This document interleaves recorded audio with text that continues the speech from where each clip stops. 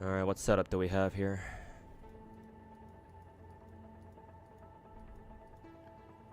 Uh, 416 on that side. Someone's an early bird today? Yep. For once as well.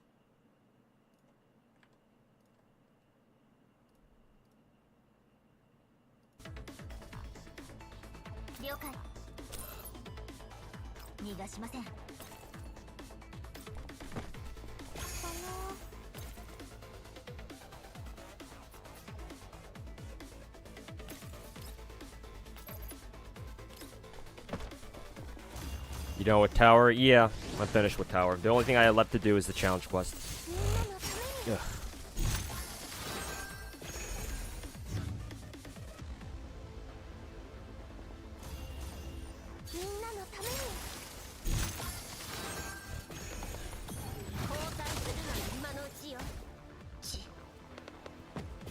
Most likely a V6 416. Not unexpected.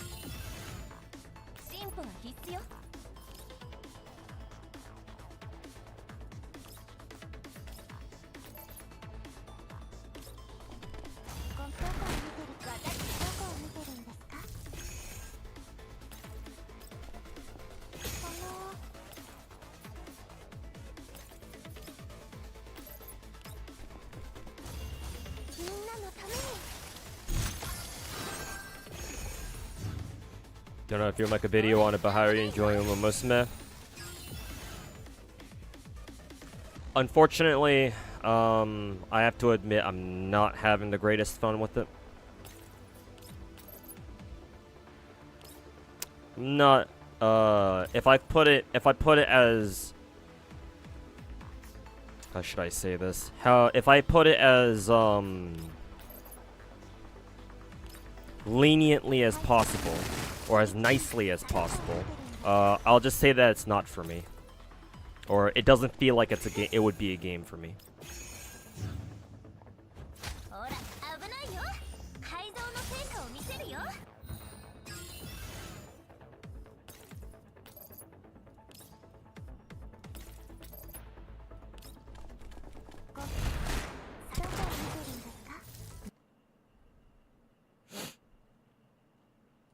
No Doritos update.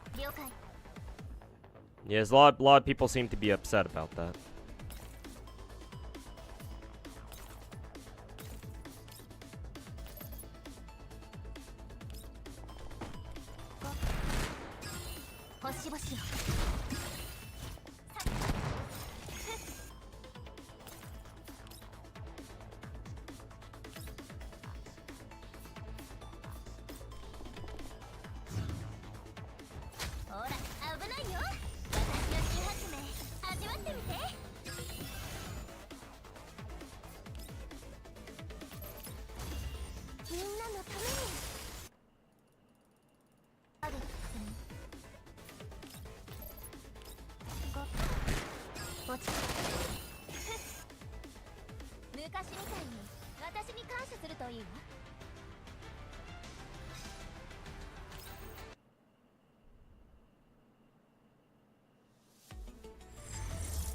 Alright.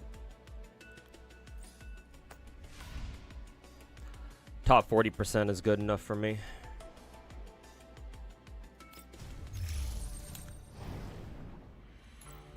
I think I need to do one more run of this.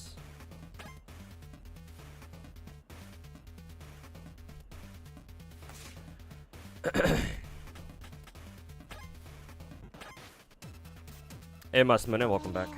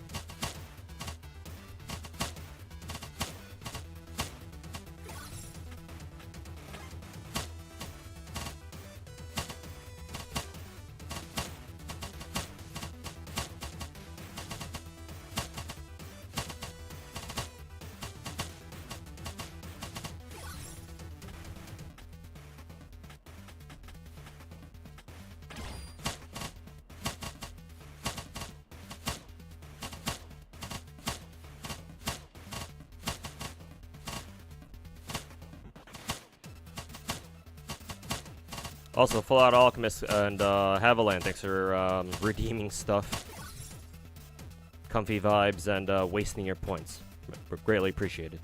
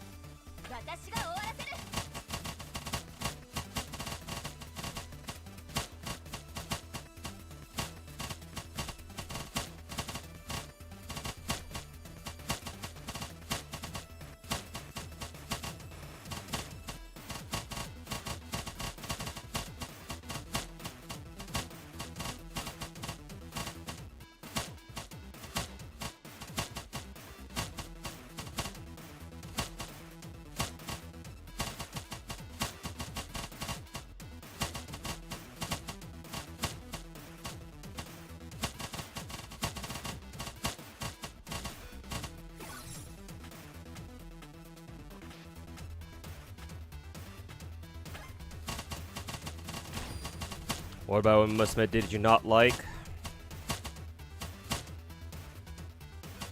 How do I explain this?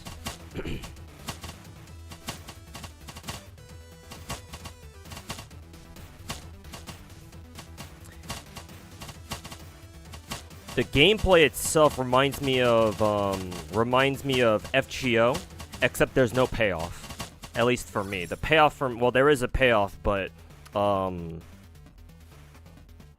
it's not the kind of payoff that I want. It's not what I'm looking for.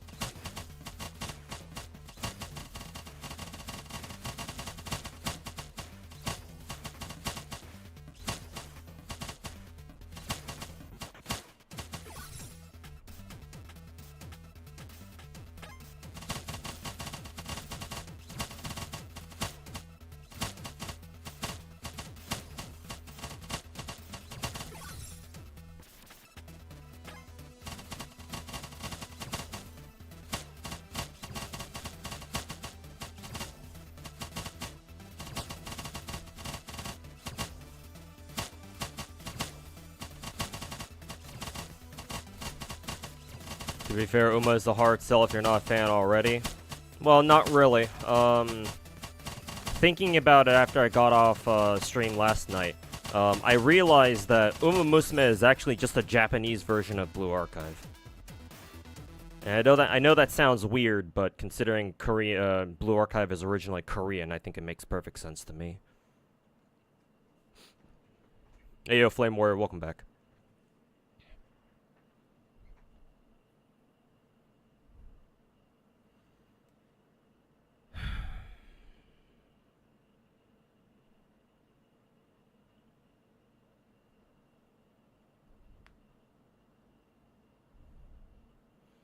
Do you see stuff about Jufufu whiffing on almost every single enemy? Oh, really? Does she? Oh,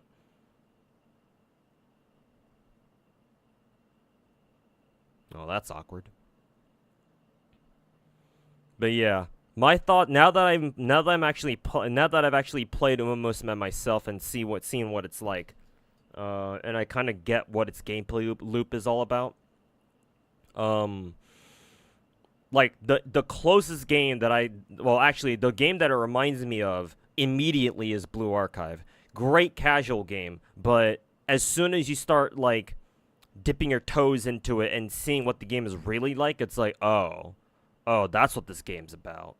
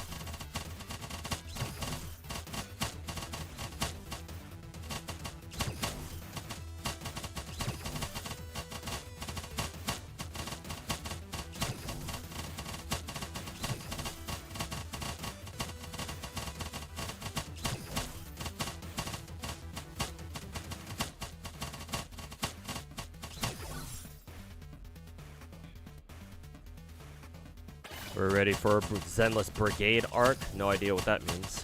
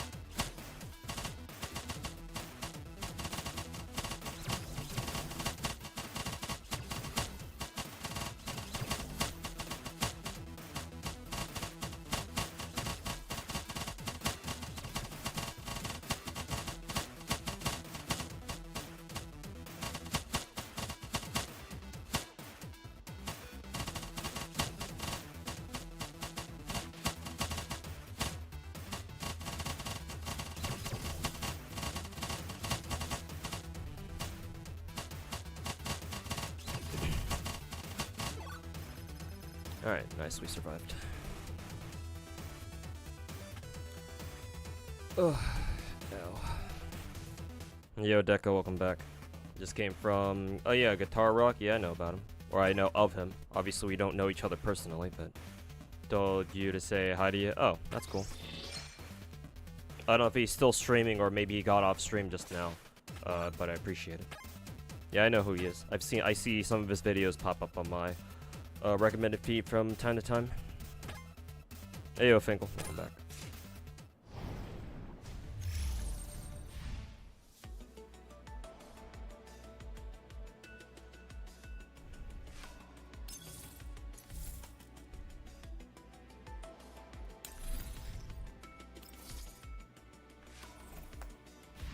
Still streaming, but he's still streaming, but you like being here more? Well, don't tell him you said that.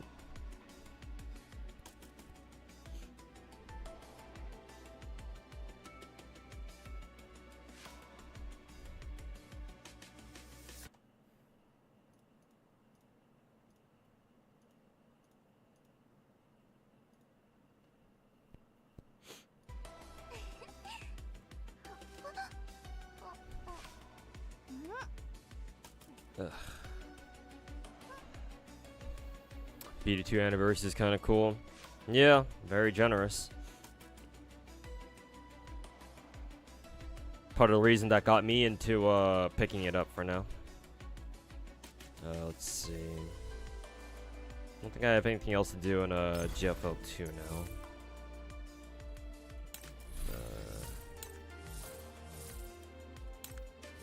I've done my boss fights, right? Yeah, bought out the shit from this week.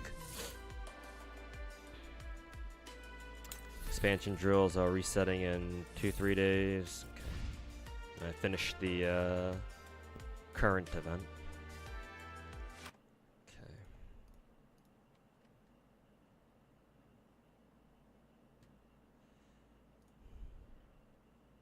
Okay.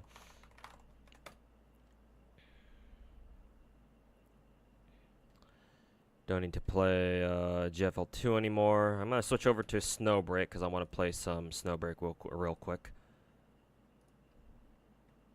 And I already have it up on my screen right here.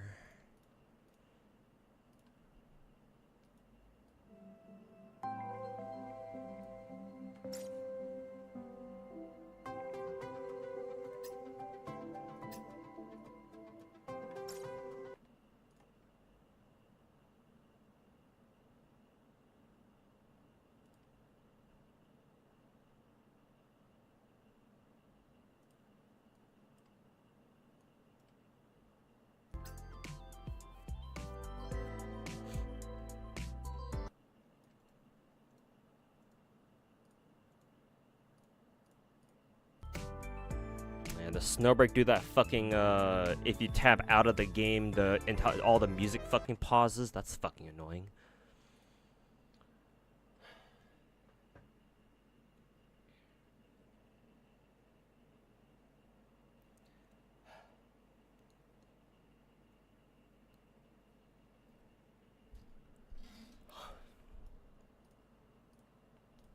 Received. Resources received. ああ、ここにいたか。飾り付けは妖精たちに任せておいて、後でまた来ましょう。ロドスってほんと活気にあふれてるわね。この部屋の内装ってずっと変えてないの？本気で言ってるの？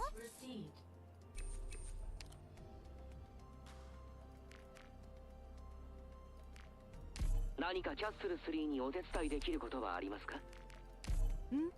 Mi sembra di aver visto un'ombra rossa.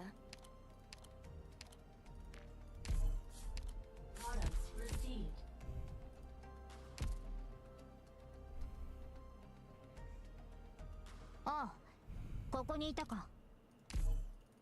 はじめまして上官、ロンメン消防署。バニラと申します。行動予備隊 A6 のポッ。石見習いのアンセルです。外科。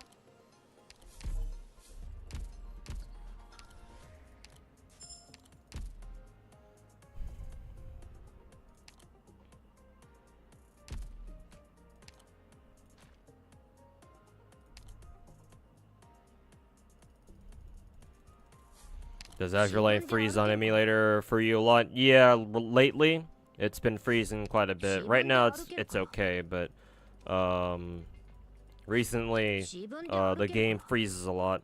I think it has like two different areas where it can potentially freeze. The first part is when the game tries to load up a fight, and then the loading bar doesn't even progress. It just stays stuck at 0%, so it soft locks itself. The second part where it can freeze is when the fight actually loads, and the girls are my characters are about to fight, but then the entire screen just freezes in place.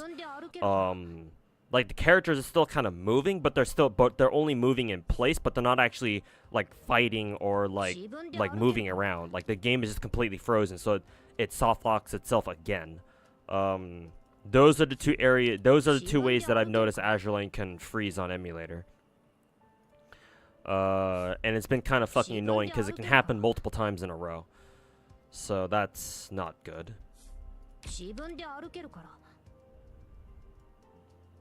But yeah, Big Hunter, I've been having issues with Azure Lane freezing on my emulator. For reference, I use LD Player as my emulator of choice. Let's see. I still gotta finish this event because I still have to do RSEX8 and EX8 challenge mode. Not to mention, I still have to farm out all of these fucking things.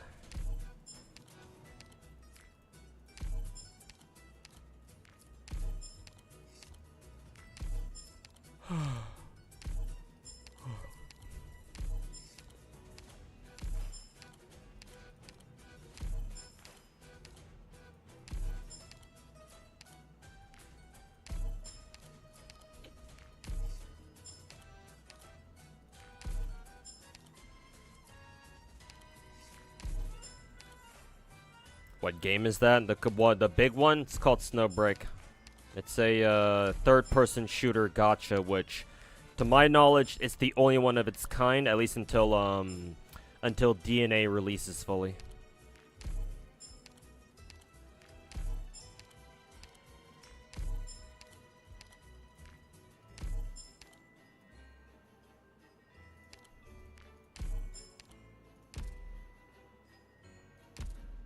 I think I'll play Arc Knights tomorrow. Yeah, probably play Arc Knights tomorrow. Got some IS5s runs in and finish up the rerun event here.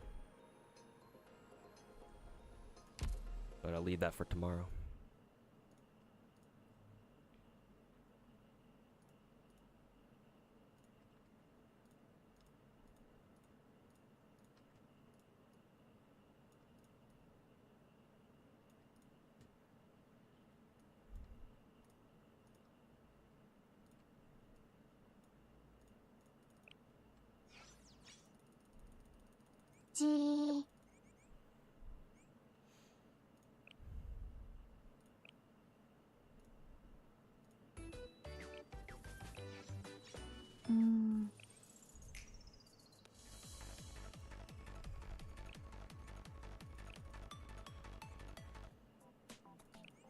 You're an LA player too? Okay, so I guess it's nice that, well, it's not nice. I wish you didn't have the same problem as I did, but at least it's reassuring that I'm not the only one having this problem.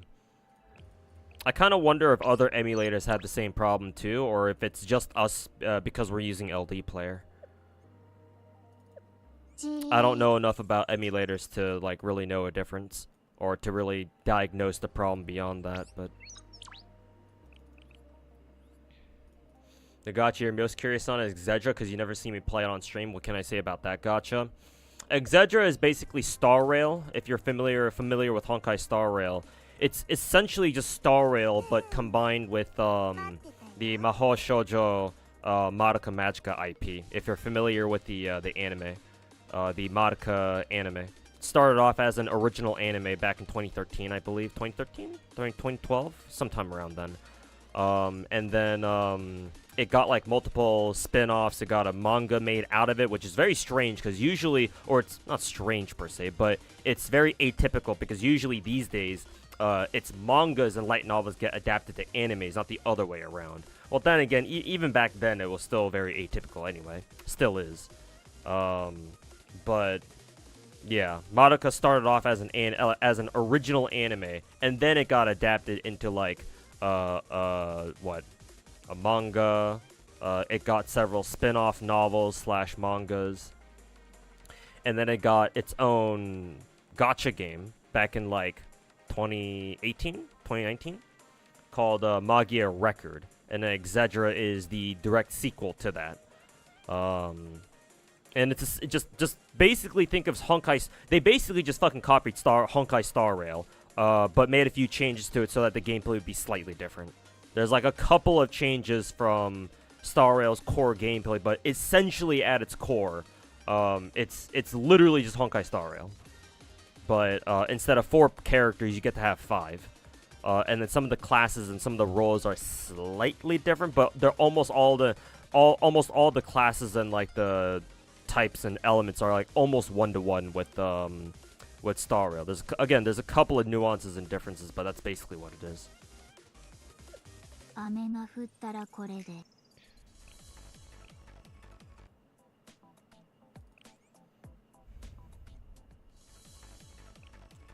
Or we talk about Exedra, yeah, because somebody asked about it.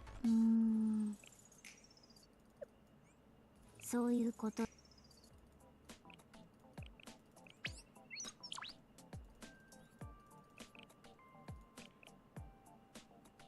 GFL 2 would have been cool if it were Snowbreak gameplay. That's what I was hoping for too. I was hoping that if GFL 1 ever had like a sequel or whatever, if Mika Team was ever going to make a GFL 2, I was hoping to God that it would be a shooter. But nope, it's a fucking XCOM turn-based game.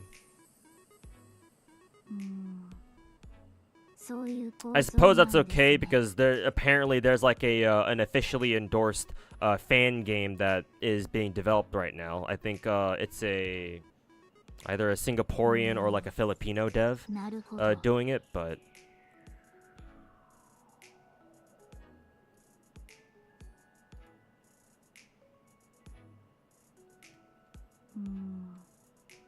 そういう構造なんですね。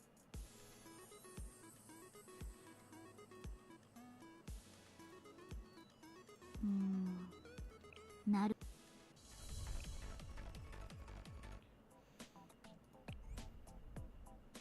Does Exedra do stuff extraordinarily well? Seen some gameplay. Surprise looks pretty good. Not very much, not very spoken much of, or not really talked about. It's like the quietest kid in town.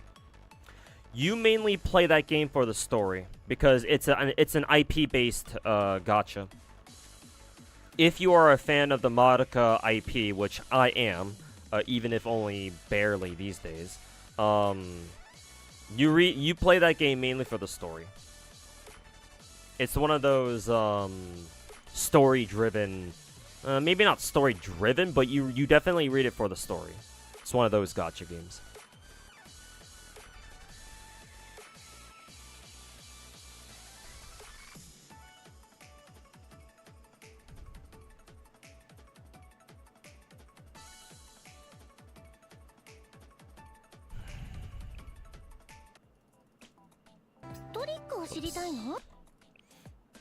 Also, you picking up a Musume?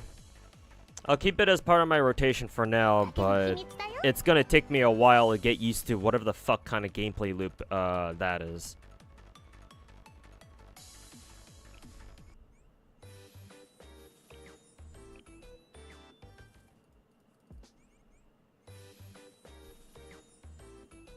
You're down for Exedra gameplay? Well, if I want to play Exedra on stream, I'd have to hook up my fucking tablet.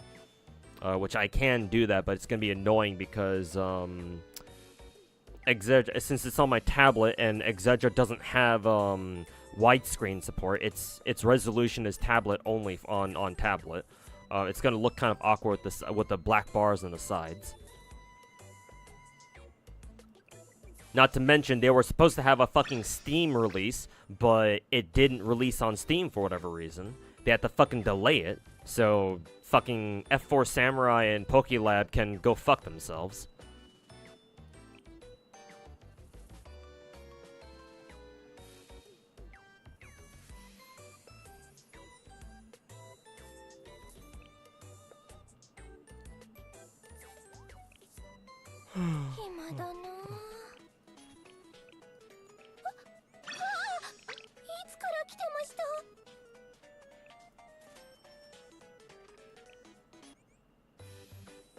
Did I buy the... No, not yet.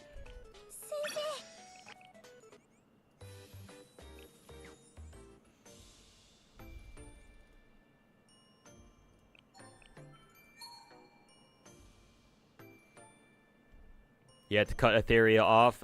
Game has no oomph in its animation, so it's kind of a miss for you.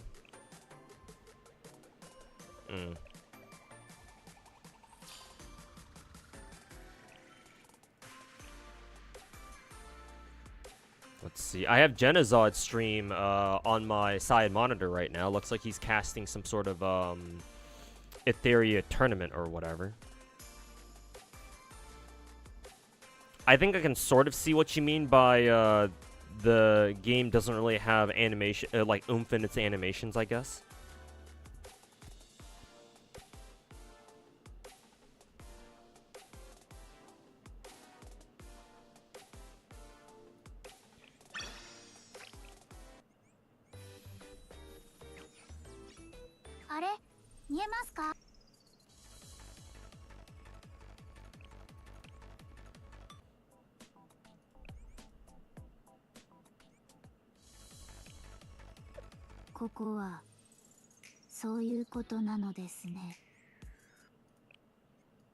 Did I already do these?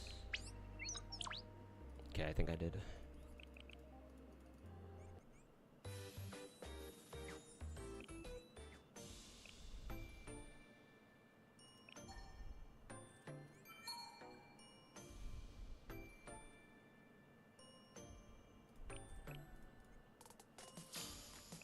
Black against Steam review delayed as well is wild, to be fair. I mean, that's kind of what happens when a highly anticipated game gets delayed, so it's like, what? I'm not saying that, you know, you're wrong for calling them out, but it's like, what did you expect, you know?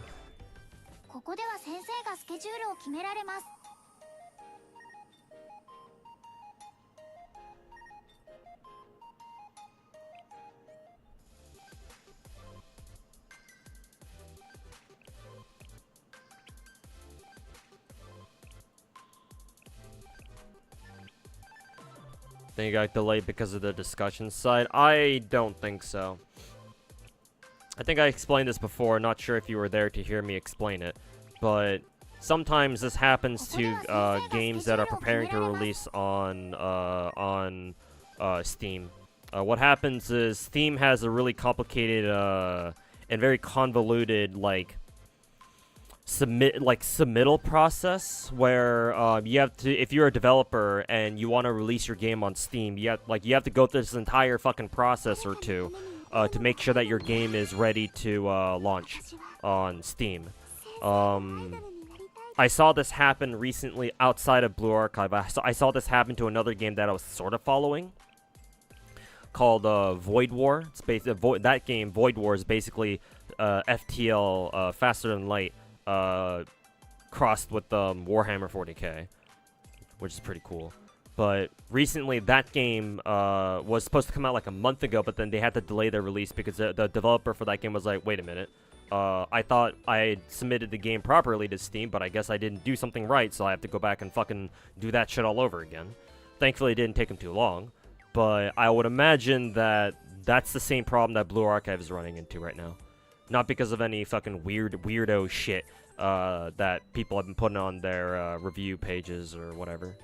Like, I highly, even if it's for Blue Archive, I highly doubt that Valve would go into the Blue Archive fucking Steam site, the Steam page, look at their fucking discussions or like their review user submitted reviews section and be like, oh, these guys are fucking weird, shut it down, you know?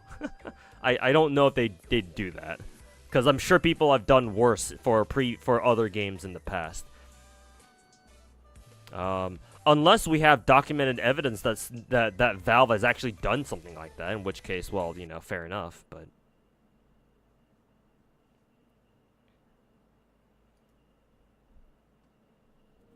But anyways, just to answer you, King of Gacha, for now, I think I actually, no, I think I already answered this technically, but I guess I'll just repeat it just in case. I'll repeat my answer just in case. For now, I'll keep Musume in my rotation. I don't know if I'll stick with it. I'll have to see if I can get used to its gameplay loop, because it's very weird. And, I don't know, man. I don't want to spend that much time, grinding one gacha game right now.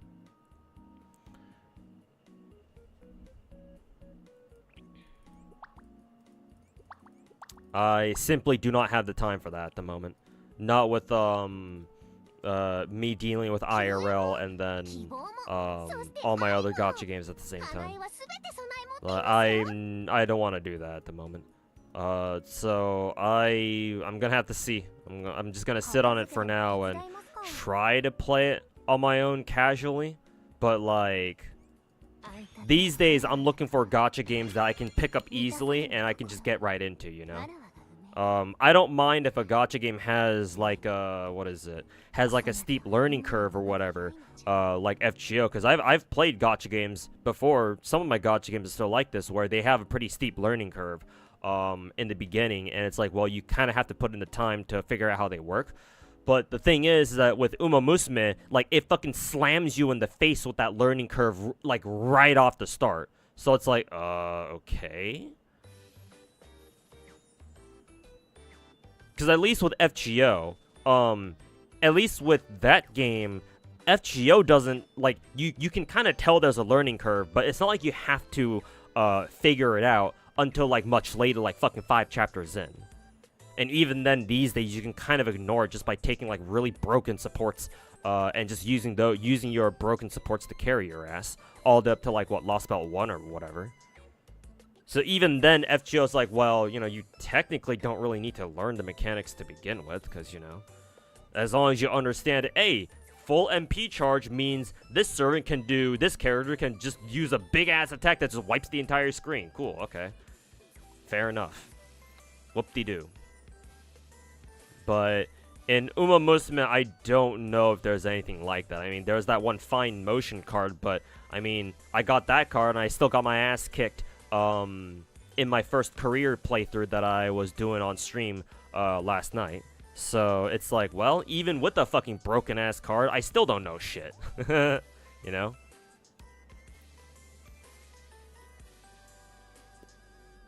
And it's like, that on its own is not a problem, but it, actually no, let me take that back. I think it is a problem, but at least you can solve it by just playing the game a lot. The problem is that I don't have the time to play that game a lot, you know?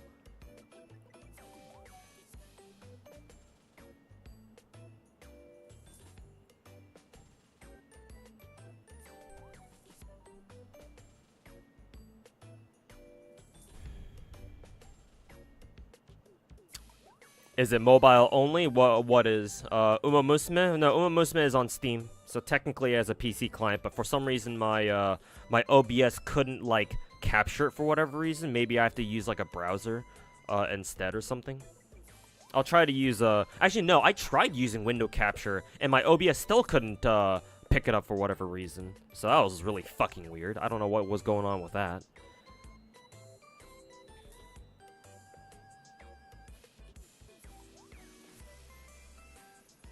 How do I feel about Genazod? Doesn't he live with Dictone? Apparently he does, I think. He should now. He was I was told he was talking about it a while back, so I imagine he's living there with him now. Genazod I'm cool with. Tectone I'm not, obviously, but Genazod I don't have an issue with for now. Just because he lives with somebody that I don't like doesn't mean I'm not gonna like him by proxy. I'm not that retarded. Genazot is cool. At least as far as I'm aware. Tectone is not. And just because Genazot lives with Tectone, it's like, well, that's his decision, you know? I'm not gonna start fucking hating him just cause, you know, oh, he got a spot at a streamer house and I didn't. It's like, no, that's immature.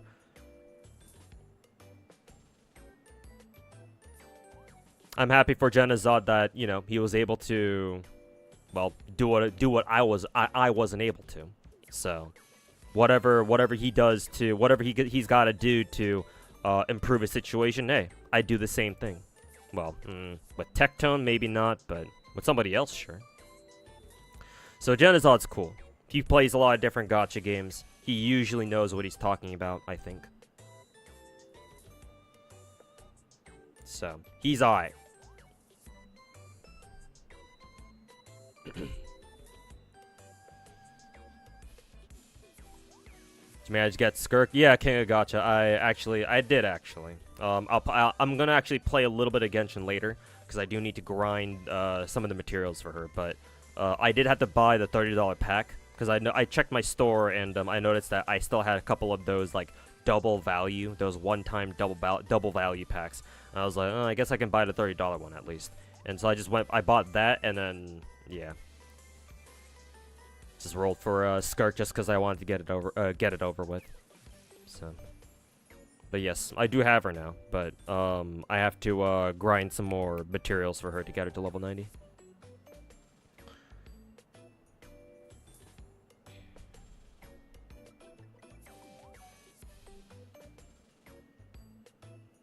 Yeah, Jenna seems alright. That's why I don't mind saying that. Yeah, he's cool. Even if he does live with Tectone, it's like, yeah, like, sure, whatever. That's his decision.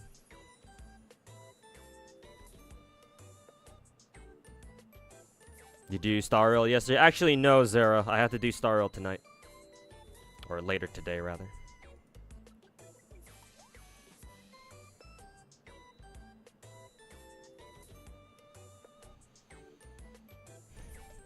Would you say Chinese handle and design gacha games better than the Japanese?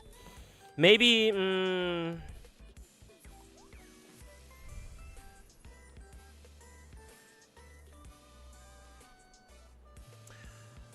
maybe not necessarily better.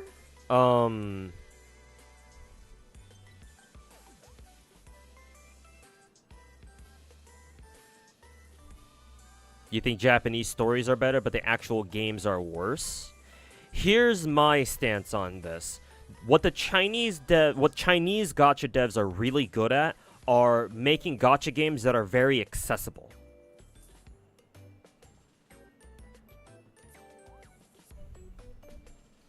They're really good at making them easy for people to pick up and then play, and then just, you know, drop it whenever they want. Or technically you can drop any gacha game you want, but like you can just pick it up whenever. I guess the more accurate thing to say is you can pick it up whenever you want, play it, not have to feel like, oh, there's like a giant fucking wall of progress. Eventually you will, but not in the beginning, like fucking Musume does. And you can still have plenty of fun with them, even as a complete beginner, you know. So in other words, accessibility. Modern gacha games, that's kind of the whole idea with modern gacha games. They're very pretty to look at, right? They're, you know, very nice to look at, you know, cute anime girls and handsome anime boys, whatever. 3D open world, right? So it's very, you know, again, very easy to pick up and play. Simple gameplay on the surface, but, you know, there's some depth to it if you want to look down a little deeper. Well, except for Star Rail, that game doesn't really have much depth, to be fair. And stuff like that. The Chinese are really good at that sort of thing, like optimizing how easily you can pick up one of their games. The Japanese don't do that. And now, that's not necessarily like a worse way of doing things, but it's certainly much more unfriendly to your average gacha player, or to your average normie, I guess, if they ever want to bother picking up a gacha, right? especially with the older gacha, especially with the older Japanese gacha games, and technically Uma Musume would apply because apparently it came out back in fucking 2018 or something. Actually, I can actually check. What is it? I can actually check when Uma Musume came out real quick.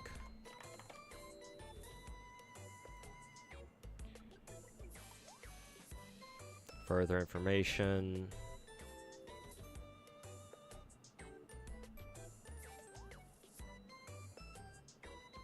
Video game. Let's see. Yeah, it came out in 2021. I don't know who said that this game came out back in 2018. Maybe they were thinking about the manga? Yeah, I guess they were thinking about the manga. Yeah, because the manga had a what originally came out back in 2017, or hell, even earlier than that, back in 2016. So maybe that's what they were thinking of. But the game itself, Uma Musume, the fucking gacha game itself, seems like it came out first in 2021. Excuse me.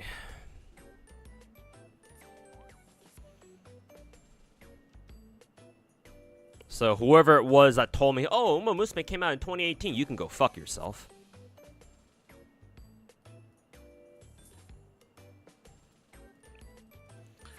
Anyways, what was I talking about? Technically Uma Musume came out after Genshin, but I suppose it's not really much of a difference. I would say that there are... Hey, Omni Stuff, how's it going, man? Thanks so much for 31 months. Thanks for stopping by for a little bit. I would say that Japanese gacha games typically have...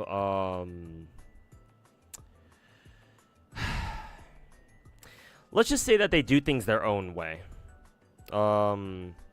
They tend to think of very unique games. Even if if you were to dig a little deeper, maybe they're not actually that unique at the end of the day. They certainly give off that impression. Like, let's say that if figuring out how to play Chinese gacha games is usually a straight line with a little bit of detours here and there. For a lot of Japanese games out there, I don't know. It goes in a couple circles first, and then a few squiggly lines, and it veers off in a completely different direction at one point before finally correcting itself and going straight. It's figuring out Japanese gacha games is not a straight line at all. Let's just put it that way.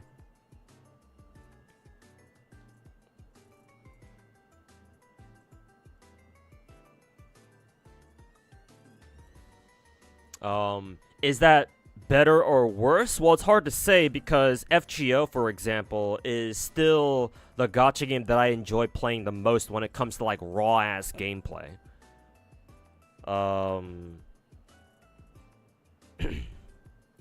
Because there's no other game that's quite like FGO in terms of actual gameplay. It's still by far, well, that and GFL 1.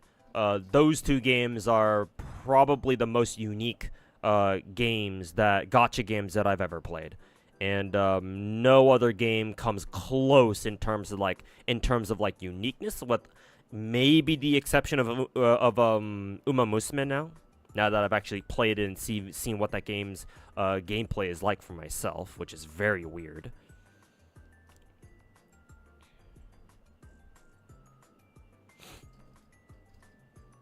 Seems a bit outdated, maybe or too early to judge. The gameplay loop itself is very outdated. Yes, that is what I would agree with. It has a very JRPG, old school JRPG feel, where it's the game gives you a few basics or a really shitty tutorial that doesn't tell you fucking jack shit, and then it's all right, that's it. There you go. Have fun. Good luck. You're gonna fucking need it, and off you go. And everything you need to know about the game, it's either you gotta fucking figure it out yourself somehow, or you gotta have people tell you, or teach you, or some shit. And ideally, you have somebody who you know and you can trust be oh yeah, just and have them guide you through the game. Otherwise, you end up in situations like me where I have to rely on my chat to tell me what's going on, and, you know, getting backseated by chat is never a great idea. Because you, in like 99% of cases, even with people with the best intentions, people can't backseat properly.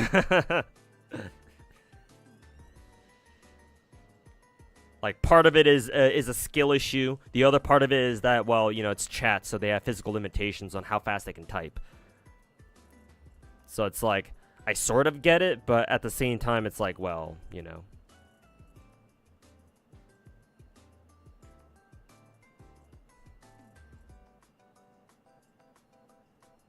Yeah, exactly. You mentioned it yourself, King of Gacha. Like, super fucking old school JRPG shit. So, hey, good luck figuring out the game. Haha, get fucked.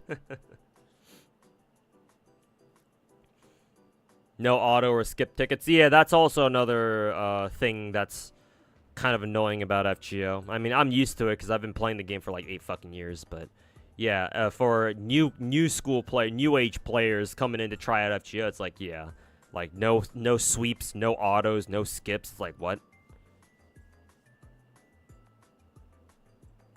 So it's really hard for people to get into it because they're like, oh god, I have to fucking spend how much time grinding out this fucking game? The Japanese aren't known for good PC optimization. Well, yeah, they're not. Just wondering where we draw the line because Genozod's cool. Yeah. Yeah. Genozod's cool. Tectone isn't. Tectone can go fuck himself. But Genozod's cool.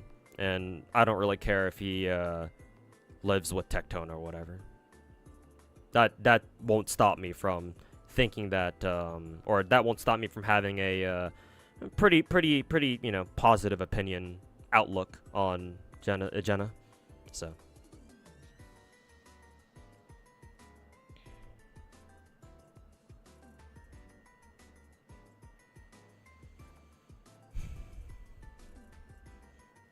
Chinese gachas the Chinese are good at making their games easy to digest, which is crucial for popular. Yeah, exactly. Because yeah, I think you heard me ramble about this yesterday. Because I remember like mentioning how like the Chinese, their main motivation is how they want to, like, all they care about is the money, right? Whereas the Japanese, they have like cultural norms and like, you know, habits and stuff where it's like, oh, they do things their own way, and as long as they're happy with it, no one, you know, they say fuck off to everyone else. But the Chinese, they have a much simpler motivation, which is, we want to get paid. Where's our damn paycheck? And as long as you pay them, they'll mostly do whatever you want. And since that's their main motivating factor, yeah. And that means that they want to make as much money as possible, so they want to make their gacha games as accessible as possible, so that way their games reach out to as many people as possible. So, you know, how do you do that? Make your games easy to digest, easy to pick up, easy to play, easy to put down as well. All that sort of stuff.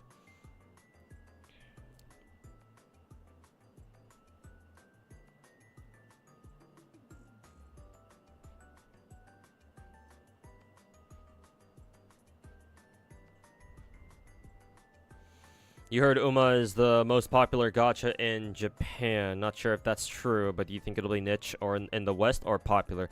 It'll be popular in the West. I don't know if it's going to be as popular as, say, like fucking Genshin, but it'll have its diehard player base for sure. It already became something of a cult, like a I don't want to call it a cult classic, but it definitely has a sort of a almost a cultish following out here in the West. Because remember, this game came out back in 2021 in JP, and people have been asking for a fucking global version for quite literally years now, and finally it's here.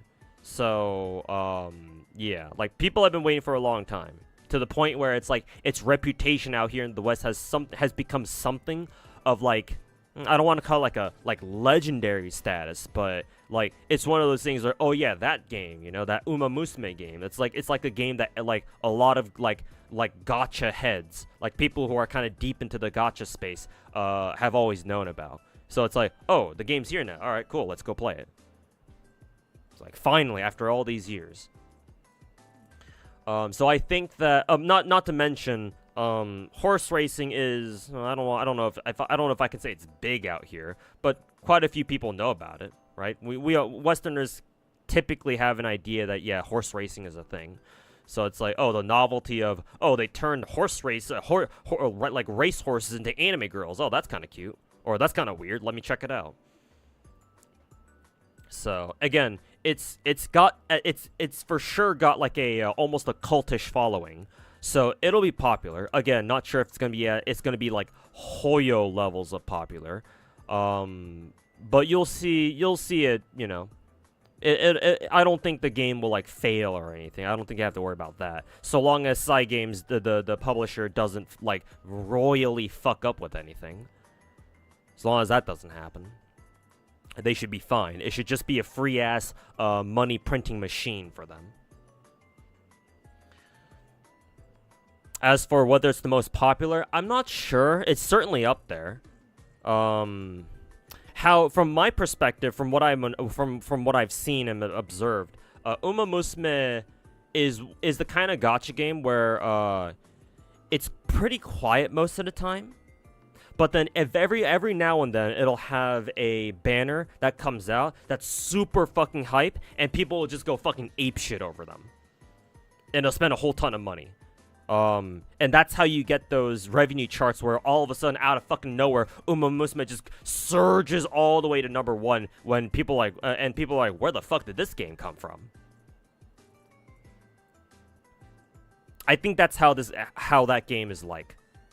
Quiet most of the time, like pretty low key most of the time, but every now and then they'll drop like a nuclear banner, and it'll fucking blow the fuck up, you know? And then it'll fucking completely dominate the gacha charts for the month, whichever month that those nuclear banners come out on in that game, and then it'll go back to being quiet again.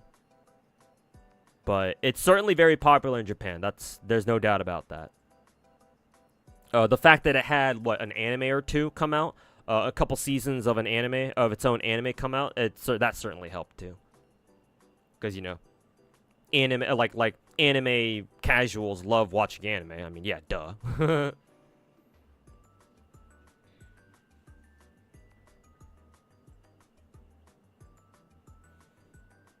Oh yeah, and then of course they added idol shit to that. So yeah, no way the Japanese players can you know resist that.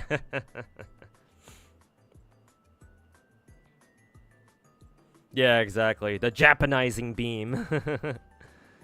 How about we turn racehorses into anime girls who do cute shit, who compete in races like real horses, but also do cute Japanese shit like be idols and stuff.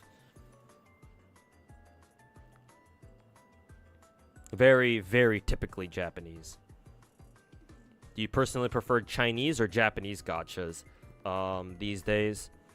I'm obligated to say Chinese, but my favorite gacha to this day is still FGO, but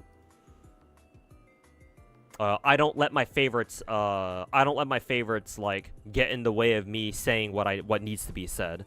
Chinese gachas are overall a better experience than Japanese gachas are. Chinese and Korean, I guess. Yeah, because the Chinese and to a lesser extent the Koreans understand that like you gotta market your game and design your game in a way where you can sell your game to as many people as possible to make as much money as possible. Again, the Japanese are like the odd ones out where money is not the main motivating factor for them, and rather you know they do shit their own way, and if people want to support them or not, that's up to them. And as long as they cover their home turf, which is in Japan, like they don't give a shit about anything else. Everything else is just extra.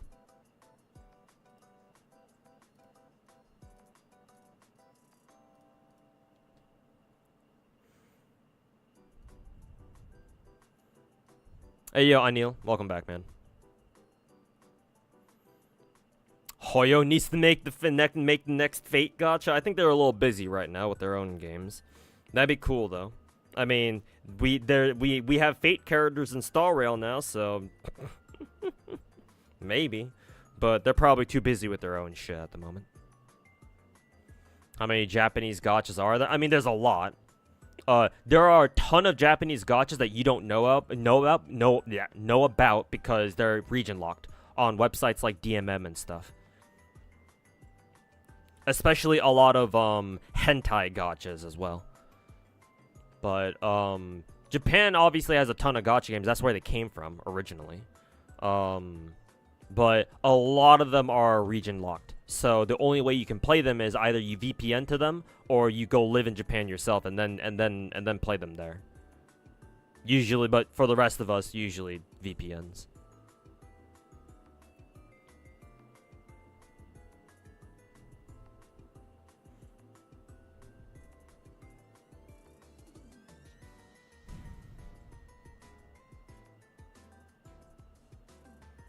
Also, you gotta read Japanese, yeah. It's either you know how to read moon runes, or you gotta find you gotta pray that somebody's translated the fucking menus for you.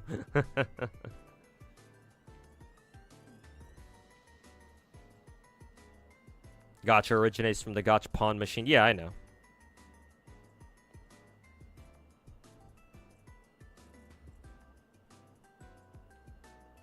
Living in Japan, if you're not in or above middle class, kind of sucks. Yeah, that's what I've been told. It's rather difficult. Like, a lot of people want to live in Japan, but it's harder than they think it is. Especially if you want to live in like downtown fucking Tokyo, or like a super metropolitan area. You'd probably have a better shot at like moving into like a more suburban place, I suppose. But even then, there are challenges still. Yeah, typically it's better just to be a tourist than just stay there for a little bit and then go back home.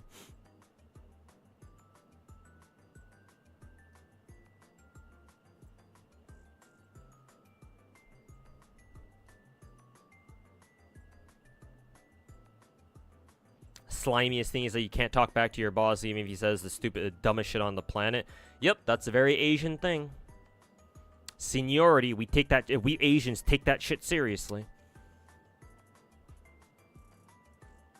It's actually so bad that I heard that some companies actually had some they hire foreigners to be part of their companies, and one of their they're either their only job or one of their only jobs is to be that guy where they're like they're the ones who have to point out to the higher ups to be like, well, actually, you know, this is kind of a stupid idea. Maybe we shouldn't go through with it because like native Japanese or native Asians, I guess in general, especially East Asians, well, mainly Japanese, this is mainly a Japanese thing, but native Japanese obviously either don't or can't talk back to the high like refute their higher ups. So that's where the foreigners come in.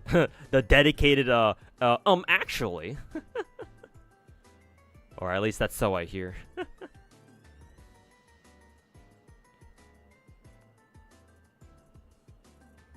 You always thought it was weird how manga protags were very subservient to senpais. Then it made sense when you learned it's a culture aspect. Yeah, it's hella cultural.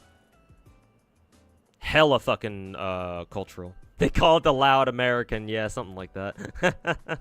Well, at least they're trying. Gotta give credit where credit is due. But yeah, it's a super fucking cultural thing. Seniority, age is everything. Even if you're like fucking, you know, a month older than somebody else, like that gives you complete fucking dominance. So, well, not dominance. That's kind of a weird word to use there. But like, it's like we Asians take our fucking seniority very seriously. Whether it be like, oh, in a professional sense where like somebody's higher ranked than you or like higher position than you, or just in school or just in life in general where somebody's older than you. It's like, yeah, like you can't say shit. You shall respect my authority. You playing P5X? No. Not very interested in it. Not a big fan of Persona myself. Like, I don't have anything against it. I just never played any of the Persona games. So, would I say Hoyo is a good gacha dev? Overall, yes. However, obviously, I have a lot of problems with them. I think they have a lot of issues, and I have a lot of problems and issues with how they decide to run their gacha games, in particular Genshin and Star Rail. Zenless has mostly been pretty smooth. Like, I have a couple of gripes, small ones, about Zenless. But I have way bigger issues with Star Rail and Genshin. But despite them, I guess I'll have to I would commit to the statement of Hoyo is overall a good dev, but there's a very big asterisk next to that, where I really wish that they would change quite a few things.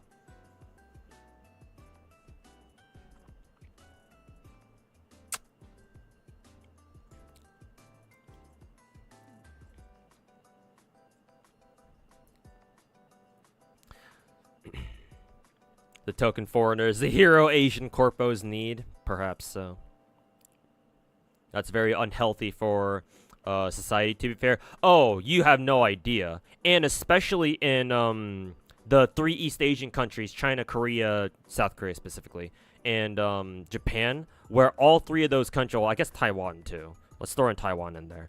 All those countries have dangerously rapidly like really bad demographics. What I mean by that is that in layman's terms, all the East Asian countries have a lot of fucking old people.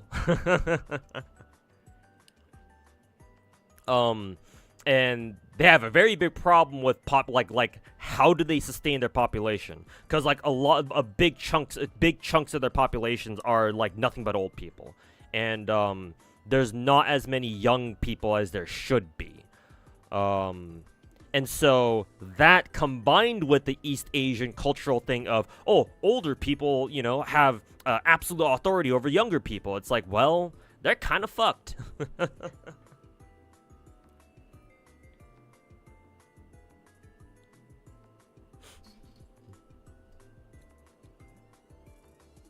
Saba is like, oh, Gura. Have fun over in her stream, I suppose.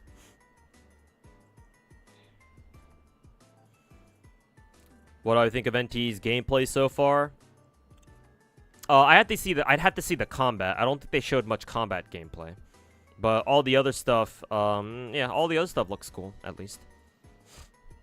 But I'd like to see some actual gameplay. Don't think they really showed much of that. Would I trust them with the Fate IP, for example? If they were paid enough, yeah, sure.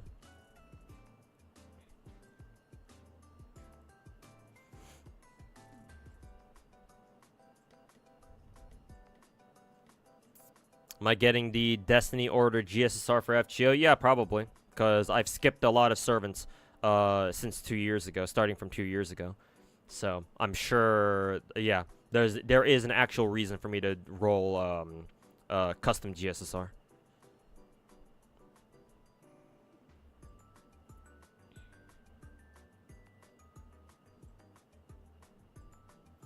Anime is like the complete opposite of what Japanese are like as a society. They always thought they do all the stuff they can't in animes.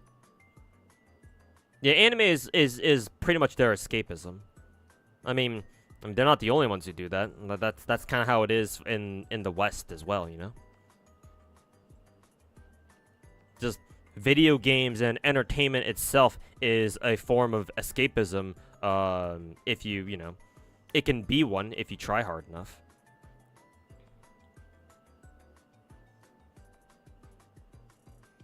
Are you talking about pure game design or monetization? In terms of like, would I trust Hoyo to to make another Fate game, to make their own Fate game? I mean, just overall, I suppose. I guess game design and monetization. I don't know. Like, I would have to know what this theoretical Fate game that Hoyo would like theoretically work on. I would have to know like what genre they plan to make that game, or what genre that game is planned to have, or to be rather. and then I can think, and then I had to see like the game, some gameplay footage, to see like how they'd be able to monetize it.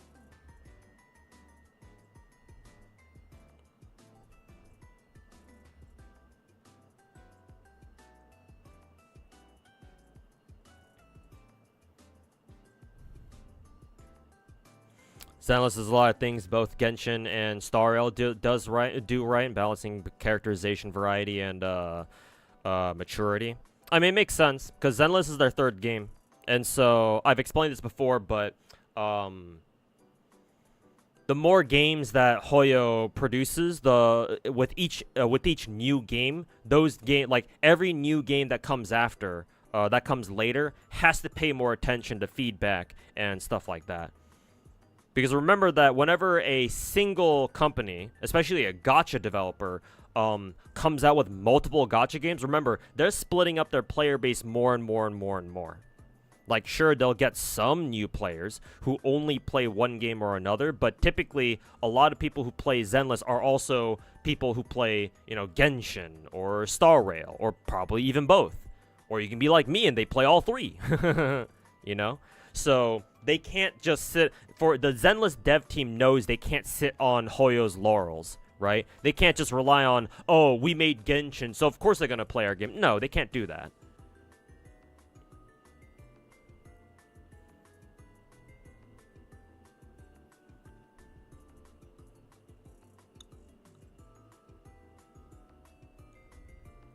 Zenless is their fifth game. I called it their third game because it's what I consider a big game. I don't consider their other two games, Tears of Themis and Honkai Impact. I don't consider them big games. I know Honkai Impact is very big in China, but it's not that big outside of mainland China. Honkai Impact is still a very niche game out here in the West. So in my mind, I don't consider it like a big gacha like, say, Genshin, Star Rail, Zenless, or Wuwa.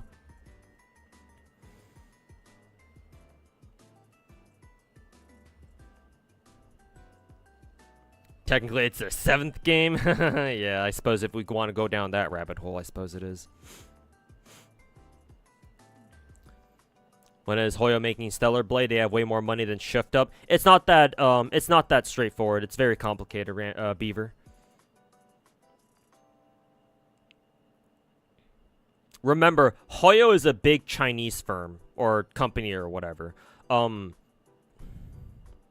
The economic situation in China is very complicated, to say the least. Yes, Hoyo is a much bigger company than like Shift Up is, but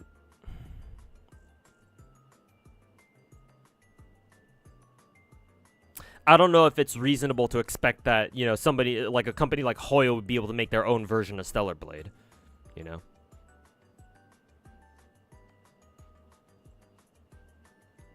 Yeah, they're too busy building that fucking Honkai Park or something, yeah.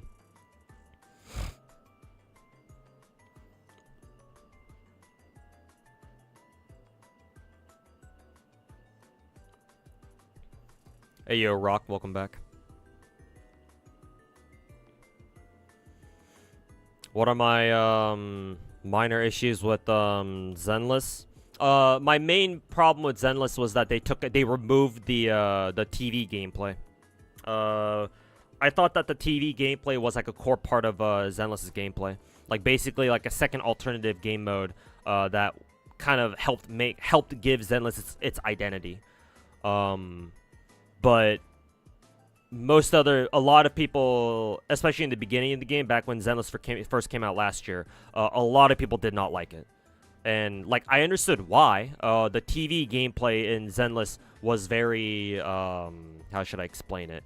It was very, tedious. And I did think it took a little bit longer than it needed to. If they had optimized it where it went by faster and it wasn't as much of a drag, then I think people wouldn't have minded it as much. But even still, I think we would still have people being like, we prefer like the open world, the pseudo open world storytelling style of like the other two Hoyo games before it, Genshin and Star Rail. But I think that people wouldn't have complained about it as much. But I think that all they need to do was just cut down on the amount of time that, you know, the TV gameplay took up. I didn't think they needed to fucking get rid of them entirely, but unfortunately that's what they did. And so a lot of Zenless's original like identity has been lost, right? Because Zenless, story-wise, even though I say I don't really care much about the story, I at least care about like the basic lore and shit, like the basic plot and the basic setting. Zenless is about like a brother and sister like duo tag team or whatever, who like run a video store during the day, but it's a front for their secret like hacking business where they act as proxies, where they make, you know, more money, or they earn a bigger living, or, you know, they help supplement their living by helping out people on the internet, or and like exploring the hollows around them and shit like that, using their bang boos as like proxies or whatever. Hence the word proxy, or whatever, wherever they get the name from. And so, like, that was the original, like, plot of the story, right? But then now the story is like, well, now the proxies are wandering outside, and now they're getting physically involved with their missions themselves. And, like, it's revealed that, well, technically we always knew that they had secret powers, but now their powers are taking on a more and more of an active role, where, you know, oh, it saves them from getting hit by certain attacks, and they fucking resurrect Vivian in her character story or some shit like that. It's like, okay, well, I guess they're now just turning into fucking Genshin and Honkai Star Rail protags then, I guess, which is like, technically, that's still a new story. That's still not an. Technically, it's an original storyline still, because at least in Genshin and Star Rail, it's like, well, the protags were just badasses from the start, whereas the proxies in Zenless were like, well, they started off as some like sort of normal people, but they're kind of like becoming badasses. But even still, it's like, well, now, story-wise, like, how is this any different? How is this going to be any different from, like, Genshin or Star Rail, where they eventually become playable and they get to go kick ass alongside the other characters? I mean, that'd still be funny, don't get me wrong. I'm not exactly entirely against the proxies in Zenless, like, becoming actual playable characters themselves. That'd be pretty funny, actually, and sort of cool. But from a story perspective, and, like, comparing it to, like, Genshin or Star Rail, it's like, well, now we just have fucking Genshin 3.0, I suppose. You know? It's like fucking Gary Stu / Mary Sue main protags, where now they get to fucking go kick ass themselves. All right, sure. If that's the direction that people want the story to fucking take, then sure, I guess.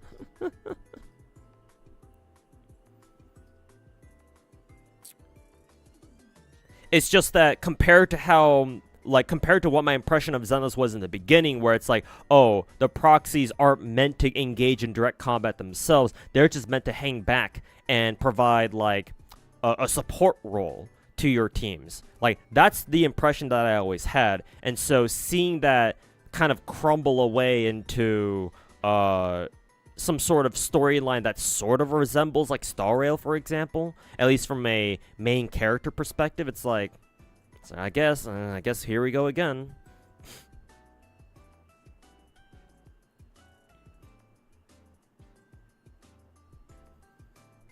You're more in TV mode than in combat? Yeah.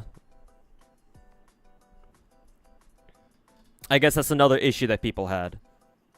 So yeah, the main problem is I have is that they didn't have to get rid of the TV gameplay entirely. What they should have done is still keep it in the game, but reduce it by quite a bit, so that you're just there for a little bit, and then you transition pretty quickly into the actual combat stuff.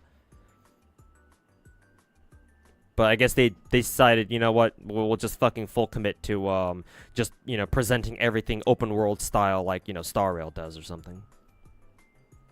And so, yeah. I just think that's a damn shame.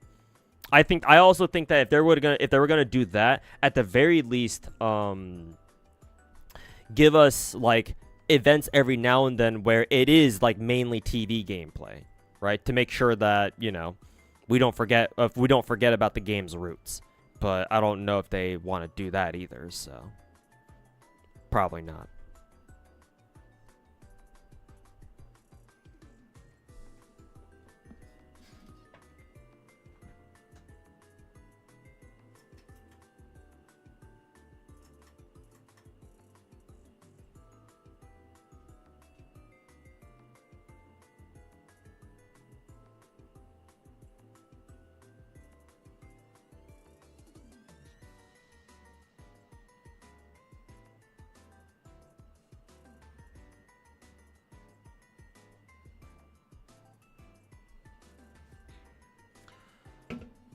Grab myself a drink.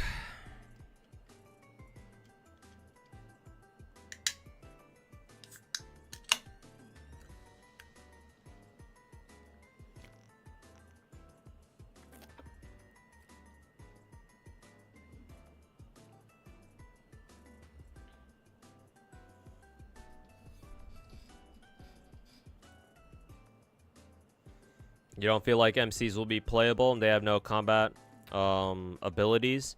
Maybe not.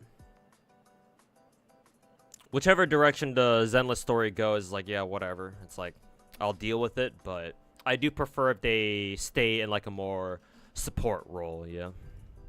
We already have 2 other Hoyo games whose stories involve the main characters running around being badasses, so it's like, you know.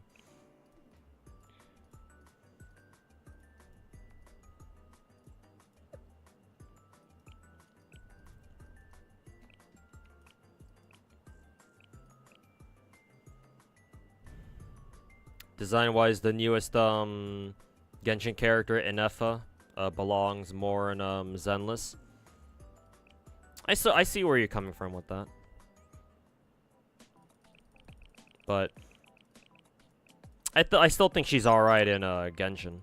Because like Fontaine already has robot, you know, guards and shit, so it's like, you know, not that much of a stretch to think that, you know, one of those robots must have gained sentience or something. Especially given the kind of stuff that happens in Genshin's story.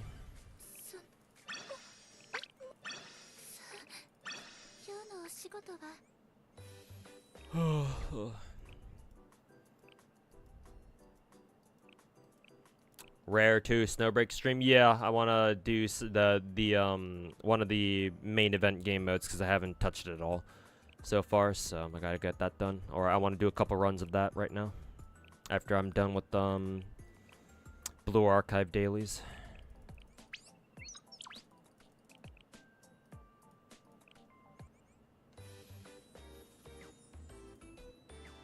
Okay.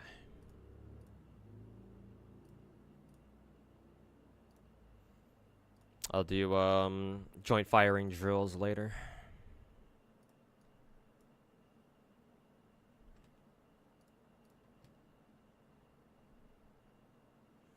Are you talking about Veresa? No, there's a Genshin dripped a new character. Her name is Inefa, and she's basically a robot girl. Please do not fist the android girls or something like that.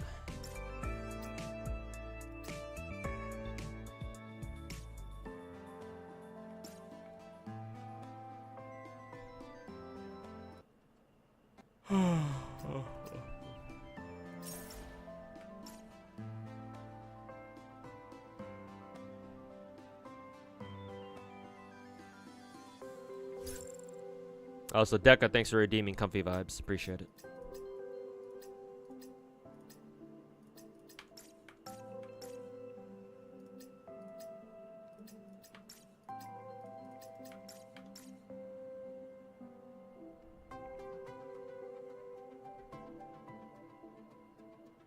Comfy Vibes today? Yeah, hopefully so, man. Especially because I've had a very stressful last couple of days, so especially earlier this morning where I had to make a ton of fucking phone calls. So, ugh.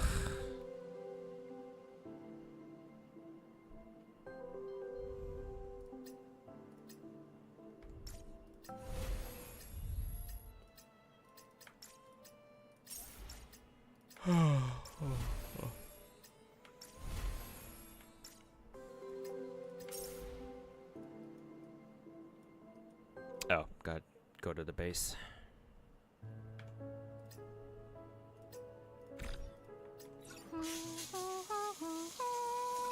ここの湿度は実家の方より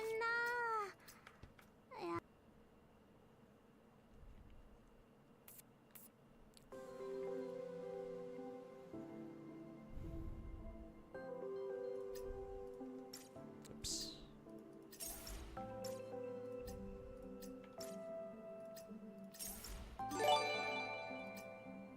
Let's see. Complete operations 20 times. Today's Saturday, so I have to get this done today. Also, Haviland, thanks for gifting a sub to Deca, man. Appreciate it. Cheers as per usual, man.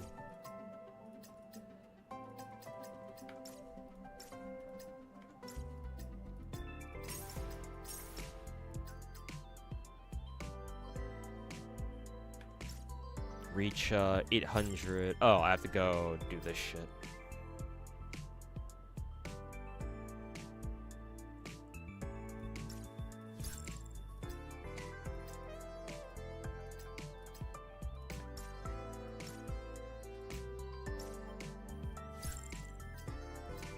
Guess we can get some hero games done. Actually, fuck matchmaking. It's gonna take too long.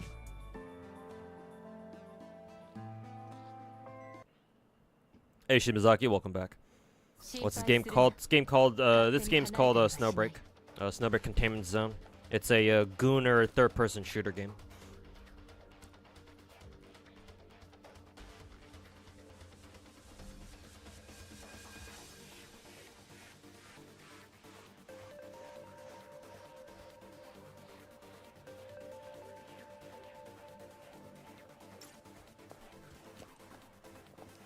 Also, Deca, thanks for gifting a sub to Lazy Chair, man. Appreciate it. Thanks for passing it on. Do I prefer cute visuals or darker vibes? I'm a more darker vibe kind of guy.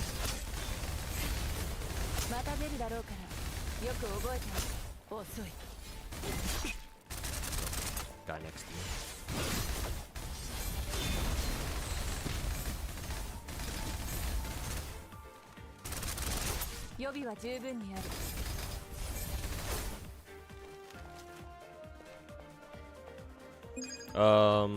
If I could have a preference, I prefer like the darker shit.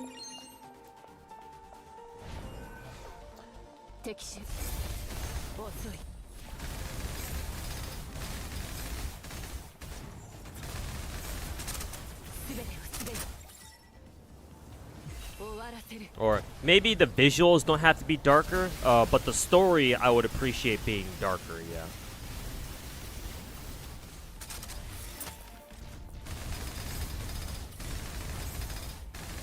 Either the story or like the vibes, I suppose.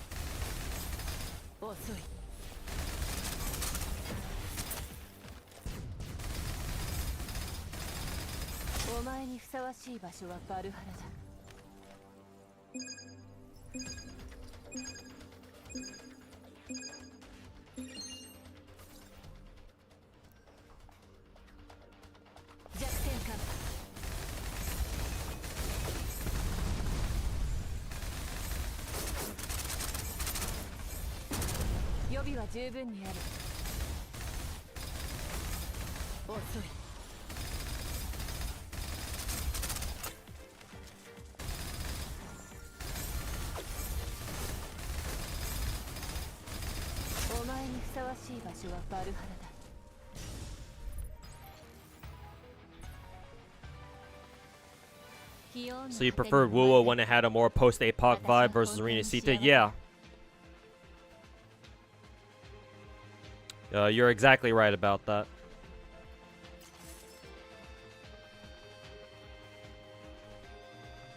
Like, I don't mind Rina Sita, mainly because it's got some locales where I think they look really good. But I went into Wuwa expecting Huanglong shit, you know? Like, oh, it's the apocalypse. people are fucking dying, and you have to go in. You have to get in there, and you know, you have to get in there and fucking deal with that shit.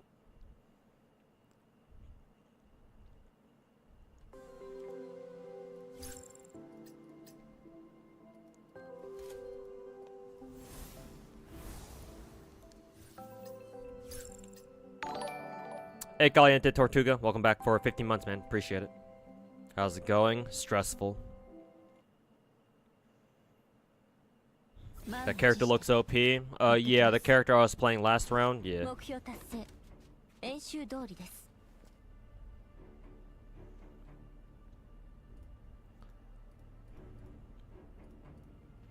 Yeah, all three of these fucking blow dick.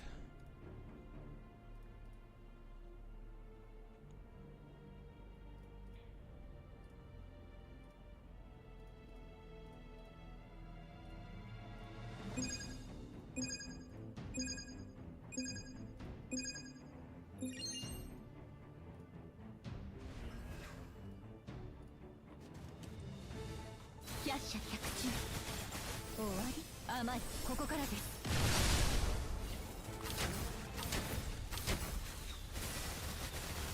逃がしはしません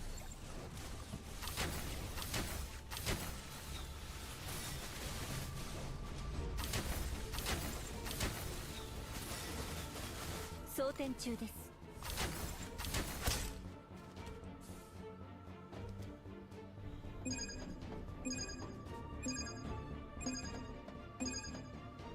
You like Huanglong? Huanglong with an H, not a K. GACHA 100中 But I don't care about Wuwa's story, to be honest. この件はもう確定しています Especially not after I found out that they, I found out how they changed the story afterwards.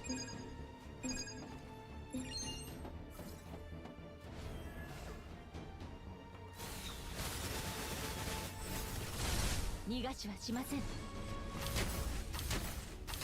GACHA 100中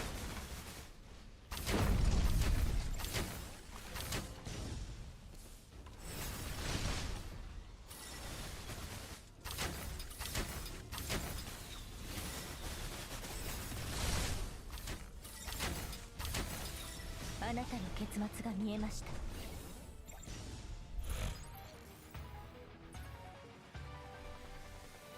定め私を導いてくれるのはあなただけです Blame the CN players? Well, that's exactly who I'm blaming.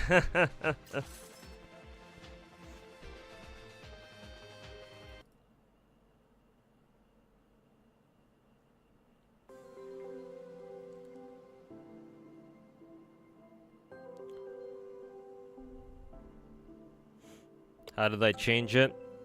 Closed beta story,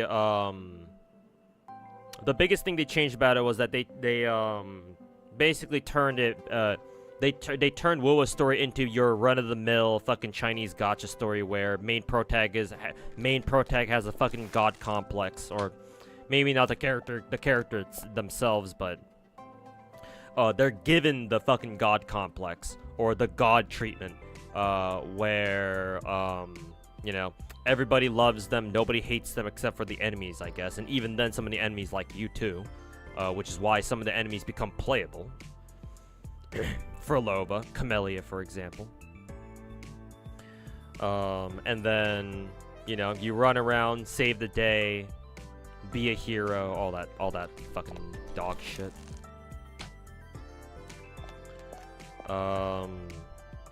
Before, it wasn't quite like that. During closed beta, the story was a lot more grounded, I suppose.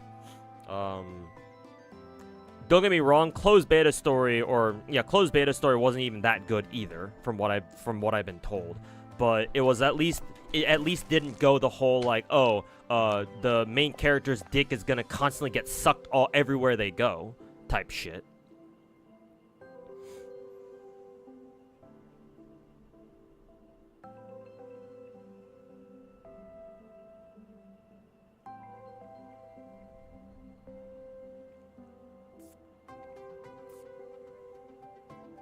Naruto all over again. MC speaks and turns enemies into friends. Yeah, that type of shit. Yeah.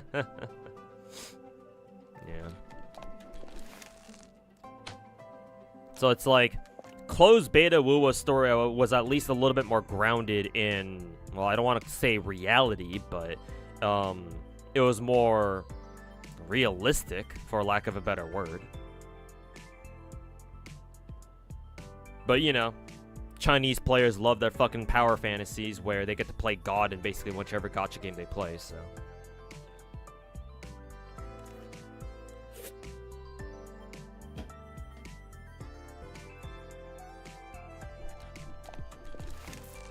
Do you buy the ring packs when they go on sale on Agilent? Yeah, I try to buy every single one of them when they go on sale, because it's a pure discount, so.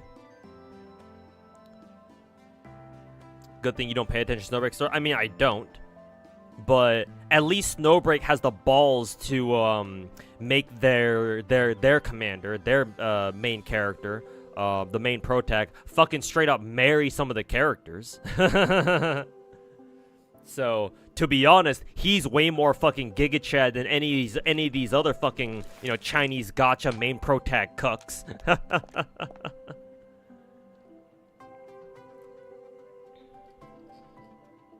So it's like, yes, technically Snowbreak. I'm well aware that Snowbreak is technically no different, but at least in this game, he canonically marries some of his fucking characters.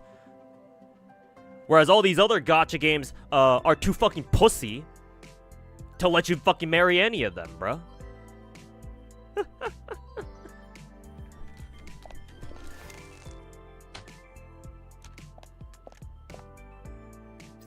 Oops. So it's like, you know, if you're gonna give me a game whose story is about, you know, a Giga Chad commander who runs around fucking, you know, rizzing up all your playable characters, right? Then it's like, you know, it'd be nice to see some commitment, you know? And it's like, bro, like in this game, he fucking marries, straight up marries two of them. I mean, this character right here I was using, this is one of the characters that she straight up marries. This is quite literally her fucking wedding dress. And it's just a bunch of fucking lingerie pieces that she's wearing. The other character is this girl, I think. Like, they're quite literally both wearing fucking wedding dresses. So it's like, okay, alright, then I appreciate the commitment then, you know?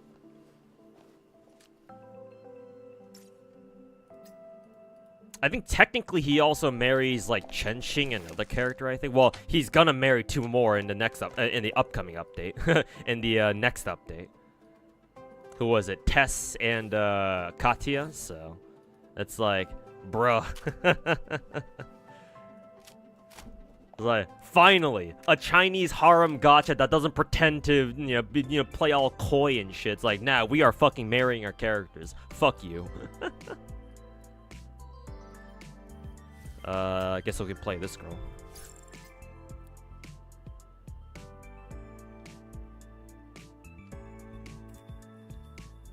Polygamy, eh?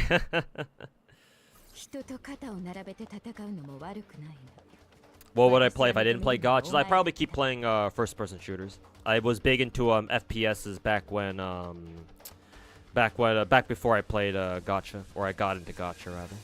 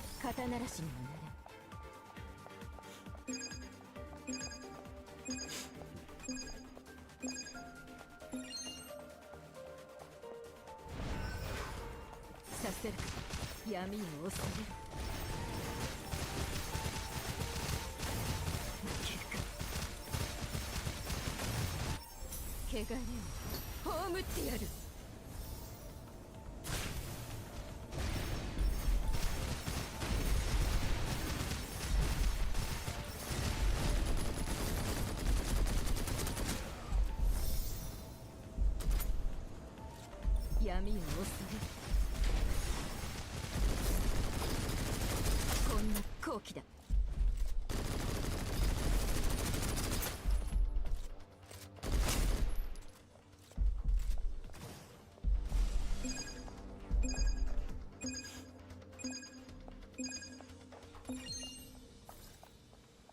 Did I used to stream or make content during my first-person shooter days? Yeah, the game that I first made my channel on was on a game called Combat Arms.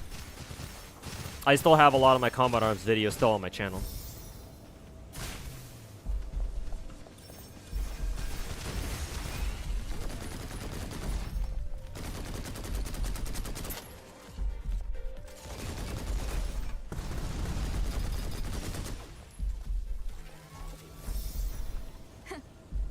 Excuse me.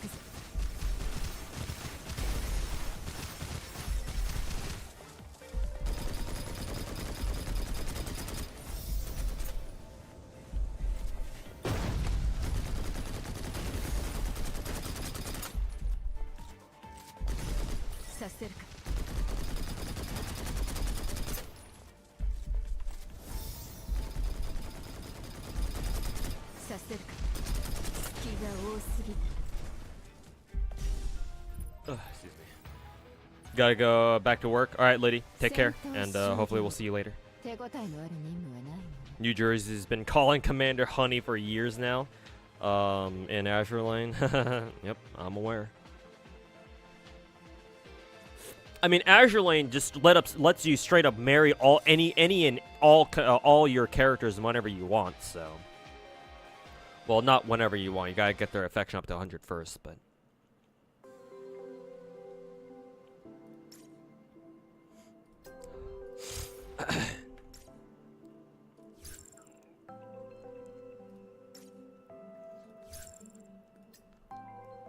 Days left. Okay.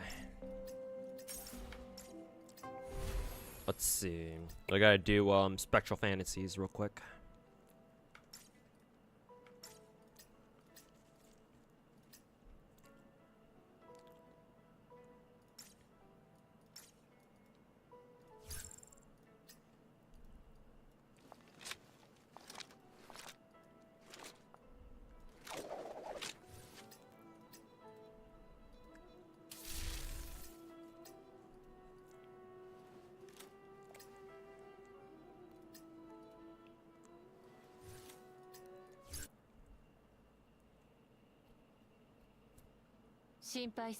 What's the worst gacha game I've ever played?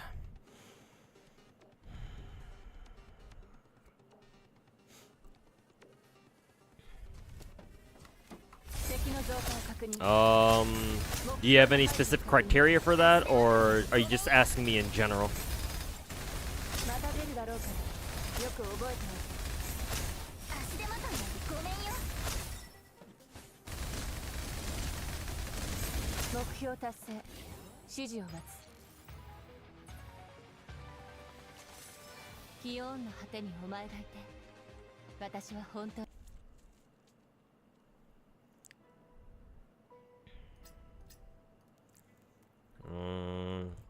All of these are kind of trash.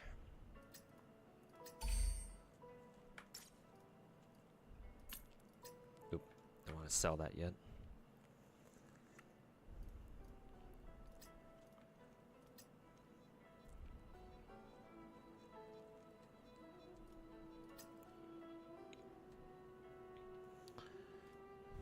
Attack percent, and rate of fire. Right?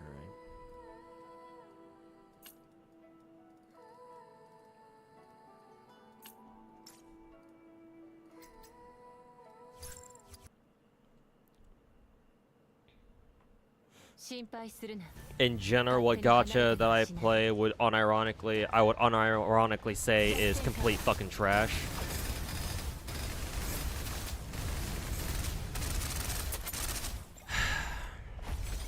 Technically speaking, no gacha game I've played is complete trash.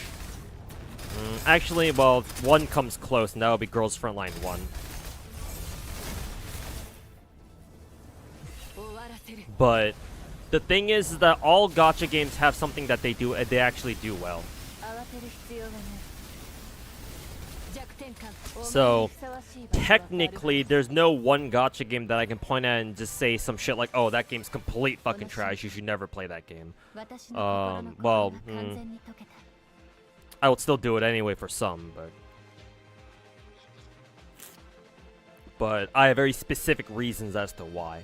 And if you don't mind those reasons, then I have no reason to tell you not to play those games at that point. But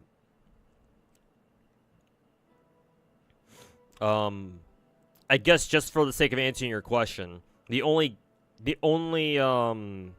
gacha game at the moment where I can be like, oh yeah, don't play this game because it's not worth it, is Girls Frontline 1, and to a lesser extent FGO.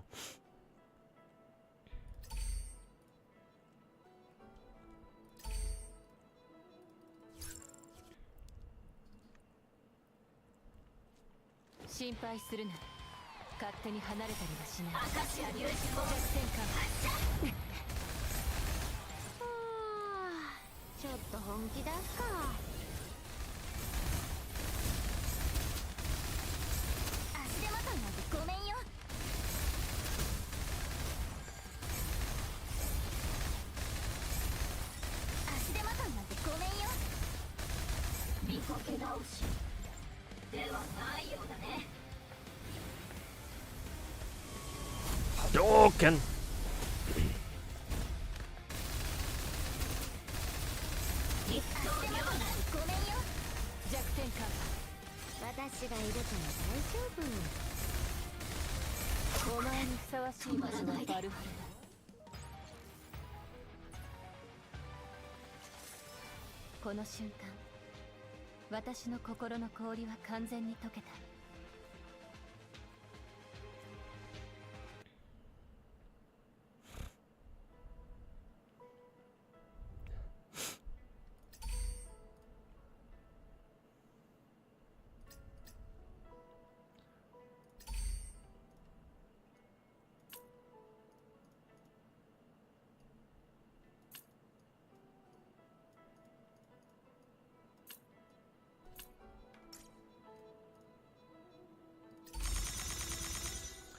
Backpack space. Let's go here.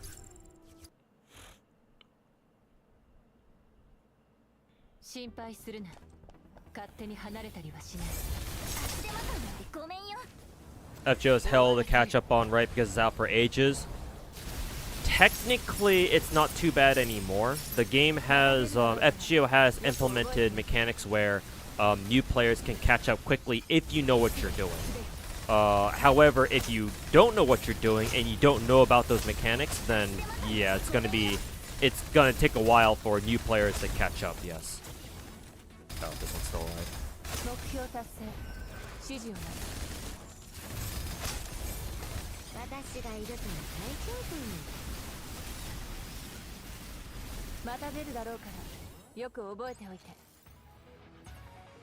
He said it's my favorite. I said it was my favorite when it came to gameplay.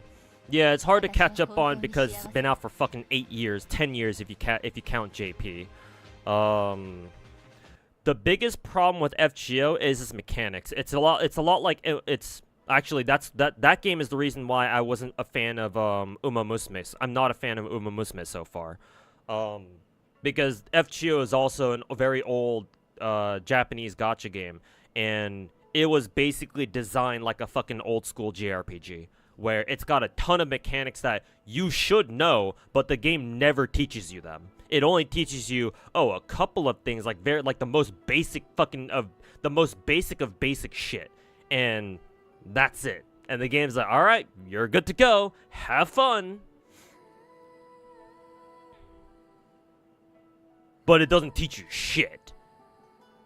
Like, FGO is the one game that I actually know that gacha like in and out in terms of mechanics. Well, I don't know like everything. There are people out there. I know players who are much better at the game than I am and know much more about the game than I do. But I would still consider myself one of the people one of the content creators who actually knows a fair amount about the game. Much more so than your average fucking player, that's for sure. That's like the biggest hurdle. Oh, that and the game has no auto. You have to play everything yourself. No sweep. Nothing. You have to manual everything. And that is kind of dog shit. For at least for a modern gacha gamer. Like, modern gacha gamers are used to things like going pretty quickly, and to be fair, that's, you know, what we should expect these days. Let's see, rate of fire, skill damage, hip fire, ballistic. Well, I guess I can forge that, actually. Ballistic damage, attack, rate of fire. This one's good, but it says we can forge that. Rate of fire. Ooh, crit damage multiplier. That's good.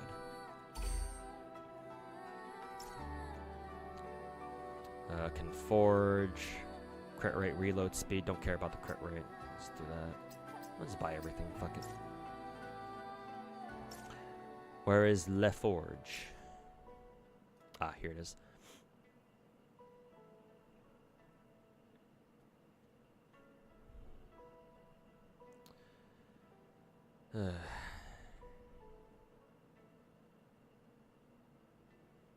Remember that one Emiya interlude where he briefly talks about attributes? Yep.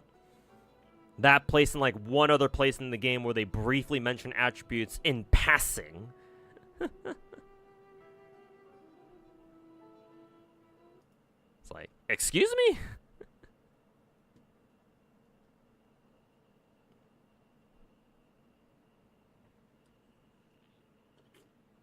What I've seen so far, I'd say it's not too much of a casual game, more like casual friendly.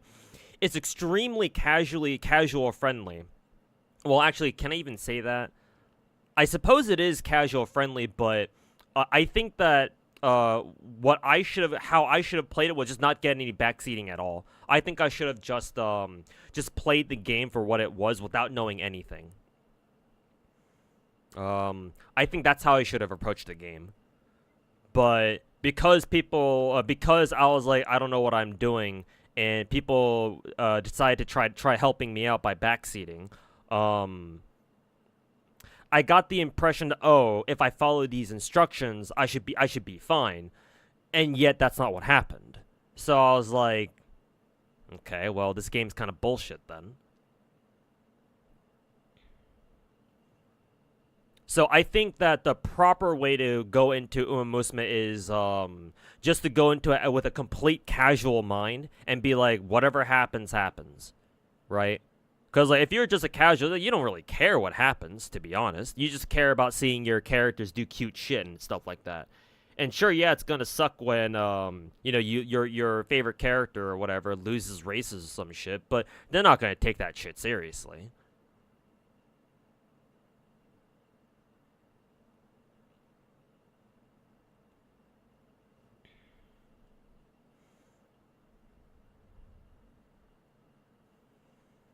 So yeah, Musume is extremely, like, catered to casuals. I don't want to say it's, like, casual friendly, because it seems like those career things take up a lot of time. I mean, they say, I was told yesterday that, oh, if you get used to it, they should go by pretty quickly. I don't really see that at the moment.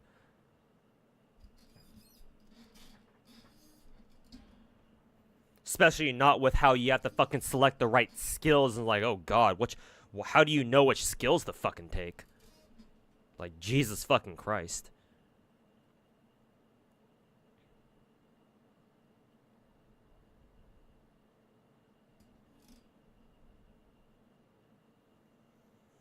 You wonder if people who didn't reroll really struggle? Yeah, I don't know. I don't know if people who don't reroll like actually struggle really hard or not. Even if they do, it's like, what does that matter to a fucking casual, you know? They're not gonna know the difference.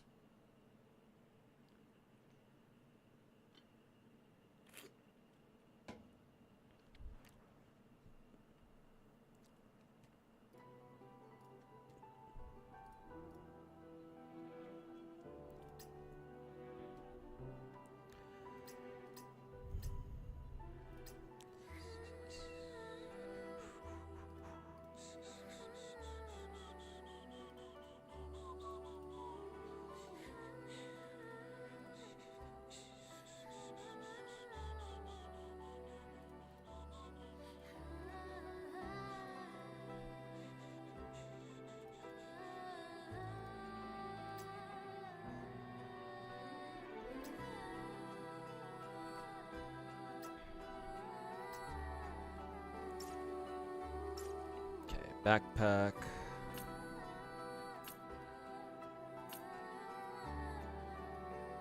I definitely need more backpack space.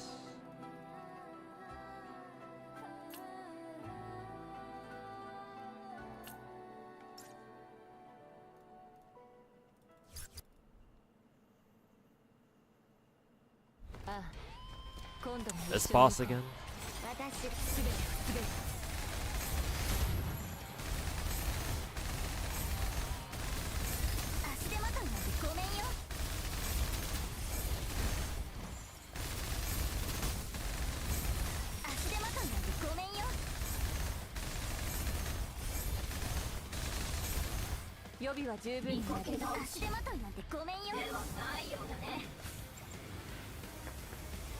Hadouken!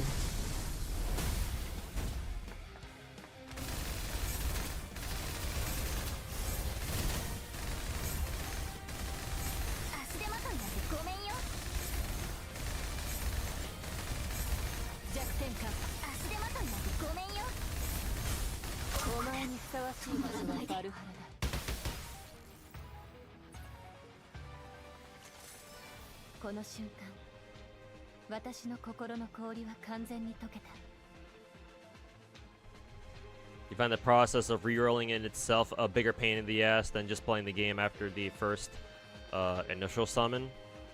In my opinion, I think gacha games should just have a built-in like reroll system where you can just keep rerolling until you get a roll that you finally like, instead of having to constantly like delete your fucking account account information and, you know, doing that shit over and over and over and over. Because like people are always gonna reroll for top tier. In my opinion, how gacha games should do it is that they should just allow you to pick a like a 5-star character right out the gate. Just pick somebody that you like, or go for fucking meta, so that way, you know, it's like, oh, we know you're gonna go after these characters, so just here, have them, and then just, you know, so that way we're gonna save you some time and just fucking have them, and then go on. And if you still want to reroll anyway, then well, that's up to you. Like, in my opinion, I think how if I were to design a gacha game, after you're done with like tutorial stuff, it's like, here's a lineup of our perma 5 stars. You can just pick one. Here, this is gonna be, and whoever you pick, they'll be your starting SSR from then on. From then on forward, and then you can, you know, acquire the other ones eventually, either through gacha, or maybe we'll give them out as like progression rewards or whatever the fuck.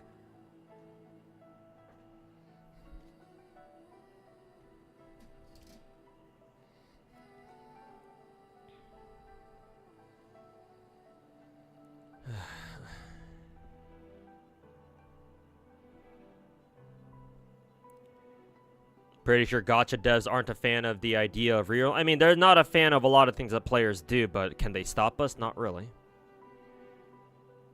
We do it anyway. Even if they try to stop us, we'll find ways around it. Probably.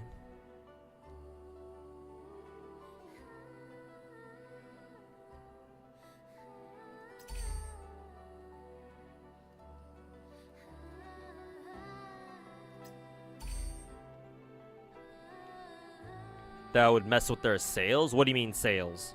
What are you referring to?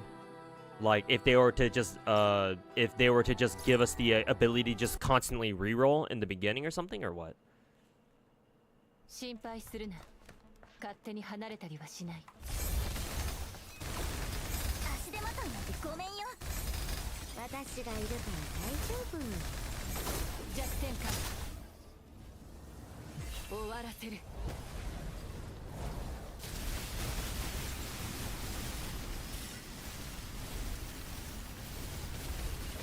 また出るだろうから、よく覚えておいて。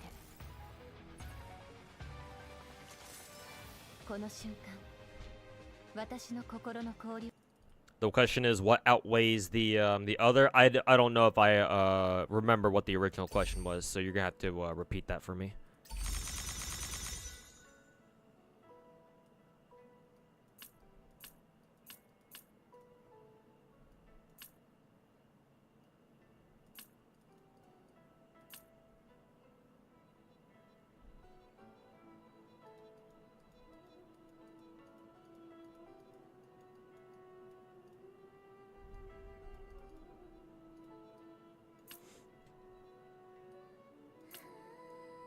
Crit damage. This one is attack and rate of fire.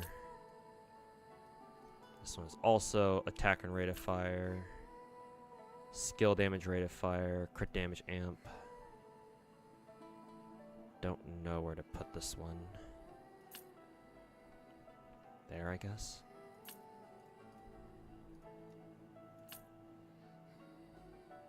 Put that one there. This one is crit damage, amp. Same thing with this one. Ugh. This is awkward. Put that one back, put that there, and then... Shit.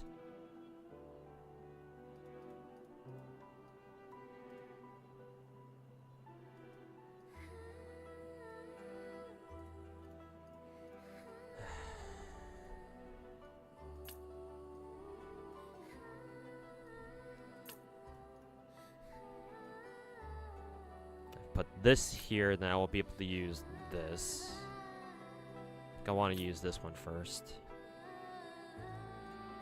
And then put this there.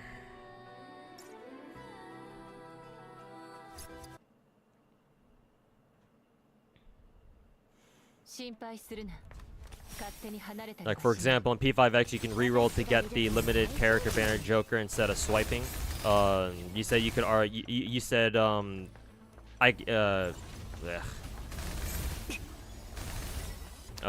you said that you could argue that if people have better starts in gacha, like get good units and stuff, they're more likely to stay.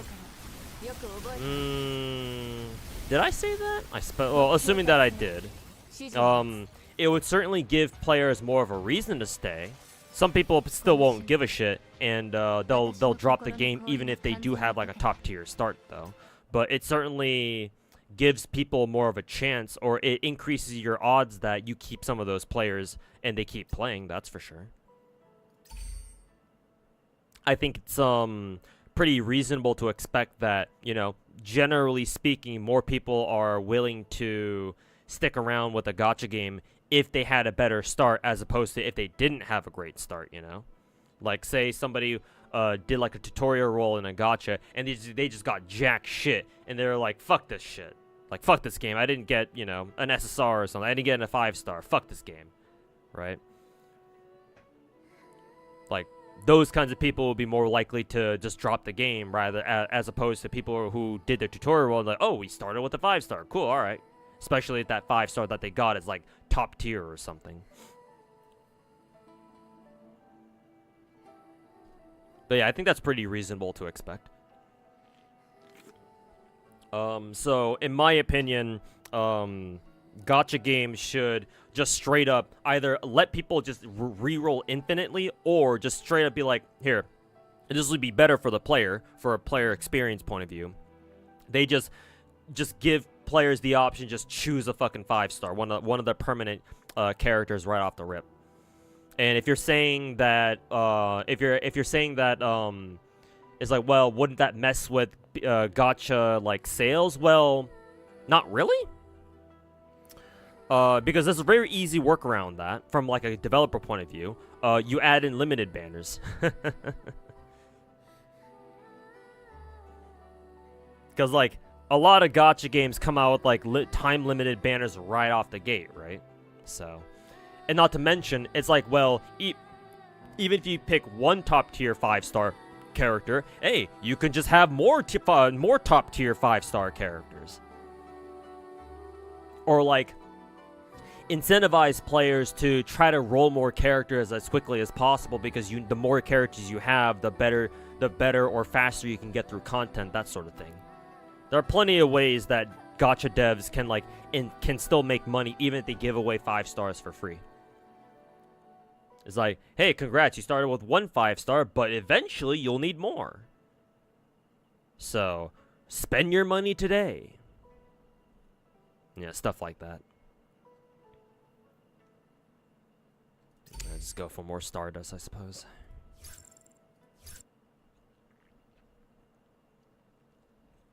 You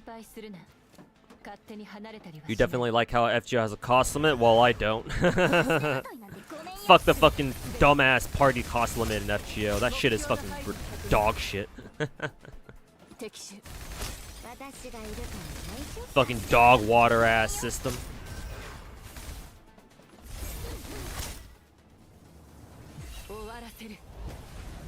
But you can reroll for a limited banner. People do that. Yeah, but once the reroll period is up, you know, you can't keep doing that, you know.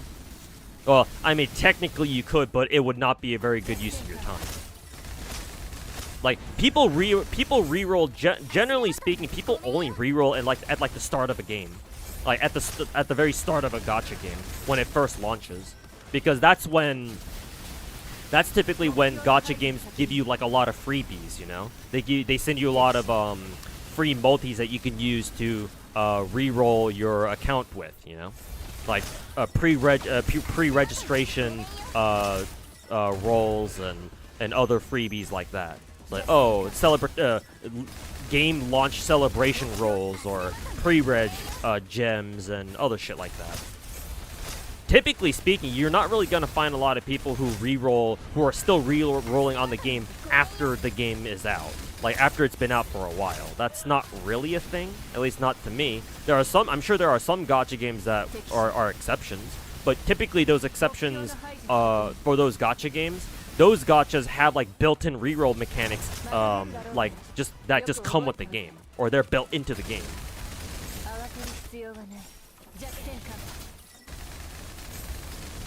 So it's like, I don't think devs really mind if players like take the time to reroll in their games, even if they're rerolling to spend on even if they're rerolling accounts to roll on their limited banners, because they're only going to be able to do that once, realistically. And once you do that once, it's like, all right, like that's it. People typically aren't going to keep rerolling, you know.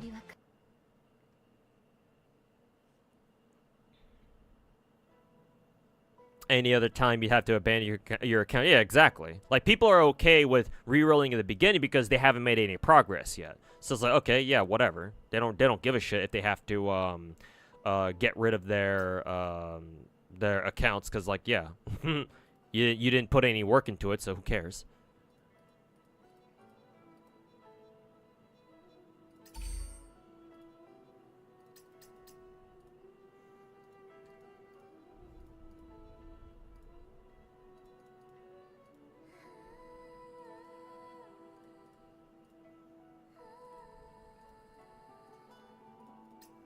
See, these ones take up a lot of space. I want to get rid of those. Ooh, this is perfect.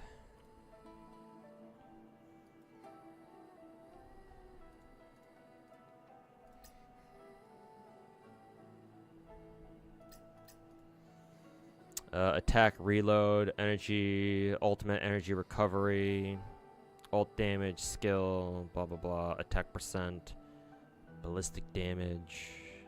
Guess I'll go with that. Hip fire, crit damage multiplier. I think I'll still keep that one.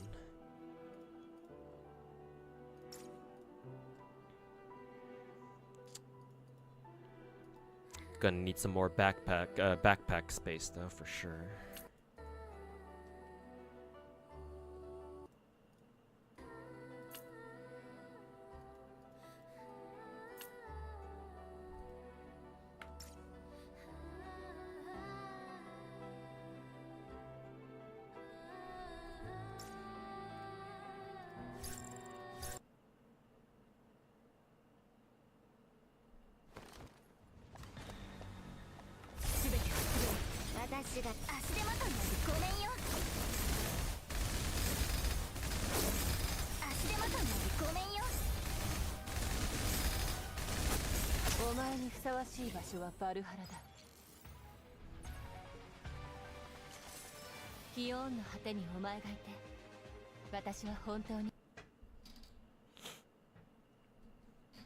Hey, yo, Chaos Lord. Looks like slop CCs are doom/rage posting about NT-CBT2.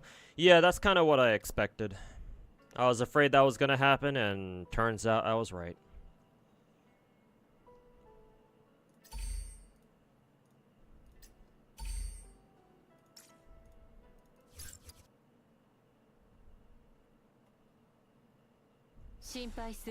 Also, hey, Stretch, welcome back. 私が弱点か。目標の排除を確認。また出るだろうからよく覚えておいて。慌てる必要はない。足手まといなんてごめんよ。終わらせる。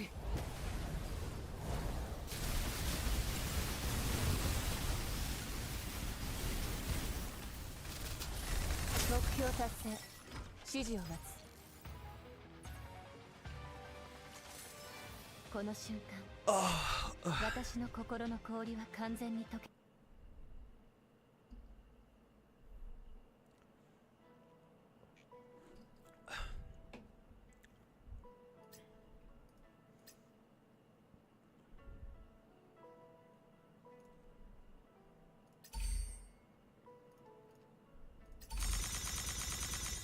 All right, more space.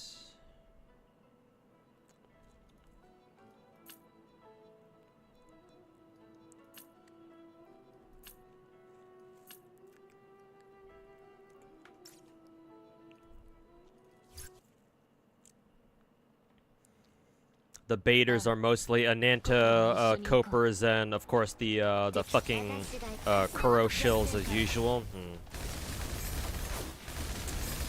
I'm a little surprised that we already have Ananta fanboys, but then again, I guess I shouldn't be surprised. This is kind of the direction that, you know, gacha content creation is going, so I really shouldn't be surprised, but I guess I should say I'm disappointed.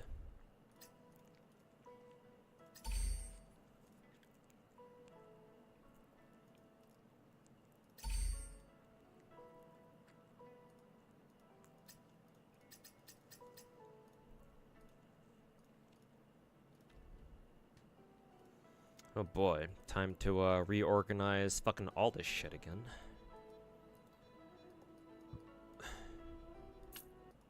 Oops.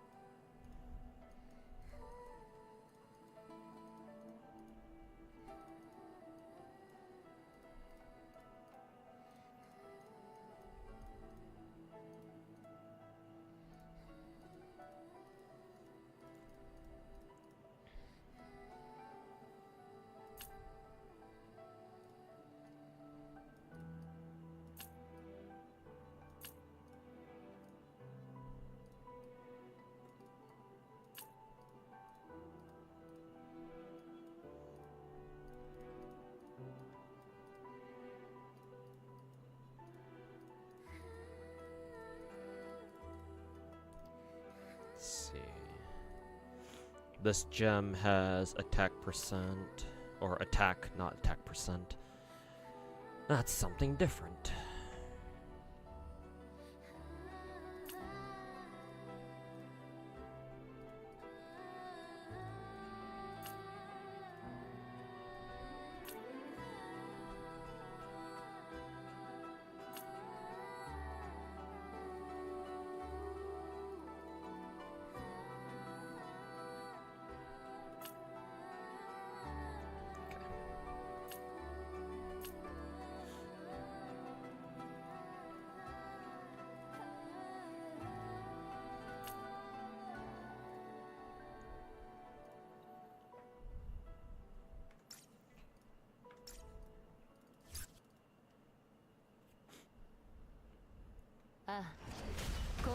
Reminds you of the Wuwa fishing event. I mean, I actually didn't mind the Wuwa fishing event myself. It did get kind of tedious towards the end, but I thought overall that event was okay.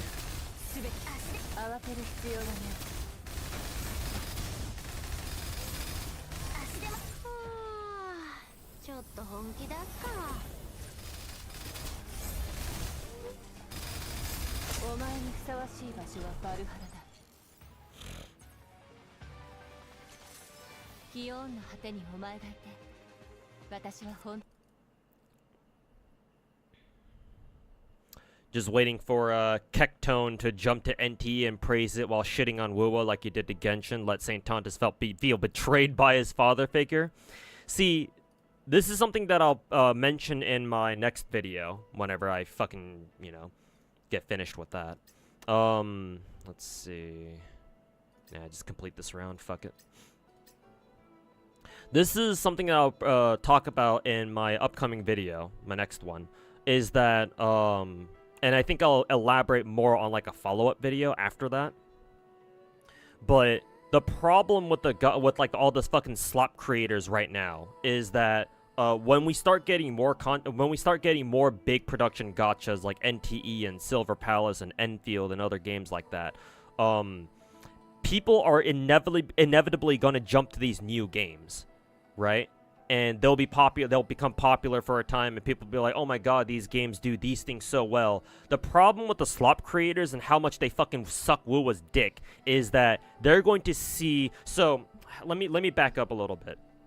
I've actually explained this before, but I'll explain it again. Let's back up a little bit. So, there are two types of slop creators out there from my point of view. One, I call them the fucking clout chasers. Clout chasers? No, sorry, the agenda pushers.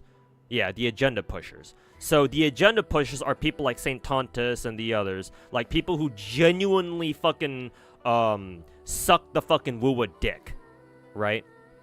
And they fucking glaze the ever-living shit out of Kuro game, and they think they can do no wrong, and Wuwa's a perfect game, it's the best gacha game out there, all that fucking dog shit, all those dog shit takes that they have. The second type of slop creators are the fucking clout chasers, or I prefer calling them the fucking parasites, but let's call them clout chasers for now. These are slop creators who are only pretending to be agenda pushers for now, but they're mainly playing Wuwa because it's the popular game to play, at least online, right? It's the popular thing to do is to play Wuthering Waves and shit on Genshin. Or shit on any Hoyo game because, oh, everybody hates Genshin. Everybody hates Hoyo because the Hoyo's the big boys in town. So you always hate they're easy to hate, right? Wuwa's the underdog. Ooh, Wuwa's got so much better developers. Kuro Game's the best. They listen to us players, yada yap yada yada. All the other lies they like telling themselves. Or at least all the slop they like telling themselves. But the clout chasers are only there because they're chasing clout, hence the name. They don't actually subscribe to the whole fucking Wuwa agenda where, oh, Wuwa really is the best gacha game out there. It's just that for now, we don't know who the true clout chasers are and who the true Wuwa agenda pushers are, the true Wuwa fanatics, the true Wuwa dick suckers. Because at the moment anyway, the only gacha games that you can play that are considered what I consider to be the big gachas are Genshin, Star Rail, Zenless, and Hoyo. And Wuwa. Right? And only one of those games is not made by Hoyo, so if you don't like Hoyo, guess which game you're playing. Like, there's not really much of a choice there, right? So once we start getting more big production gachas, say for example NTE, Arknight's Enfield, Silver Palace, Ananta, all those other games, right? Then we will see who the true Wuwa fanatics are, the true dick suckers are, and who the clout chasers are. The people who are only playing Wuwa just to chase clout. Because if you chase clout, if that's what you care about first, right? If you're chasing the popular thing, then once more gacha games come out, once other bigger gacha games come out, those games will inevitably build their own followings. And so they're going to have their own people who are going to be like, oh my god, this new gacha game is like the best shit ever. This is the best new gacha game on the market, right? And so they're going to generate some sort of a degree of clout of their own. So the clout chasers are going to jump ship, or at least some of them anyway, will jump ship from Wuthering Waves over to whichever the next gacha is. Whether it be Enfield or, well, I doubt Enfield can do that, but we'll see. Whether it be Enfield or NTE or Silver Palace or Ananta or whichever. And so, once they start, sucking that game's dick, right? Once they start chasing the clout, the woo dick suckers, the agenda pushers, as I called them earlier, they're gonna turn and be like, hey, wait a minute, weren't you part of us? Or like maybe they're not going to look at the specific creators out there, the specific CCs or players in general who used to glaze WoW, but now they're glazing this other game. Maybe they'll just see people just in general glaze this new game, and they're going to get really fucking defensive, right? They see this new gacha game come up and start gaining traction, gain popularity, and they're gonna hear all these people say great things about this new gacha game, right? Glaze that new gacha, and the WoW agenda pushers, the dick suckers, are gonna be like, nuh-uh, WoW is still the best, and so they're gonna start picking fights with this new gacha game too. And it's just gonna be a fucking cycle of just dog shit and slop and just gacha players just constantly attacking each other over and over and over and over. That's the problem.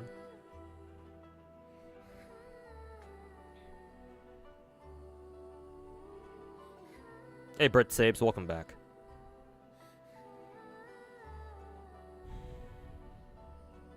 So yeah, Royal Knight, like if you're still here after hearing me ramble about all that shit, that's a very real possibility.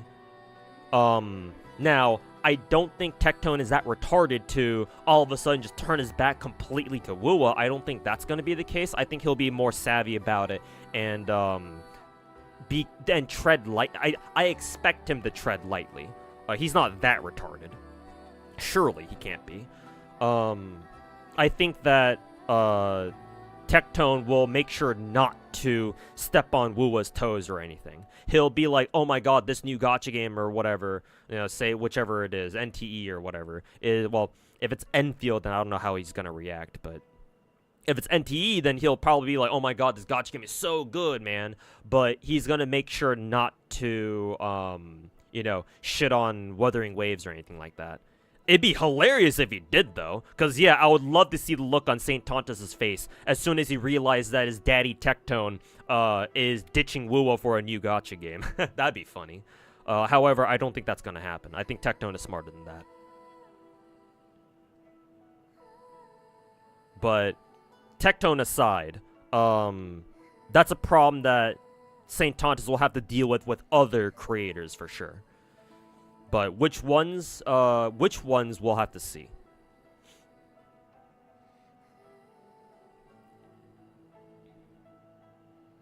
What was that upcoming shooter gacha that I mentioned? Upcoming shooter gacha? Shooter gacha. What, Duet Night Abyss? Oh, that game's not really a shooter gacha, but it does have shooting, like third-person over-the-shoulder shooting mechanics. So I suppose it's in part a shooter. I don't think its main focus is quite that though. But I think that's what you mentioned, or that's what I mentioned that made you think that. Duet Night Abyss, shortened to DNA. Yeah, originally DNA felt like Warframe, but basically Chinese anime Warframe.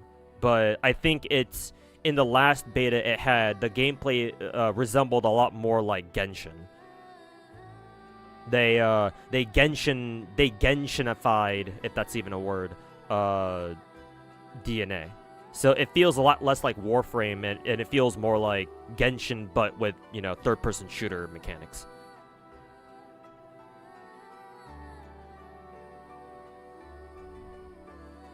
Saint-On is already shitting on anything? Well, yeah, no fucking shit. Of course he would. Saint-Tontus is a genuine fucking WoW agenda pusher. That's exactly the kind of behavior I expect out of him. Tectone and smart in the same sentence doesn't sound right. It doesn't, but there is a reason why he's the biggest. I don't want to call him a gacha content creator, but there is a reason why he has a following. He did, even if he's not that intelligent, he clearly did a couple things right at least.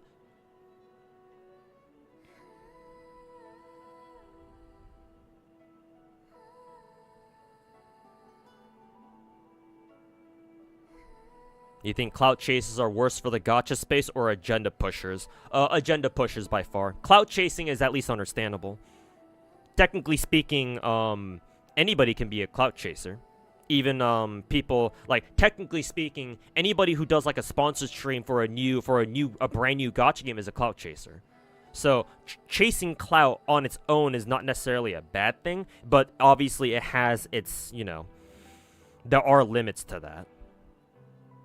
Like if you're like, for example, a gacha content creator, and then but you only play like the new gacha games, like the newer gacha games, and as soon as a new one, another new gacha that comes out that people are really excited for, and it's obvious that a lot of people are excited for it, you immediately jump ship, you dump your last gacha game to go play that new one. Oh yeah, that you're very clearly clout chasing. Like that's not clout chasing that like I am comfortable with.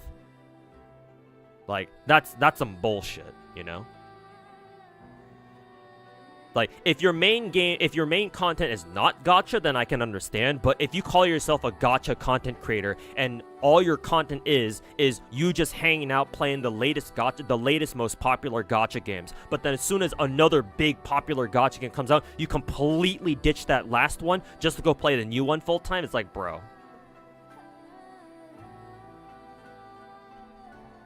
Did you watch Saba's debut? I knew it was earlier today. I'm assuming it's over already.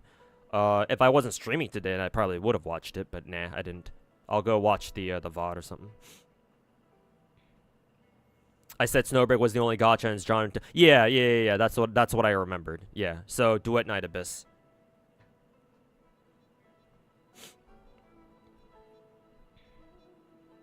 The reason why agenda pushers, I think, are in general worse for the gacha space is because they will rapidly defend one game.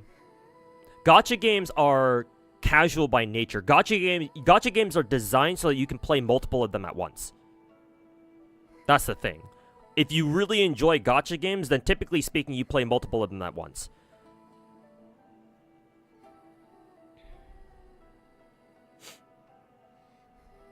Like, again, gacha games are designed to be casual. They're designed to be easy to pick up, easy to play, typically, and then you can just drop them whenever you want. Well, I mean, again, you can technically drop any game whenever you want, but gacha games especially, right?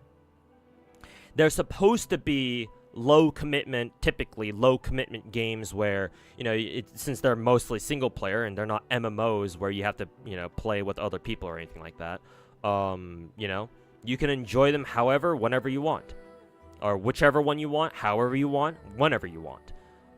And so because of that, if you really enjoy gacha games like I do, or a lot of us in my chat do, typically you'll play a lot of gacha games at once as well. You know, you'll juggle 2, 3, 4, 5, 6 of them, depending on how many you're comfortable with, comfortable juggling. The agenda pushers, because they camp out in one gacha game community and they fucking defend it until hell freezes over, they are the antithesis of how you should play gacha games, in my opinion. Because again, gacha games are designed in such a way that you can play like a few or a handful of them at once. So for people to be out there defending one gacha game and one gacha game alone, and every other gacha game around that isn't the game that they like is fucking dog shit. No, I don't tolerate that behavior. At least personally, I don't.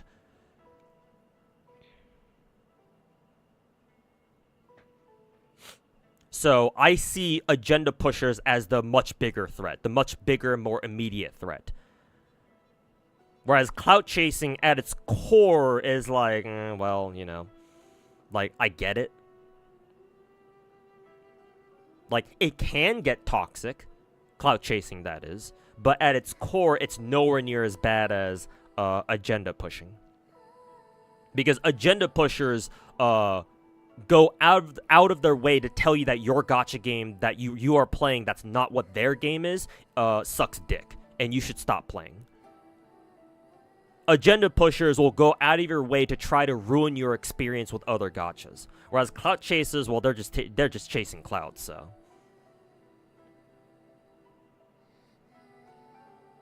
They're easy to deal with, technically.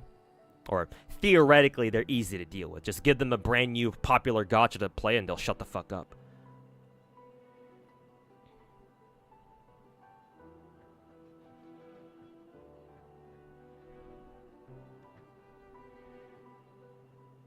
Hey, welcome back, Ixie. Came back only to see the discussion about the NT thing. Yeah, sorry about that. Somebody mentioned it, so I was discussing it for a little bit.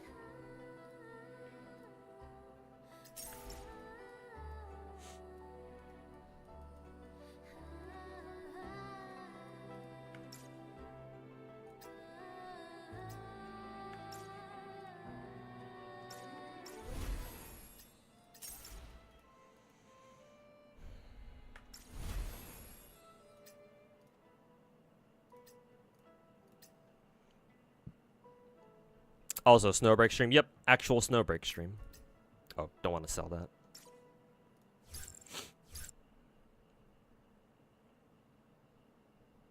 心配するな。勝手に離れたりはしない。すべて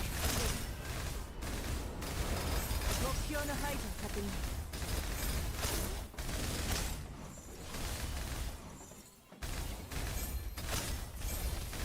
足手まといなんてごめんよ。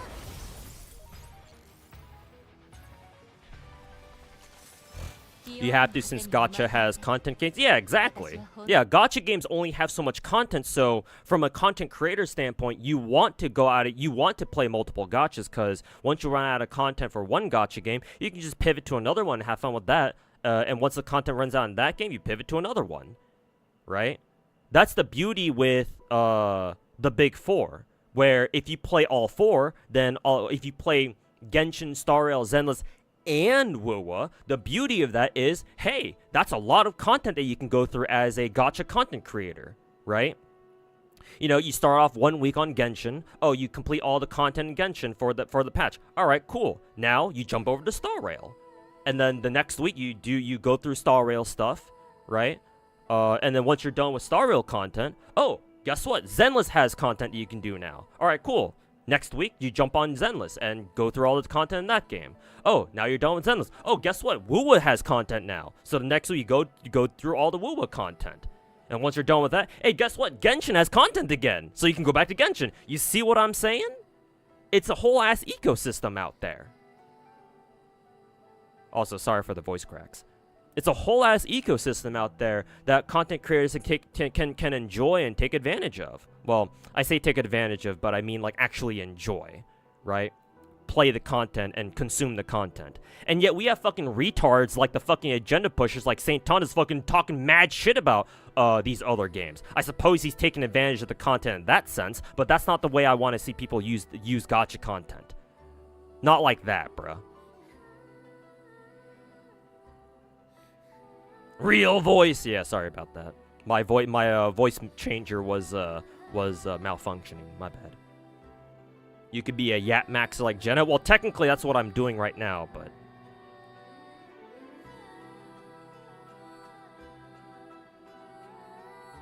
voice cracks are cute. They happen whenever I talk a lot because I don't usually talk a lot. So my voice box is not used to me talking for extended periods of time because that's not what I usually do.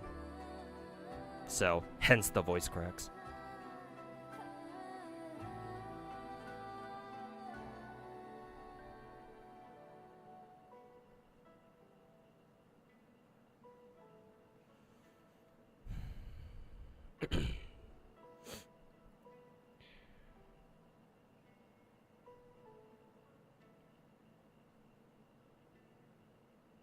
Well, if CC's finish the content early so they start PvP or start infighting. Yep. That's gacha for you. That's why ideally you want to have a couple of gacha games, especially if you're a content creator.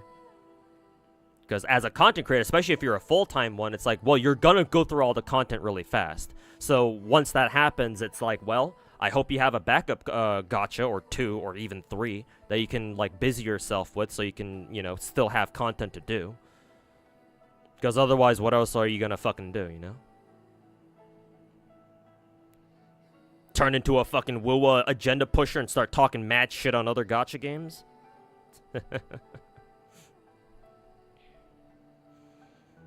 Think one time Tectone told Fobmaster gachas are meant for casuals, and Fobmaster said, yeah, that's why I play so many of them. Hey, got him. I mean, I hope Tectone realized that he's a fucking casual himself. Assuming that's the case, then yeah. I mean, you know, at least Tectone knows what he's talking about in that sense. Have you ever seen a CC like St. Thomas in the past before? The closest is Tectone. Tectone kind of started the trend, technically. Did he start the trend? I don't know exactly who started the fucking slop creator trend, to be honest. Maybe Tectone started it first. But it was either him or St. Tontas, that's for sure. Yeah, Tectone hasn't demonstrated like fucking pure retard levels that St. Tontas has. So, well, credit where credit is due, I suppose. He's not great, but you know, he has other problems. But those don't have anything to do with the gacha space, so we're not going to talk about them here. But St. Tontas is probably the first one who's that fucking retarded. I'm not gonna lie. Like, I'm not sure if I've seen anybody who's like that blatantly fucking retarded as he is.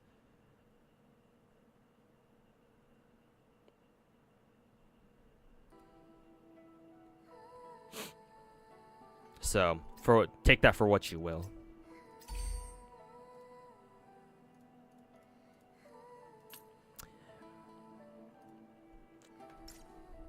And if you don't like me using the word retarded to describe Saint, then I guess you could use that blatantly fucking delusional, I suppose.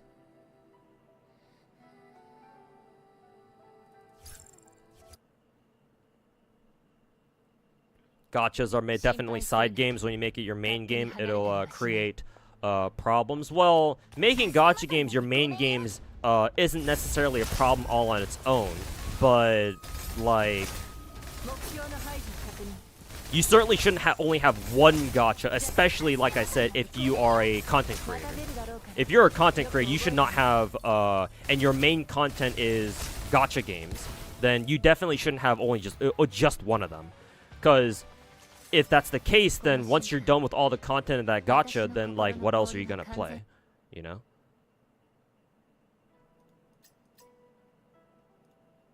Like, gacha content is not meant to last you fucking weeks. At least not typically. Unless you're trying to start on a gacha game that's already been out for a couple years. Then maybe.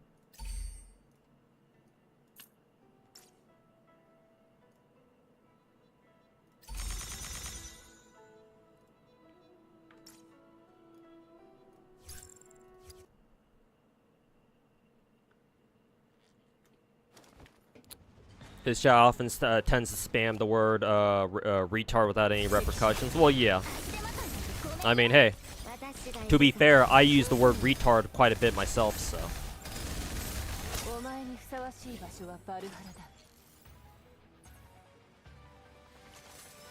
Clearly, I ain't got a problem with that.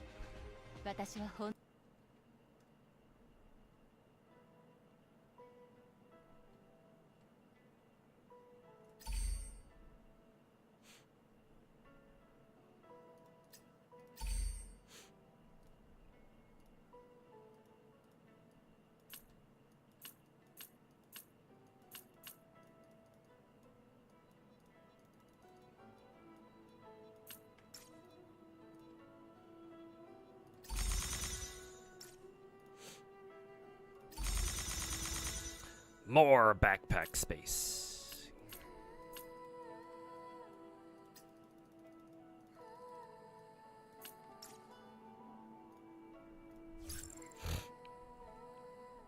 Squad DeFi soon. Yeah, I think I remember them teasing AK-15 and AN-94. Was it AN-94 or AK-12?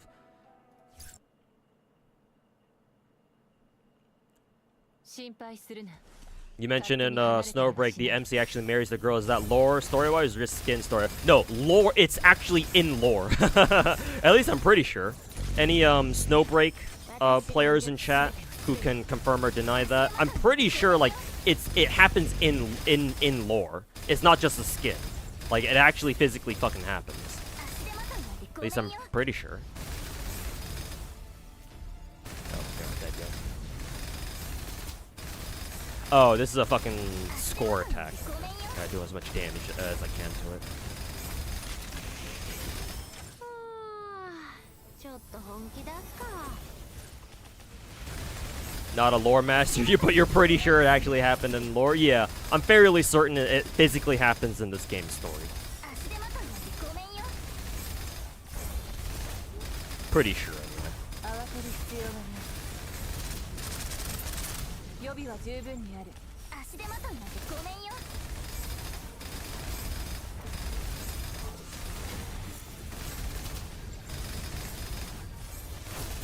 足手まといなんてごめんよ Why this stage lasts for fucking 50 seconds, I don't know. 私がいる弱点か足手まといなんてごめんよ下がって私が変わる足手まといなんてごめんよ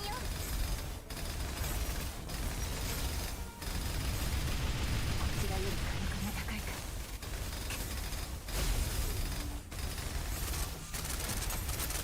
足手まといなんてごめんよ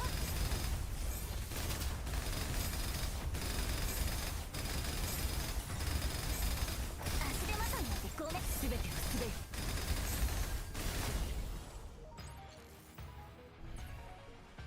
Fenny and Joyer, I see. Yeah, I really like running the two girls together.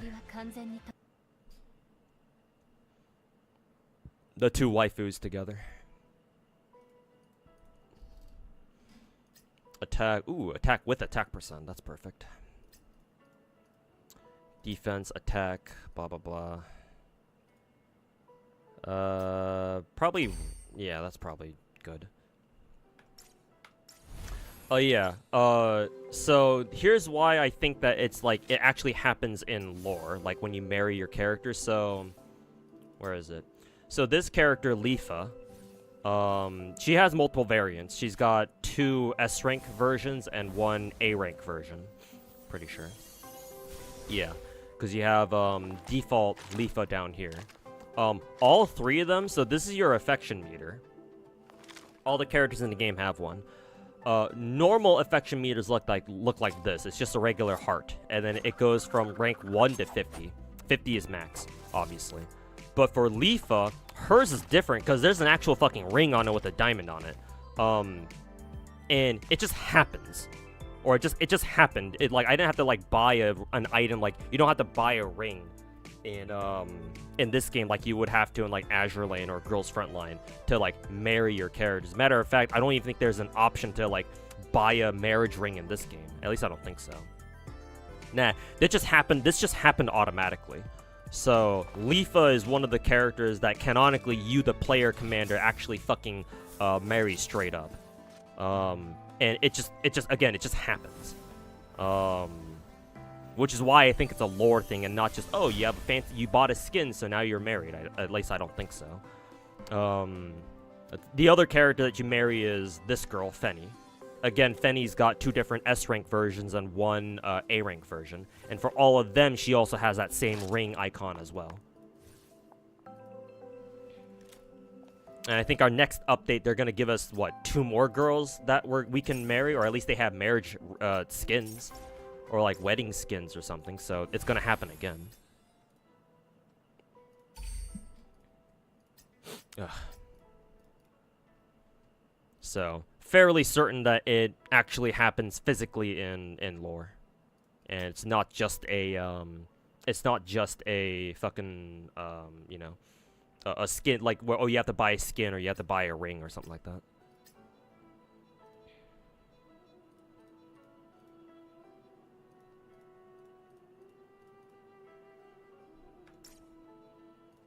Backpack. Put that there. Put that one there. That one. That one.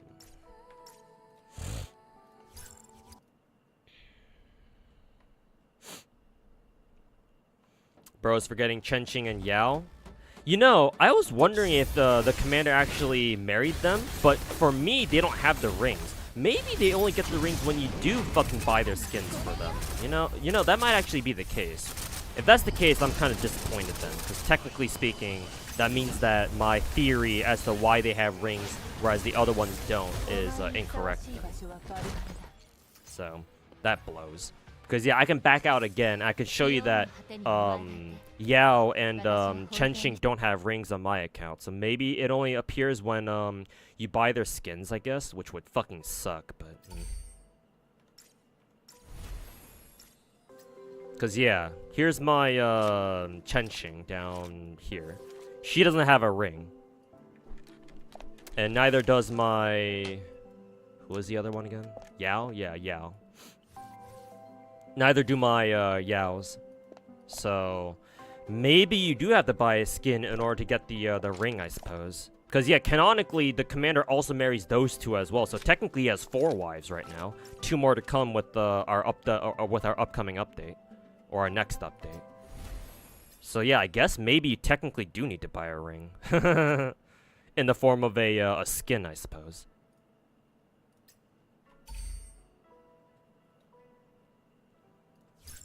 Yeah, that's kind of a bummer then.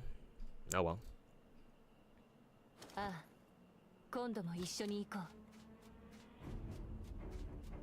Why does the game look so much better here than in my tier list video? Well, remember I judged my my gacha games in that video based on how good of actual games I think they are. Snowbreak is alright, but you have to actually like shooter games in order to enjoy them. Not only that, but its gameplay loop is not really that impressive, at least not to me.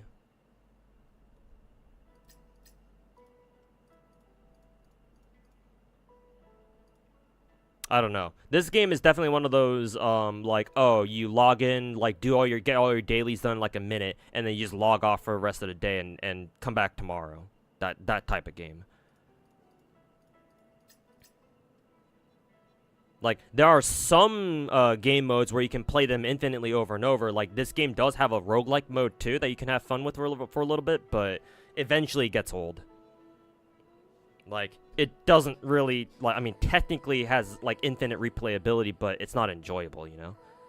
I guess what you can do is, like, you could grind gems out of them, but, like, it takes a while. So, it's not exactly, it doesn't have, like, a great, like, you know, like, effort to reward value.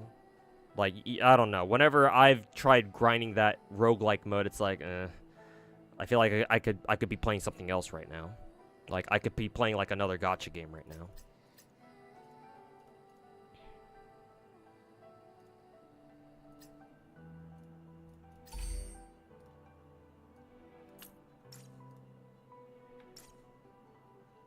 More backpack space, please.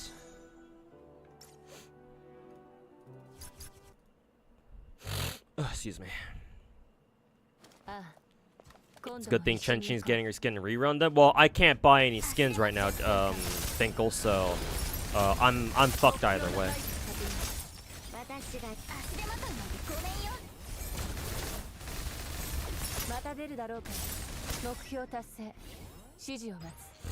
Excuse me.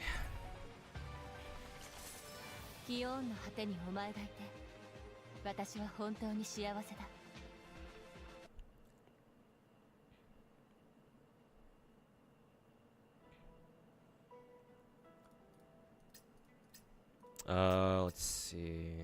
Rate of fire. Sure, we can take that one, I guess.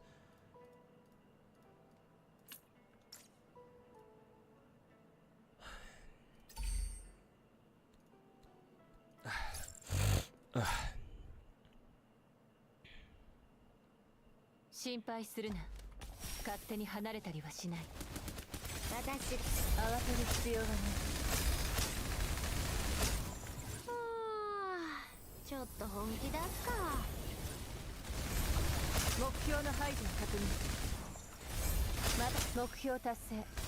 指示を出す。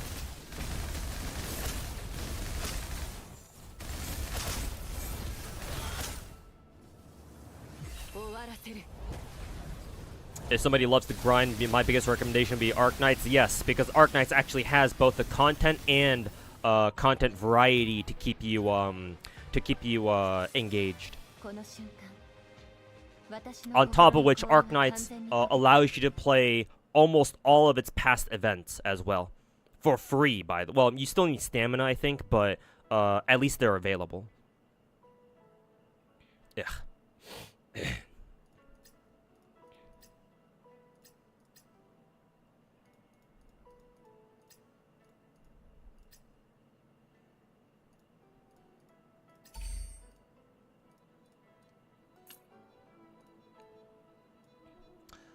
Let's see, I might have to do some reorganization here.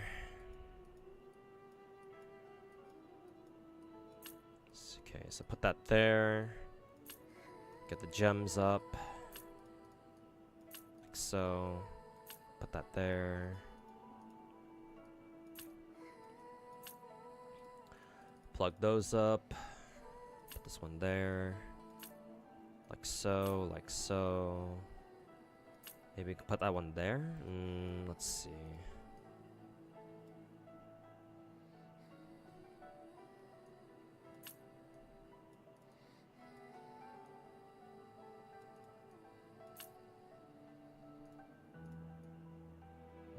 If I do that, then let's see.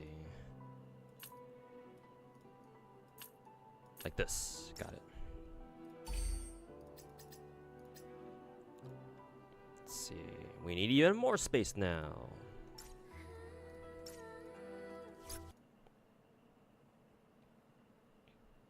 Ah, 今度も一緒に行こう。弱点か。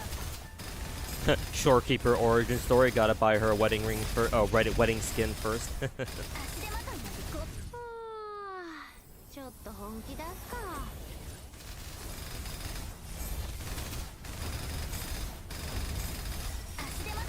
お前にふさわしい場所はバルハラだ。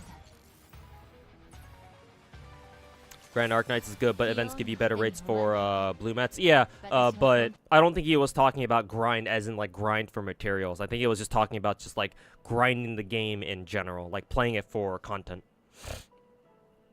Like I think it was to me, it sounded like he was asking like, oh, how much content does Arknights have? Not necessarily like, oh, how much do you need to grind for materials? I mean, you do need to grind for a fair bit, but it's not nearly as bad as some of the other older gacha games I played. So, I guess that's good. I'm gonna go clear my throat a little bit. Yeah.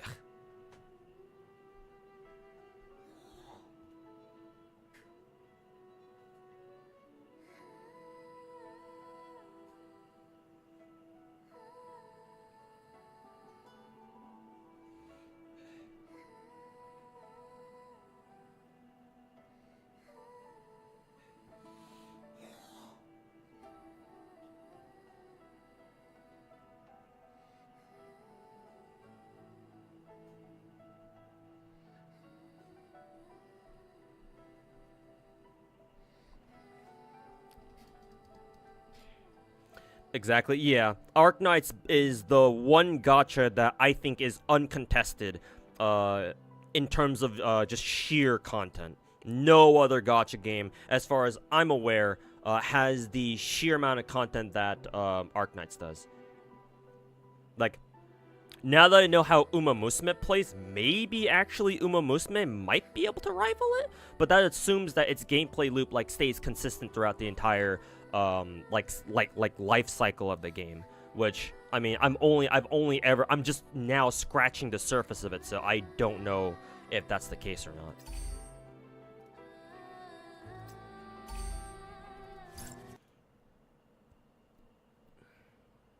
Ugh. 心配するな。勝手に離れたりはしない。私がいるから大丈夫。また出るだろうからよく覚えておけ。足手まといなんてごめんよ。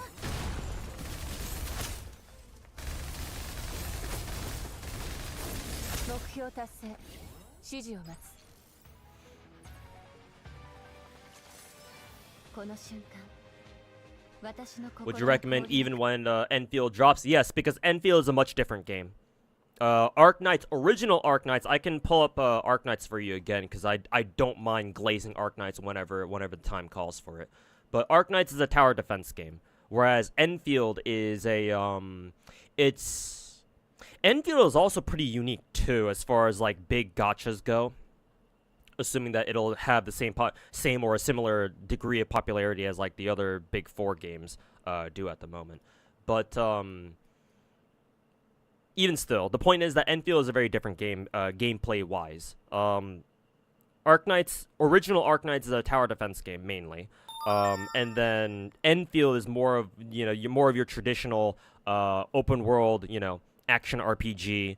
Except the big difference with Enfield is that, unlike all of the other big 4 gachas, where you only control one character at a time, right? You only have one character out on the field at once. Enfield, you have your entire team out at once at the same time. So that makes for a very different gameplay experience. All on its own. It'll call for you to have skills that you didn't need to have, or you don't need to have, or worry about at least, playing the other big 4 gachas. Whereas Arknights, original Arknights is a tower defense. So even though the games are related, Enfield is not exactly accurate to call, GFL, kind of like how there's a GFL 1 and a GFL 2.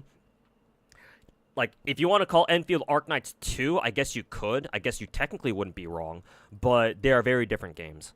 So, you can still play both.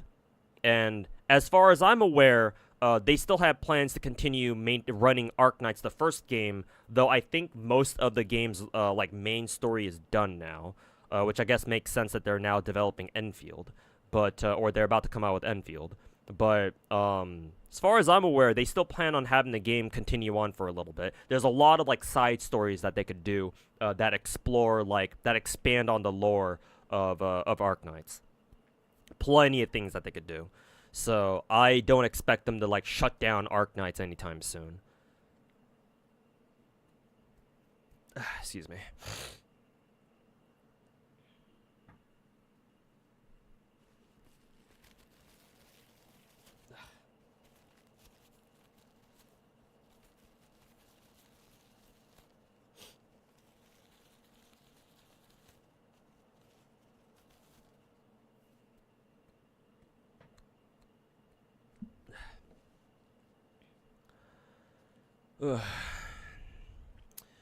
Since you recommend people play GFL 2 instead of the first game, you heard me playing. You heard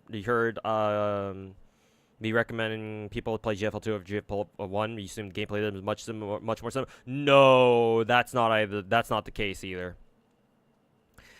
No, that's not the case either. GFL 1, I can pull up GFL 1 too, but I might have to download a fucking patch for it like I usually do. GFL 1 is it's kind of like, think of how different Arknights is versus Arknights Enfield. Actually, you know what? Fuck it. Let me just show you. Another detour again. Where's my fucking Arknights window? Here it is. So this is Arknights. Let me do a quick auto run for you here. Just to show you what the gameplay is like.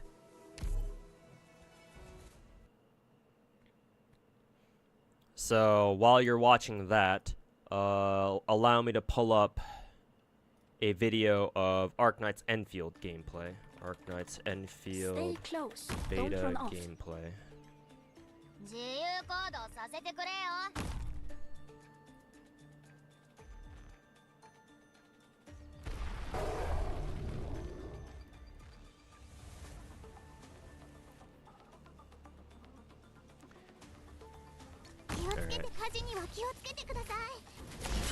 Base on the side at the very end.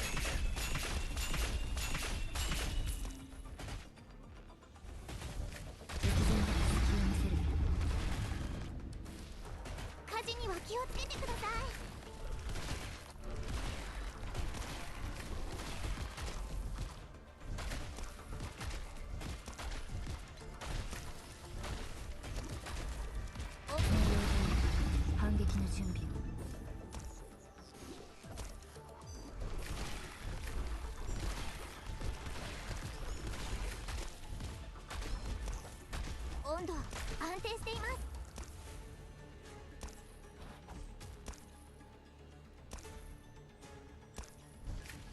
オリジナルの活性化を抑え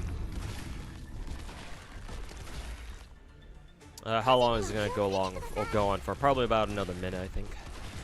Excuse me. You can go do something else. Strong hand. So Oh, I was about to say, where's that sound coming from? 火事には気をつけ。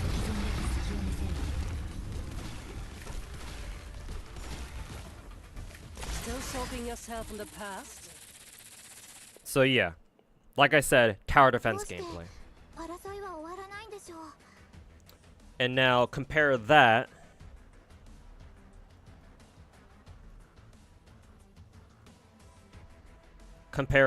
to this. Mute Arc Knights. Go over to my internet browser, do this. Do this, pull this up. Let's see. Full screen this, and then this is what Enfield gameplay looks like. 别担心，琥珀工程师会帮忙保养的。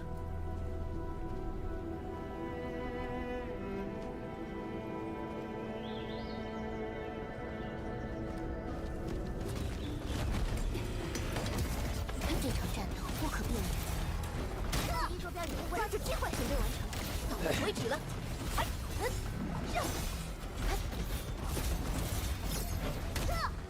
全赢！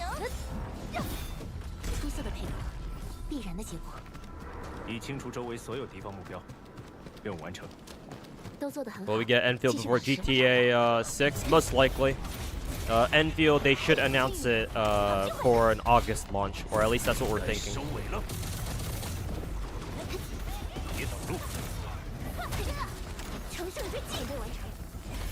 接招吧，一口气解决。红之血。很好，管理员，一切。 Anyways, so that's just a snippet of what Enfield gameplay looks like. Obviously very different. The differences between GFL 1 and GFL 2 are even more stark. Actually, technically, they still sort of remain in the same genre. The problem is that GFL 1 is such an obscure game, it's so fucking complicated, it might as well be in its own fucking genre.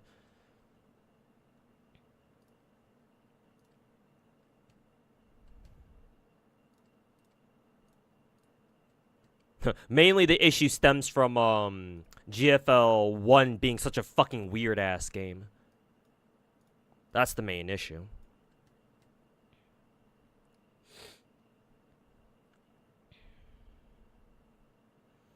I must be really hyped for Enfield. Yes, I am.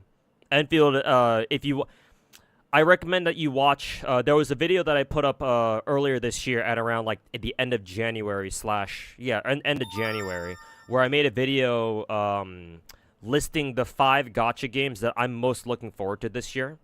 And the one I said that I was most excited for was Enfield.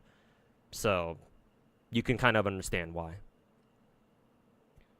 Not only because obviously I'm a big fan of the first game, but also I really like what I see in the second game.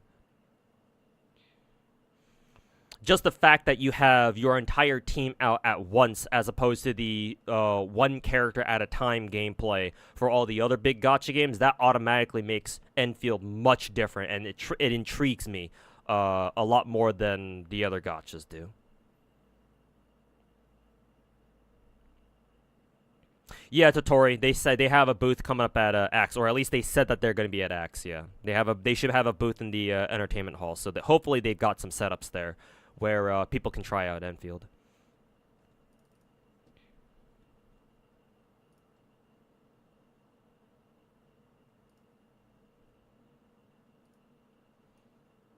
Anyways, I assume you kind of already know what is it? Girls Frontline 2 gameplay looks like, King of Gacha. This is Girls Frontline 1. This game is really fucking weird. Like, this game and FGO are the two most unique gacha games I've ever played.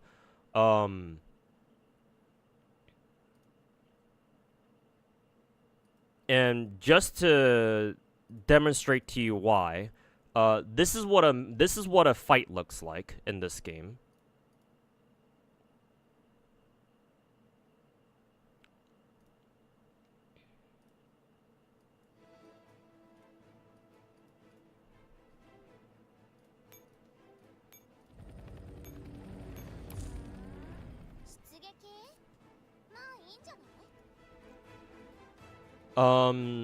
So this game, GFL 1, is a turn-based RTA, or turn-based real-time strategy, sort of? MOBA? It's not really a real-time strategy, it's more of a weird MOBA thing. Gameplay has two phases. The turn-based phase, which is your general overview, and then you have a more like a real-time MOBA gameplay kind of ish, but not really gameplay phase as well. When you direct your own units to attack enemy units.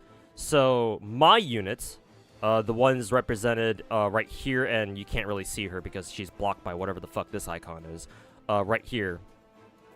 They represent my squads, and you are supposed to order your squads around and complete various objectives. Usually, the objective for most maps is, oh, the enemy has a command outpost or like an HQ that you gotta capture, and same with you. And so, if the enemies capture yours, it's game over for you, and you have to redo the fight all over again. Or if you capture theirs, it's usually GG and you win, and you move on and do the next mission, or so on and so forth. So like I said, first phase looks like this. You have an overview of the map, and you've got it's like node-based like tile movement technically, where you have to order your troops around. You have limited action points, so you have to spend your actions, or you have to plan and strategize wisely, or as wisely as you can anyway. And then you gotta attack enemy units that are in your way, if you have to. And when you do attack an enemy, well, the game looks like this now.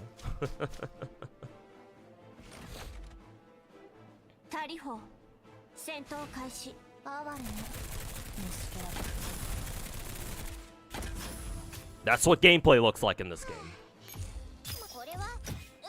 Some weird fucking hybrid of a turn-based and then some action, like real-time, like MOBA type shit. This is very simplified. If you want to, there is legit micro in this game.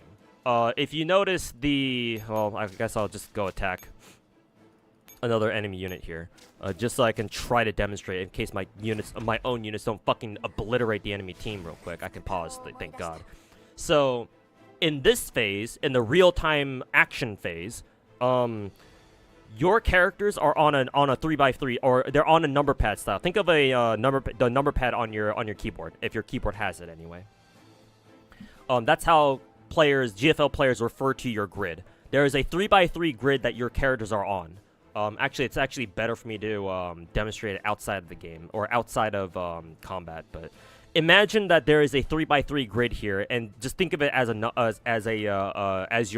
keypad on your keyboard, or your numpad on your keyboard. So 1, 2, 3, 4, 5, 6, 7, 8, 9. Girls Frontline 1 players refer to each position as such as well. So the middle position would be 5. But your you can only have up to 5 unique units at once. Per echelon, or fancy way of saying team. That means that you can move your characters around in that grid. So a common micro tactic at higher level play, if you're doing like event hard modes, is you initially start off your team like this. You have them in the back 2 rows, or the 2 back rows, and then you have a very tanky or very mobile unit. In this team, it would have to be one of my pistols. You basically micro juggle enemies coming in, because enemies will engage your units faster if they're up in the very front row. Currently, this team has nobody up in the front row, so but the enemies don't engage as quickly. But what you can do is you can set your team in the back here, and then you can have your you can have one either very mobile or very tanky unit juggle enemies, so that way you delay them attacking you. I think it's a little too late now. I guess I can restart battle and try it again. So immediately set them, set M19 or M8, M90 up there, and then as soon as the ranged enemies in front start aggroing on M950, if they will, assuming they all don't fucking die before then, yeah, like that, and then you back them up again like that, and you keep juggling like that over and over and over.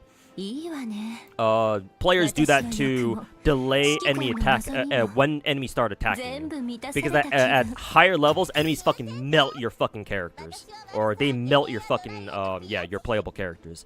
So any amount of time that you can delay enemies in this game, or delay when they start shooting, it gives your DPSs in the backline more time to fucking murder them all before they murder you. Well, I don't think you can do this anymore, but there used to be an MG micro trick or there used to be a micro trick for machine gun characters where you can reload cancel them. And so they start shooting much faster than they're intended to. I think that got patched out, unfortunately. So you can't do that anymore. But there are still little bits of like micro tricks that you can do in this game where you have to do them if you want to go for like high scores and shit. Or just to do fucking hard modes in events, because this game's hard mode is fucking bullshit. Anyways, actually, I guess I can just send this just to end the fight. I guess I don't want to waste resources, even though I don't really need to care.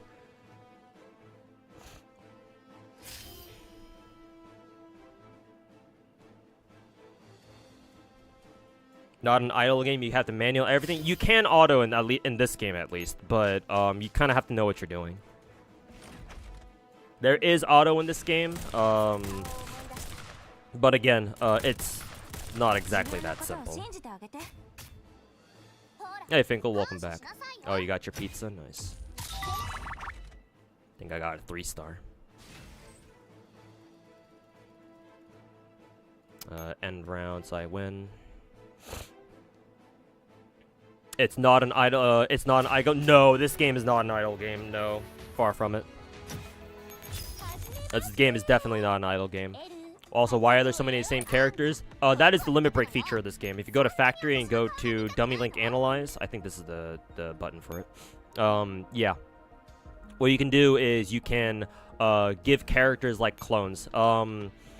Remember that the characters in this game are all technically robots. They're like androids or whatever. So they're not human. So you can give them extra copies of themselves. Like we call in the first game, it's called dummy linking.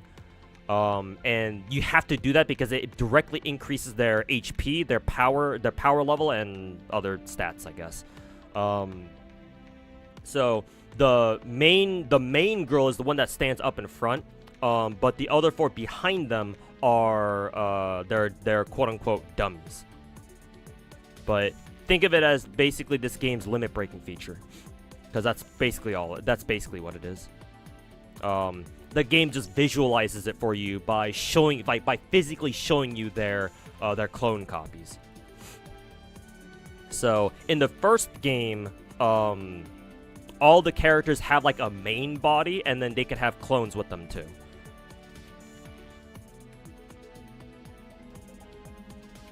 What game is this? GFL 1. Girls Frontline 1. The original game, not GFL 2.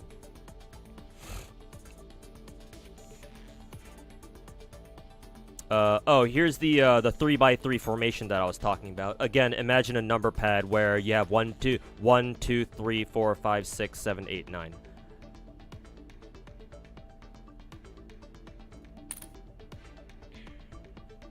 There are different types of teams in this game where certain characters synergize, certain character types synergize with others. The most common teams are Sniper Pistol, AR SMG, and then I guess the other one would be what, shotguns and machine guns? Yeah, shotgun MGs.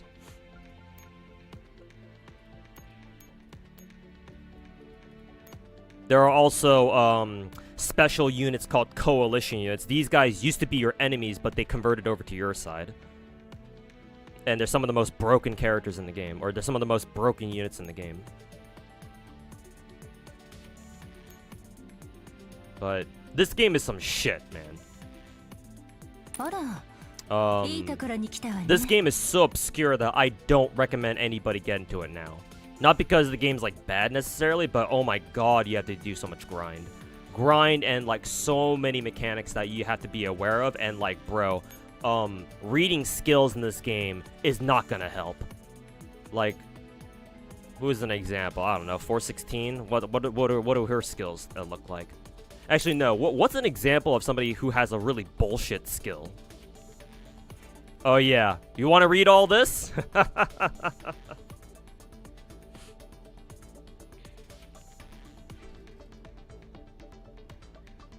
You want to fucking read all this? Be my guest, man.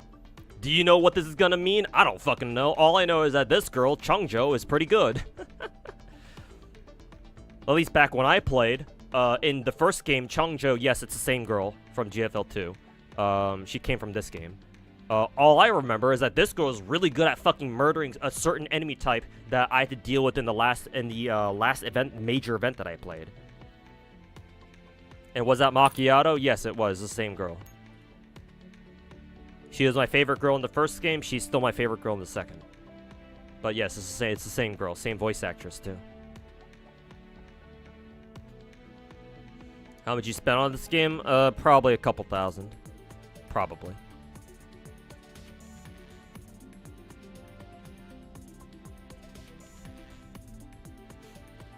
Excuse me. That skin's not base design? Well, yeah, no shit. This is her base design. Excuse me. She just has, like, fucking 4 of the skins, though.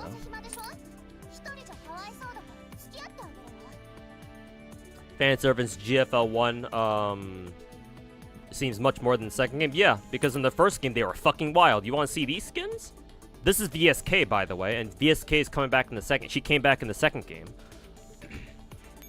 Oh, VSK's, the skin, the cheerleader skin she has in that game? Well, guess what? She has that in this game. It came from this game.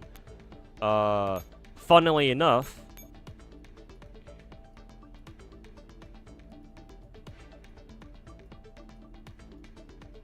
Where the fuck is she? She's here somewhere. Yeah, sure, there she is. Get rid of you. Funnily enough, it was actually a lolly skin originally.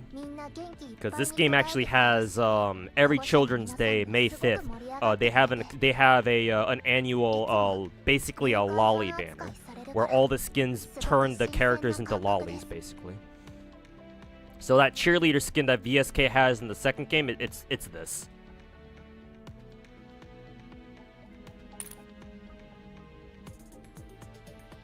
I recommend skip this to play yeah, just play GFL 2. It's not, this game is not worth getting into now. Again, this game is too complicated, too grindy, and too anti-casual. This game is just obscenely hard to get into. Not only that, but the global community for this game is very small. And it's very hard to find good resources out there. There are still some goated members of the community who are still uploading like event walkthroughs and event guides and stuff like that. But like, it's even then it's very hard to follow them.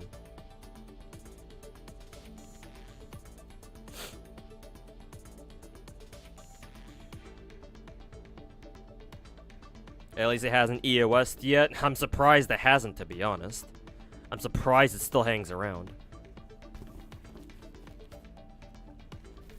But, I mean, with how much money GFL 2 makes globally, well, I guess they don't need to shut it down anymore.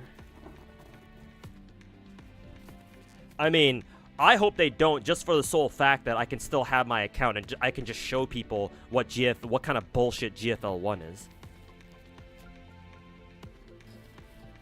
So, for me, I still have invested interest in them not EOSing this game.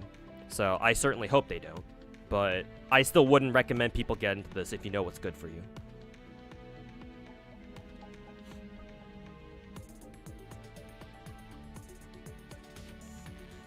IDW is the most annoying. Funnily enough, they gave her a mod 3, so...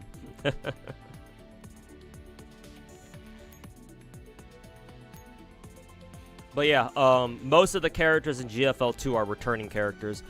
Honestly, GFL 2 only has like a handful of newcomers, to be honest.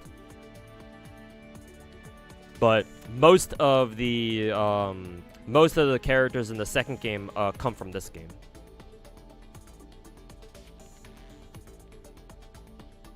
GFL 2 made a big jump from this. In certain ways, yes. Obviously, they made the jump from 2D to 3D. And then they just got rid of the real-time combat aspect of the first game, and they just made it pure turn-based.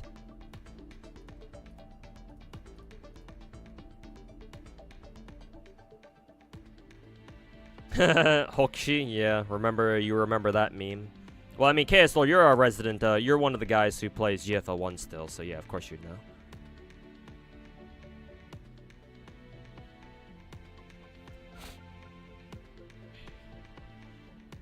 You want sad 8?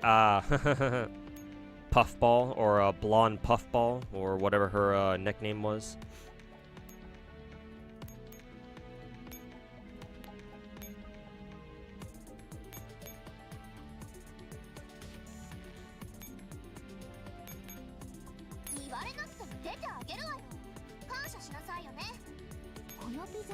I have not seen this skin before. I think her Chinese New Year skin was the only skin that she had back when I was still playing. Looks like they've given her this one. No, okay, I knew about this one too. Her Japanese festival like yukata skin something. This one's new. This must be a Halloween skin. Yeah, these two I don't recognize. That was a battle pass skin? Okay.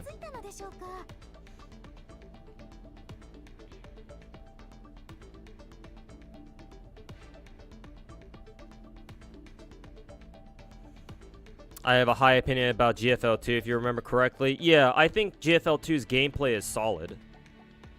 It's easy to get into, fairly easy to understand, at least in my opinion. And there are deeper mechanics if you want to learn them, but they're not mandatory. So you don't have to learn like the ins and outs of the game like you have to with this game, with GFL 1 and GFL 2. Sabrina Mod 3 looks cool. I actually don't know if I've even finished Sabrina's Mod 3.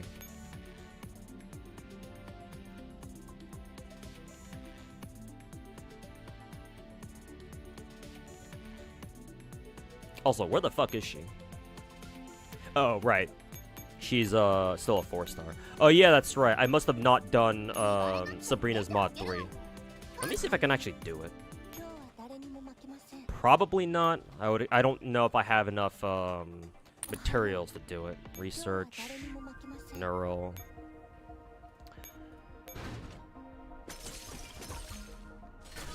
Yeah, I don't think I'm gonna have enough neural shards, I think. Oh, maybe I do. Maybe I do. I don't know if I'm gonna have enough XP though. Also, the base looks very different from what I remember. Where the fuck do I go? Dorm? Yeah, dorm. Dorm, we have to go to number 3, because she's on Echelon 3. Was she on Echelon 3? No, maybe she's on 4. 4? Maybe 5? Yeah, she may be 5. She's not here. So, go here. Yeah, there's Spaz 12. And go here, warehouse. Actually, no, not warehouse. No, gift. Yeah, gift. I don't know. When did I get these skins? Maybe they were freebies.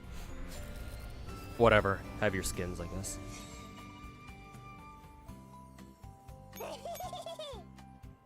And then this is for MP 443.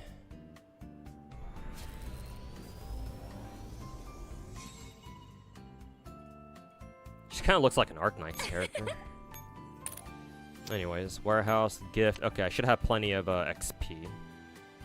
There we go. Boost her. Constantly having to go back and forth is a fucking pain in the ass. So, Spaz Mod 2, complete. Okay, it's just 2,000. I think I was thinking of the neural chip cost for upgrading 5 stars to 6 stars. That shit is really expensive. But I guess for 4 stars to 5 stars, not too bad. And give her that. Back out again, and this should be mod 3 right now. There we go. Just get some new skin out of it too. There we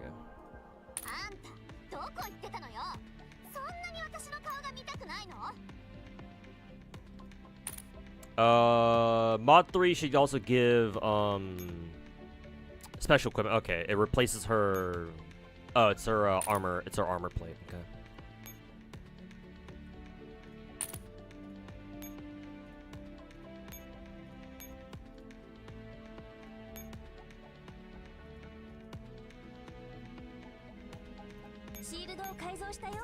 This is still Terrace's art, really? Also, this is a new skin. I haven't seen this one yet. Pretty good. Very Gooner, deliciously Gooner Chinese New Year skin. I would assume. But this is still Terrace. He definitely updated his art then. It looks a little bit sharper, I guess.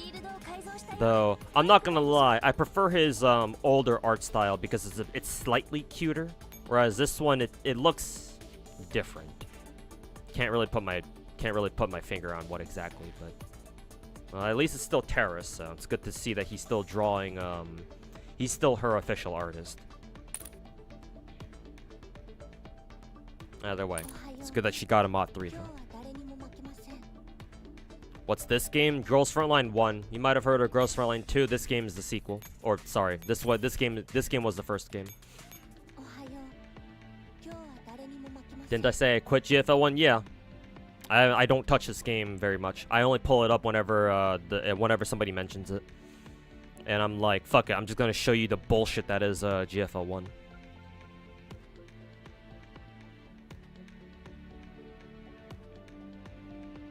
Am I still keeping up with this game? No. I quit this game last year. It's just, this game is way too much grind in order to try to keep up with the game entirely. So I was like, nah, fuck it. I've had enough of this game. It's the only gacha game that I felt like, oh nah, this game is just too much. It's just too much grind. So,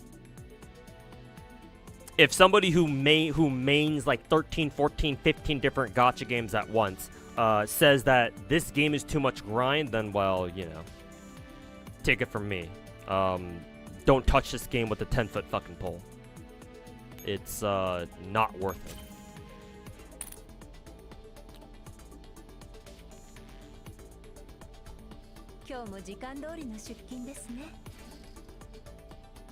Show Negev? Oh boy!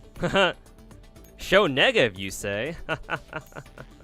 Yes, that's definitely not going to piss off some people.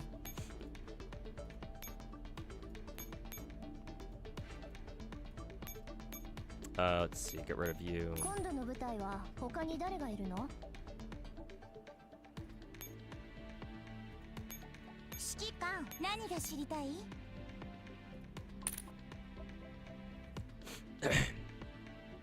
Show Negev. Well, here you go.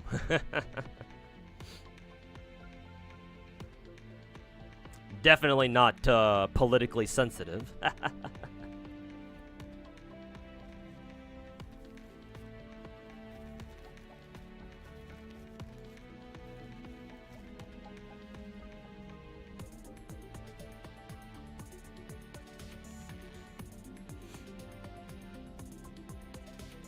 The black skin was neat. Yeah, this one is probably one of the best skins in the game.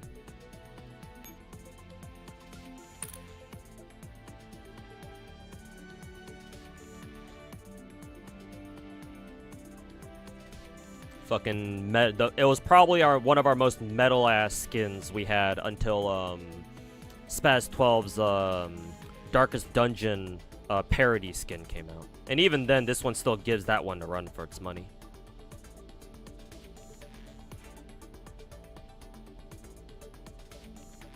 Demon Queen skin's cool though. Yeah, the Obsidian Princess, or I don't know what it's called in the other servers, but yeah. This skin is fucking fire. Always was, still is. Do you have advice for somebody who's barely starting GFL 1 asking for a friend? Don't play. Get out while you still can.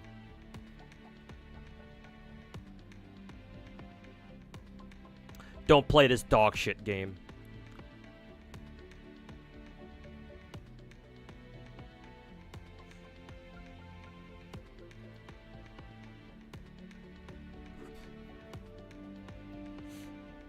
Wasn't it actually from the same batch? Maybe, actually. I don't remember. But it could have been, actually, now that you mention it.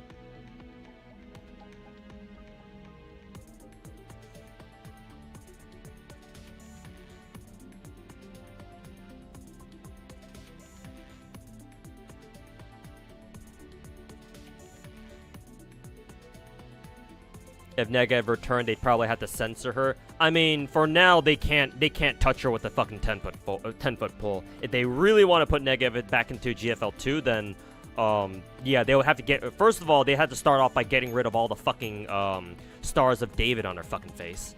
Oh, and on her, uniform as well. They gotta get rid of all that shit. Honestly, considering the fact that they changed, Latara's original weapon type from pistol to machine gun, going from GFL 1 to GFL 2, I guess I could see them doing something similar with Negev, where instead of having her still use the Negev, she could use a different weapon.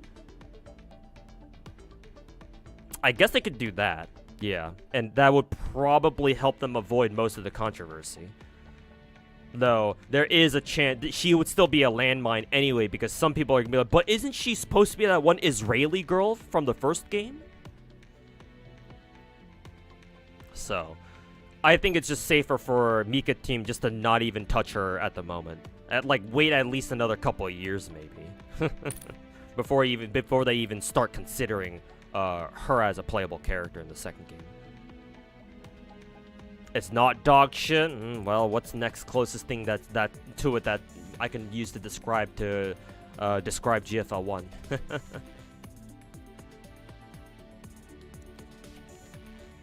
If it ain't dog shit, what is it? Cat shit? How's the skin monetization in GFL 1-2 compared to Nikke?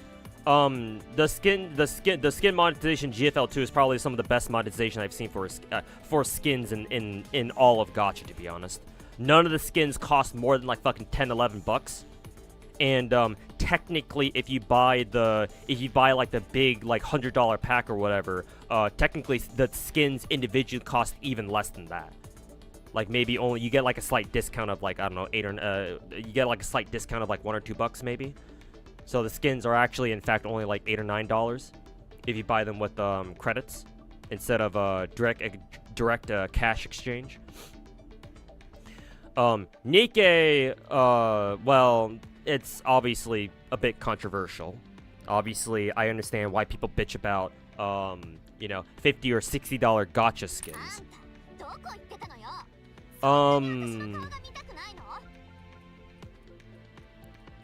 If you're asking about this game,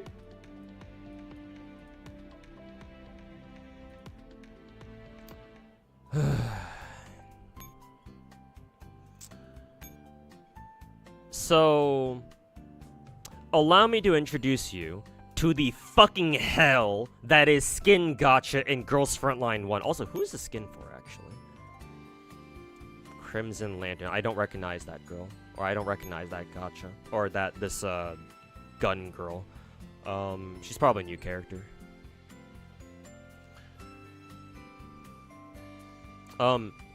This game has a skin gacha.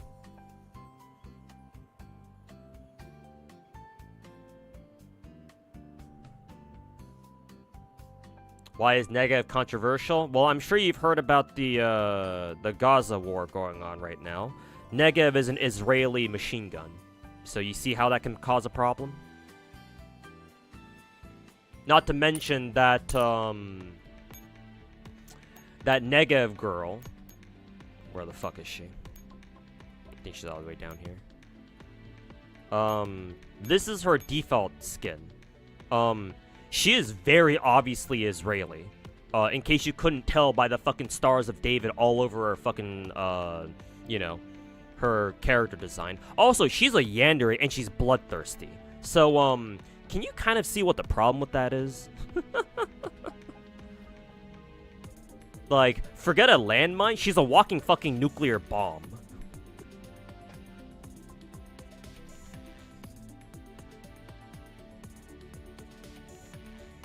So, ain't no fucking way this character is gonna be put into the second game. At least not anytime soon. And if they still want to anyway for some godforsaken reason, they have to heavily redesign her. Like, they gotta get rid of all the fucking Stars of David. Honestly, they should probably change what weapon she uses, too. To, like, something that's not like, a non-Israeli, weapon. Because the machine gun she uses is an Israeli-developed machine gun. The Negev machine gun. It's named after, what, a region in Israel? The Negev Desert? I think it's a desert. It's, like, some sort of region in Israel. But... like, her base design, this girl's base design is like, it fucking screams Israel. So like, I wonder what will happen if Mika Team put this girl into the second game. I don't think it would end well.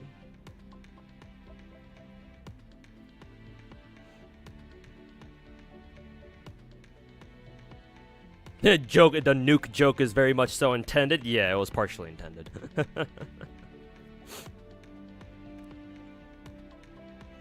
Uzi can pass. Yeah, Uzi can probably pass. Yeah, a lot of people aren't even aware Uzi was the Uzi is a was originally an Israeli gun to begin with.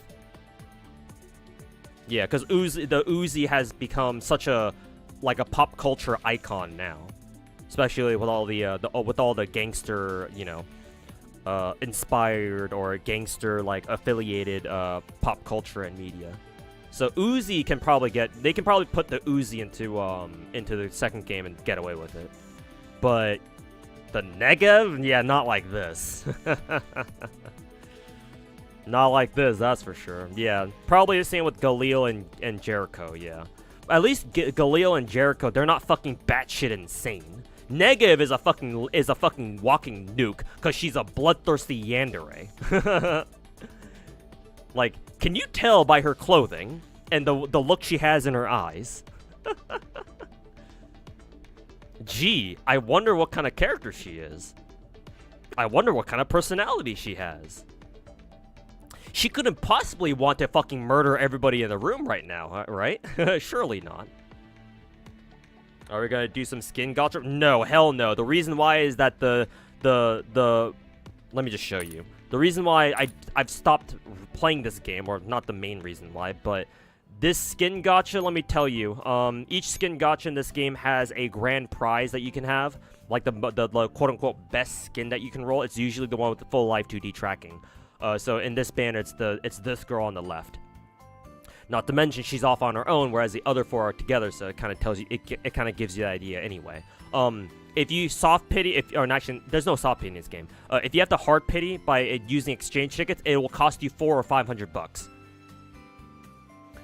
Let me repeat myself in case you misheard me. The live 2D skins in this game for the skin gacha cost $400 to $500 depending on how much you have to spend. So get fucked. Desert Eagle, and I guess technically Deagle is Israeli, but that also people forget that Deagle is originally Israeli. Most people think, most people who aren't like intimately familiar with firearms or like firearm history will just be like, oh, the Deagle is American, right? Because the Deagle shows up in so many like American like shooters, so.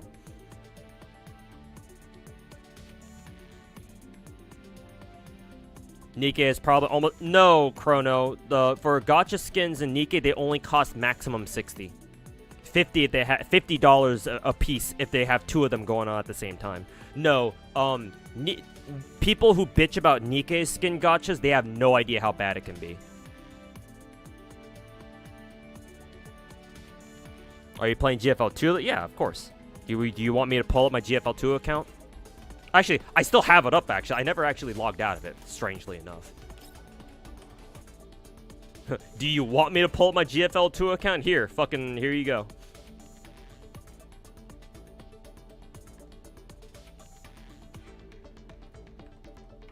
I got my receipts.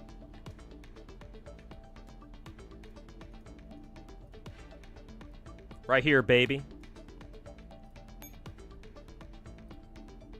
Hey, look, I have Y2K in both games, and I married both of them.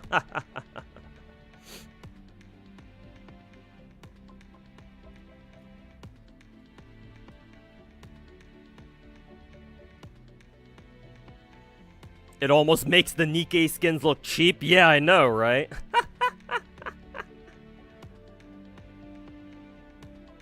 Yeah, Deagle also is pop culture now, basically. It's got like that whole pop culture phenomenon. So yeah, people will easily forget that Deagle, that the Desert Eagle was originally Israeli.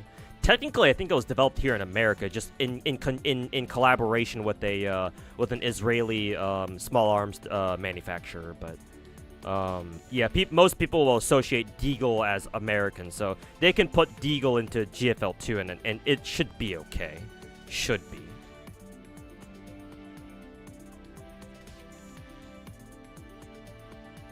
Gotta go sleep now. Alright, Shimazaki, take care. We'll see you next time. Can you show the skin system in GFL 2? Yeah, simple. If it even has a system, go to the shop and here's all your skins that you can purchase. Yeah, here you go. Here's all the outfits. Very easy. There are some limited skins, unfortunately. I think, for example, Zhao Hui's skin here, her Race Queen skin, is also limited. So once it goes, it goes. You have to wait for it to come back. But a lot of skins are still perma. Actually, yeah, I think a lot of skins are still perma. But some of these skins are definitely limited. This one was free. So they just straight up give you skins for free sometimes. Well, they did that in GFL 1 too. Not as often, I think, but they still gave us free skins from time to time. But yeah, there are still some limited skins. But bro, like the most expensive skin you're gonna have to buy is like fucking $20. And again, if you pay, they notice how they give you two different payment options.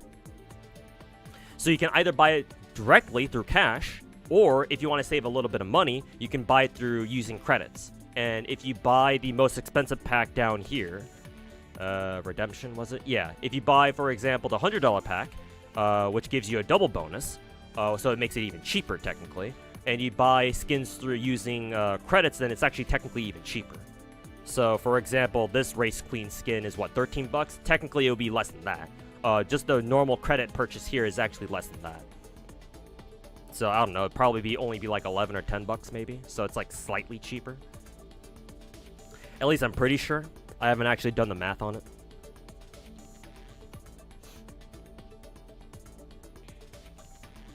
But this game's skin system is way fucking better. Way more customer friendly. It's just that the first game, GFL 1 in the first game, the actual gacha system is actually far better, because in this game, this is a much older gacha style. You don't really see this gacha style anymore. But back in the day,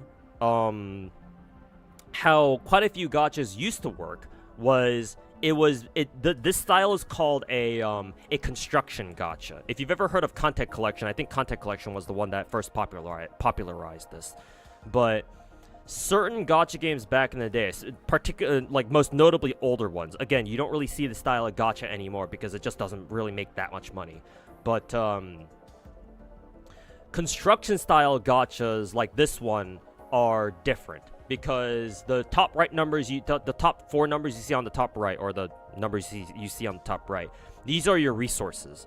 And in a construction gacha, when you want to build a character, because that's what you literally have to do, you use all 4 resources. Like, you input a recipe basically, and then and you pray that, you know, you get whoever it is that you're looking for.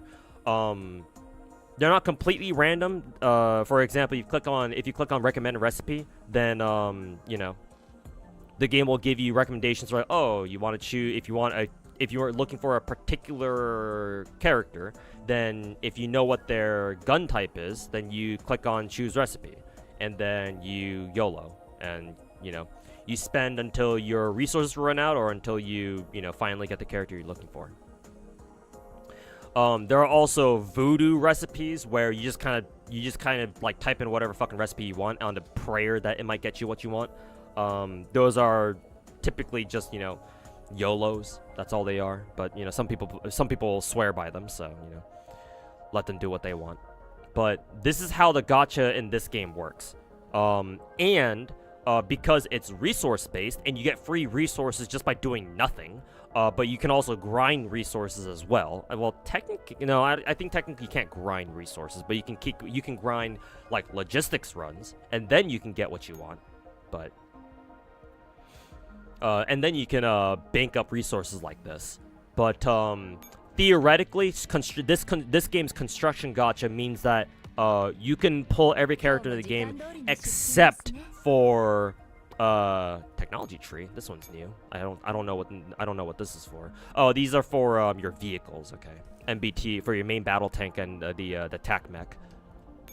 I quit the game before they introduced those, so I have no idea what those do. But let's see. Yeah, you can theoretically get every character in the game except shotguns, because they require a completely different construction gacha, and it's quite literally 10 times more expensive. Heavy constructions where hopes and dreams come to fucking die. So good luck. If you're looking for a 5-star shotgun, pray you get them early. That's all I can say. But outside of heavy construction, if you're just doing normal and yeah, you have a lot of resources, chances are you should get them.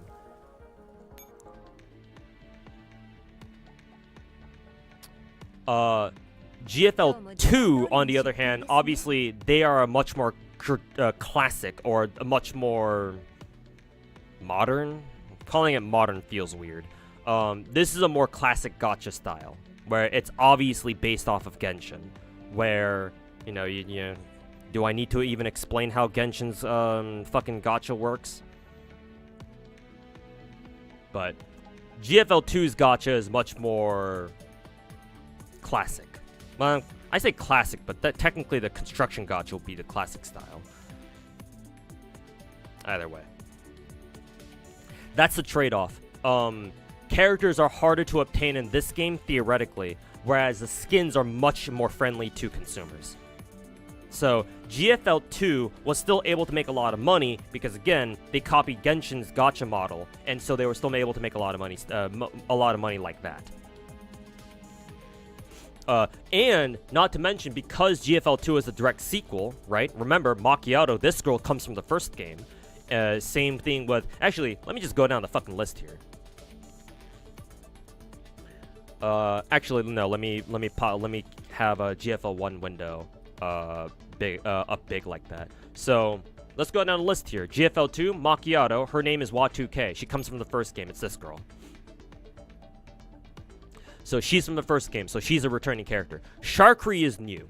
She is a unique character to the second game.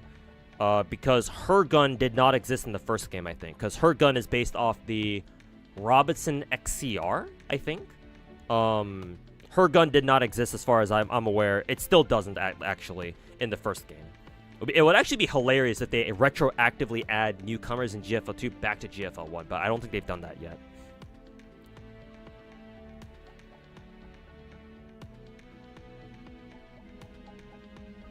But Sharkri is new. She's a newcomer. Tololo, I refuse to call her that. I call her AK Alpha. She's obviously from the first game. She was known as AK Alpha in the first game. Hence why I call her that. because I don't think Tololo is a great name for her. I think it sounds weird. But AK Alpha is for the first game, and I can show you. Let me just go down here real quick.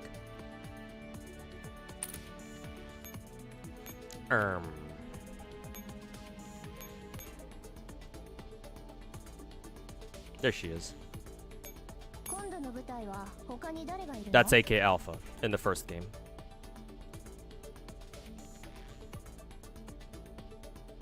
She basically looks the same. Funnily enough, she also has a lolly skin, but that's the only skin she has. I'm very surprised they decided to bring back AK Alpha. I don't know if she was that popular of a character in the first game, but I guess they wanted her in the second game, so here she is. But AK Alpha was from the first game. Paratia is new. She's a unique character. She's a new character to this game. However, the gun she uses is actually not new. This is one of the funny parts about these two games, because her gun is featured in the first game. However, it's a different character using it. So I actually have no idea what the history is behind these characters. Where is she? Because Paratia in GFL 2 uses the PKP. I don't know if it's the actual, because there are different variants of the PKP. Either the PKP Pecheneg or something else, but where the fuck is she? Oh, she's right here. I didn't recognize her. I didn't recognize her because of her skin. This girl uses the same gun that Paratia uses, or a very similar gun at least. So maybe they're technically two different machine guns, technically. But actually, no. Now that I look at them, now that I'm trying to compare them, they probably look a little different. It's probably not the Pecheneg, but it looks similar.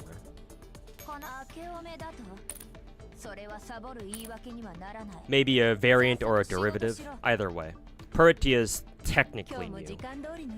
Spaz 12 is obviously a returning character, and we were talking about it just earlier.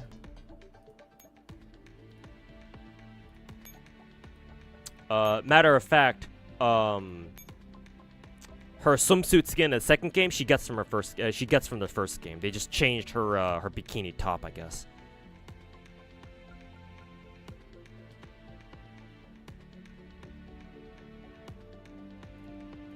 I haven't even used the double bonus. Yeah, I haven't bought the $100 pack yet. I bought everything else, but not the first one yet, or not the $100.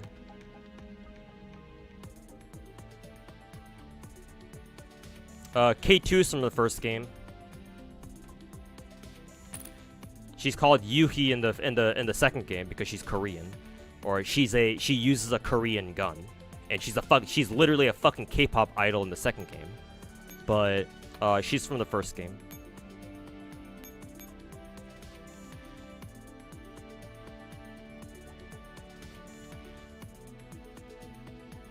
Right here.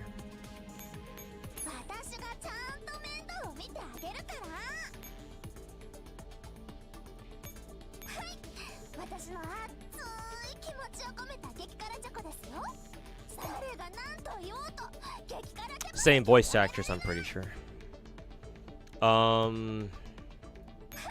The skin she has in the second game is, I think, unique. I think the one that's closest to the one she has in the first game is probably this one. Even still, it's still quite different.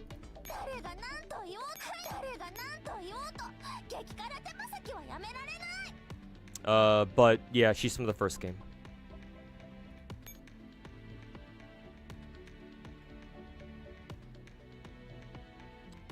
Hence why I still call Yuhi K2 in the second game. 416 is definitely from the first game. I don't think I need to tell you that. But, you know, I'll show her off anyway. Right here. Oh, matter of fact, her, God, she has so many skins that I don't have. Matter of fact, her skin in the second game is basically a redesign of this skin from the first game. It just looks more gooner in the second game. Her space-themed skin, I guess. Because I believe the skin she got in the first game is was part of like a an outer space themed skin banner or something. Skin gacha skin banner or something. But this is where she gets her skin from. I mean, you can tell because of the bottom half. She's got the same frills around the top of her thighs and everything. And the same black sleeves, I guess. So basically just an adaptation of her of this skin from the first game.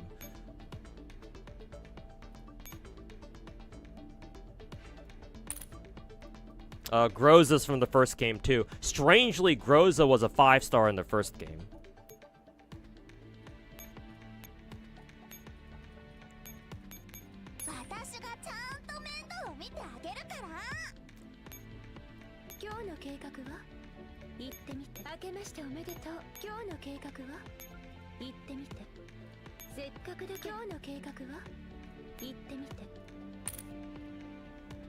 Yeah, Groza was a 5-star in the first game. So imagine my surprise when I realized that she was demoted down to a 4-star in the second game. Sort of disappointing, but you know, I'm praying that maybe they'll upgrade Groza's rarity back up to a 5-star where she should be. But who knows if they'll do that. But Groza's from the first game. I think I showed off Changzhou last time. Changzhou is also from the first game. Right here. She was known as QBZ-191 because that's the name of the gun she uses. The Chinese military, the Chinese army's newest standard issue rifle. So, of course they had to add her back in. But Changzhou was from the first game. She was actually a latecomer to the first game. Actually, I think she arrived in like year 4 or year 5. She was one of the more recent characters that I remember picking up back when I was still playing. But I mean, it's understandable that she's back in the second game, because you know, go China. KSVK is from the first game. However, she's actually very different in the first game. But technically, I believe lore-wise, it should be the same person. I heavily prefer KSVK in the first game, though. Where the fuck is she is the bigger question. Let's see. Rifle. Oh, she has a mod 3, so yeah, she's up here. This is KSVK in the first game. So, actually, let me show you her default outfit. Yeah. So, actually, no. Technically, this is her default, but then this is what she turns into after her mod 3, I believe. So you can really see the similarities. But yeah, apparently KSVK is in a very different body in the second game, because remember, these characters are robot girls, so they can go through different bodies if they want to or if they have to. I much prefer KSVK in the first game, so I'm not really a big fan of her redesign, but I'm still glad she's back, because I did like her a fair bit in the first game. But that's KSVK. And she goes by Dushiv Naya in the second game, but I'm still calling her KSVK. Vepli's new. She doesn't exist in GFL 1. And I believe her shotgun doesn't exist in the first game either. So she's a completely new addition. Maybe her shotgun exists, but I don't remember GFL 1 having a lot of shotguns that have detachable box magazines. We have a few, but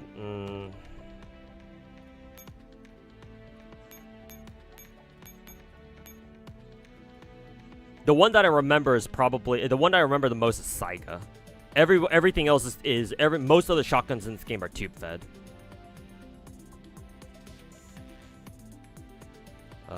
Actually, technically, M26 can be box fed, but that's a weird shotgun, because technically that's a fucking underslung shotgun, like a master key. And it technically, no, it does have a magazine, but it's meant to be a fucking underslung shotgun. But they put her into the game as like a fucking standalone shotgun, because you can use it on its own if you give it a stock, which is really weird, but it's possible. Are there any other magazine fed? Oh, A12 is technically magazine fed. And she's known as Lind in the second game because she's our most recent CN GFL2 character, so she's back. So like A12 and Saiga and who the fuck else? 512 is a lever action, I think. Is she a lever action? No, that's a fixed stock, so she can't be lever action. But she's definitely what, pump shotgun? I would assume she's a pump shotgun. I'm assuming that's a pump, but could be wrong. Looks like an older shotgun too, so that's gonna be harder for me to identify. Oh, USAS. USAS is magazine fed. The You Suck at Shooting 12 is magazine fed. And that's pretty much it? Yeah. Everything else is either tube fed or something. What was Nova? No, Nova. No, yeah, Nova is a fucking shotgun. Yeah, because it's in Counter-Strike. 612 is a weird one because it's like a rotating fucking revolving cylinder type thing. It's really weird. For those of you who play Rainbow Six Siege, and you've played what?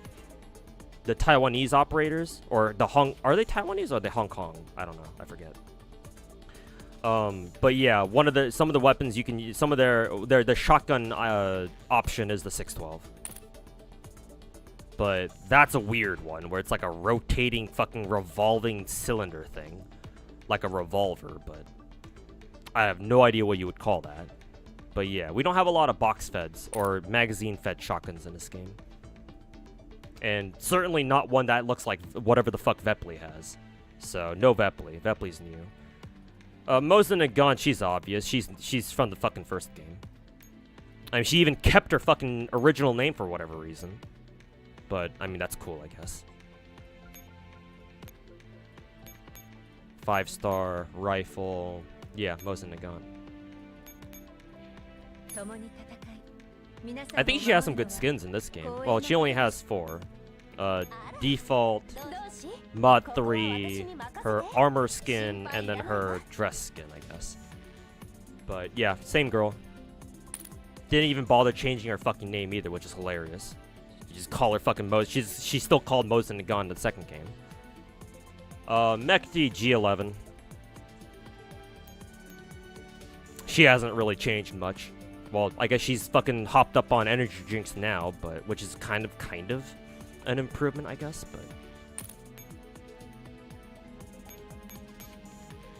but G11's from the first game, cause she still hung out with the 416 and the others, UMP 45 and 9 in the 404 squad, so they still hang out together. Where the fuck is she? Oh right, she's not a 5-star anymore. She's a 6-star. Right, I forgot. And she's already part of one of my echelons. Yeah. Yeah. So squad 404 squad right here. Ignore P2000. But G11's from the first game. Excuse me. God, she has a lot of skins. Everybody loves Sleepo Beepo, I guess. Actually, no, she had her fucking energy drink fucking tick even in the second game, or even in the first game, because that's how she got it. That's how she got her mod 3. Just chugs a whole bunch of fucking Red Bulls, basically. But yeah, she doesn't even fucking dress all that differently in the second game either. Basically the same. I guess she just dropped the knee pads, I guess. But G11's very obviously from the first game. Lotta's a weird case because she herself is new, but the gun she uses is very obviously, at least to me, is very obviously a relative of a gun that we have in this game. Because the gun she has, I know she had, this is the Battle Pass version of it, but the gun she's supposed to use is called the M1 Super 90. The gun that GFL 2 has is the M4 Super 90. Yeah, I think it's the M4 Super 90. She's only a 4-star in this game. 4-star shotgun M1014. Yeah, the M1014. This is the militarized version of the M4 Super 90. So this is her sister technically, if you want to consider it that way. Also wedding skin. But yeah, I'm actually very curious to know if Lada is actually related to M4 Super 90 or technically M1014 in any way. I mean, they both have long dark hair, I suppose, so maybe there's a connection. But their guns are definitely related, because Lada uses the M1 Super 90, M1014 in the first game uses the M4 Super 90, which another name for the M4 Super 90 is the M1014, because I believe the M1014 is the military designation of the M4 Super 90. But same family of weapons, basically. Or relatively. It should be the same manufacturer, at least. So she's sort of like a half case where the character is new, but the gun technically isn't. But weird case. I can see it going either way. MP7 is from the first game. That's a very obvious duh right there. Strangely, she has the Groza case where she was a 5-star in the first game, but for some reason they downgraded her as the 4-star. Again, I hope they upgrade her back up to 5-star where she should be. But this is MP7 from the first game.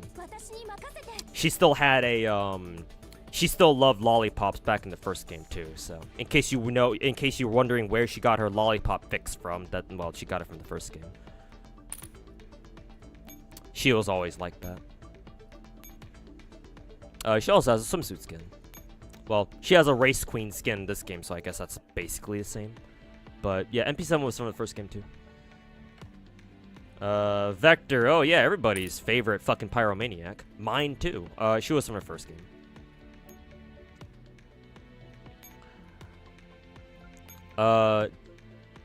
Did Vector have a mod 3? No, right? I don't think she ever got a... No, maybe she did. Did she? Let me check. Maybe she actually did get a mod 3. She might have, actually. Fuck. No, she didn't get a mod 3. Or at least not that I know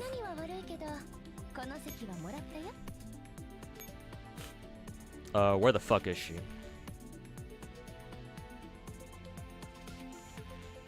No, she didn't, and she's already part of a squad, or up above. No, Vector was from the first game.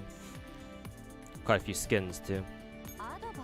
And her skill in the first game was also basically she chucks a molly. So they basically didn't fucking change her at all in the second game. They just adapted her to the second game, and now her Molotov fucking literally nukes the entire map. Molly. She has quite a few skins in this game or in the first game, she was very popular back in the day. Or technically she still is. Default, wedding skin. This was a skin that came from a collab that the game had with Tom Clancy's The Division, surprisingly enough. Cause she and 416 were the two main characters, I think. So yeah. She has a skin from that collab, which is very out of left field, but I mean, still pretty cool regardless. Halloween skin where she dresses up as a literal cat girl. I guess a dress skin? I've never seen this one, so this is a new skin. It looks like she got a new a second live 2D, just a Japanese kimono themed one, so that's cool. Wedding skin is still my favorite though, for obvious reasons. So yeah, glad she's back in the second game. Miss Draymond. Type 95. She's from the first game. Duh.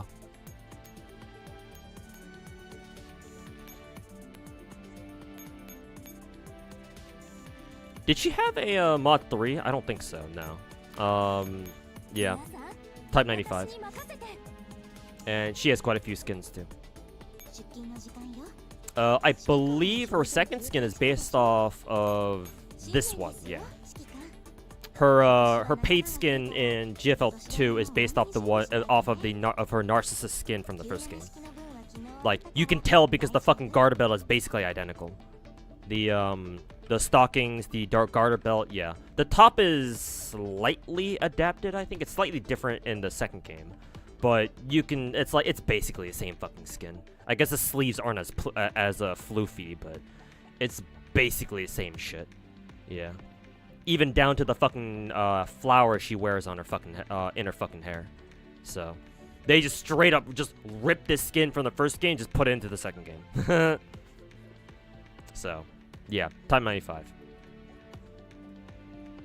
Suomi, yeah, duh, she's in the fucking first game. It's this well, I almost called her a bitch. Is this girl right here? Same skin too, by the way. They didn't fucking change it at all. They just said, hey, this skin's good enough. Hey, put it in the second game. All right, cool. Let's make money. Can we see K2? I already showed her from before. Yeah, Suomi's from the first game. Exact same fucking skin too, by the way. They also love this girl too, because every single skin she has, except for her mod 3, I guess, is live 2D. 3 different live 2D skins, by the way. They fucking love this girl. I guess it's true. Asians do love blonde girls. But yeah, it's like, hey, where'd she get one? This was a random ass skin. Well, no, not really. She had it in the first game.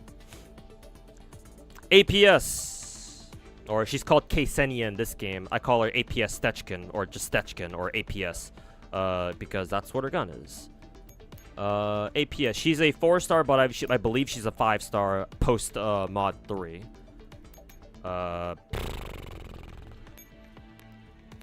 5-star handgun, yeah, right here. This is her wedding skin, by the way. You can tell it's her because she has that dumb-looking lightning-shaped ahoge on her fucking head. Oh, and also she uses the same. She still uses her same pistol too, but you can tell it's her. And then mod 3, and then her wedding skin. Same girl. I don't really like how they redesigned her in this game. I mean, I know she's a starter, so it's like, well, you know, starter character designs aren't really that attractive on purpose, but still, they did APS fucking dirty in this game, at least design-wise. Character, like gameplay-wise, I don't know how good she is. I think she's a fire character, so I think she's like a fire support, but I don't know. She's kind of like KSVK for me, where I much prefer her in the first game, because in the first game she's very strong. Because she was, or she is one of the handful of like rate of fire buffers in the game, and rate of fire buffs in the first game are really fucking strong. Because typically you pair handguns with sniper rifles, and the main weakness of sniper rifles is that they don't shoot very fast. So you give them rate of fire buffs, and well, in turn you give them pistol supports where they have rate of fire buffs. And APS was one of the few that had them, or APS was one of the handful of handguns in the game that gives rate of fire boosts. Yeah, rate of fire increased by 24%, and then her skills also give even more. At least I think they give more rate of fire. Yeah, her first skill does. Yeah, increase all allies' rate of fire by 25%. So, not only that, but she just looks better in the first game. But still glad that she's here in the second game. Though I don't know when she turned into such a fucking money grubber though. Because she wasn't like a fucking money grubber in the first game. Because like none of her skins suggest that, you know, she's a fucking, you know, she cares about money. Well, actually, in this skin, she's holding red packets, and those things have money in them. So maybe she was always a little money grubbing gremlin, I guess. But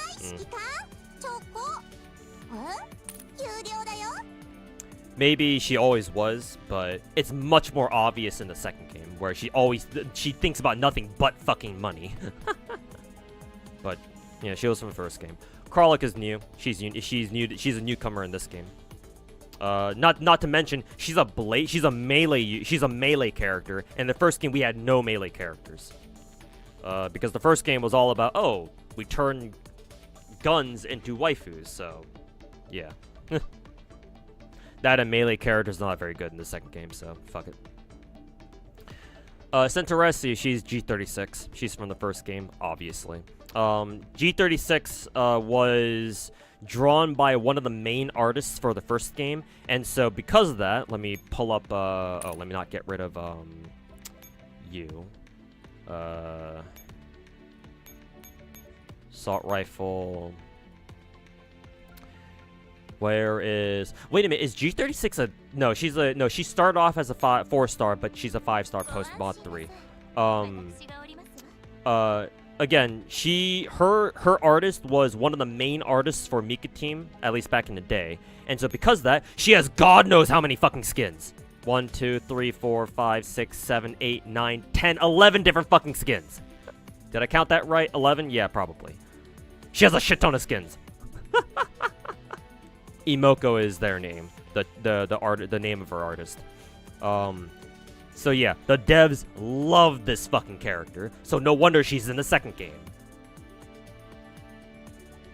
Original design, mod 3 default, and then she has, let's go down the line. A yukata skin, a lolly skin, a swimsuit skin, a wedding skin, another lolly skin.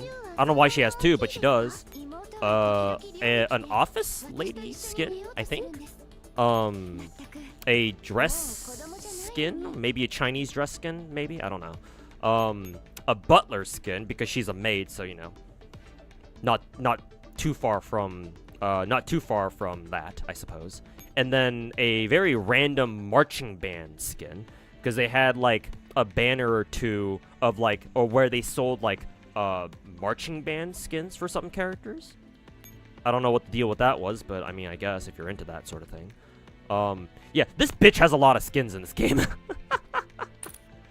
Again, because her artist was one of the main artists for Mika Team back then. So yeah, no fucking shit they were gonna put her into the second game. Still a maid, by the way. Still using the G36. Litara is a weird one because she herself is not a new character. She actually comes from the first game. What's weird about her, though, is that they changed her gun type. Or they changed her weapon. Originally, she was just a 3-star handgun, I'm pretty sure. I don't even think I ever leveled her up, too. Yeah. WKP. I don't even recognize what gun she is. What is she, Polish? She used a revolver back then too, so she used a very old fucking weapon. Actually, I'm actually kind of curious. What gun does she fucking use? WKP? What nationality is that? Or what country did it come from? WKP pistol. Does it even have a proper Wikipedia entry? Let's see. The Kampfpistole. So, oh, German. Okay. Single shot, break action. It's a fucking flare gun! No wonder she's holding that fucking flare looking thing. So, it wasn't even a fucking real, like an actual firearm. It was just a flare gun. What the hell? Well, I guess that makes sense why they changed her fucking, weapon then. Not exactly gonna be killing anybody with a fucking flare gun, but, you know. I guess with that sort of attitude, you can't. But yeah, Litara's a strange one because she was in the first game, but she used a completely different weapon. A fucking flare gun of all things. I mean, I guess, you know, having a fucking squad automatic weapon is a little bit better than a fucking flare gun.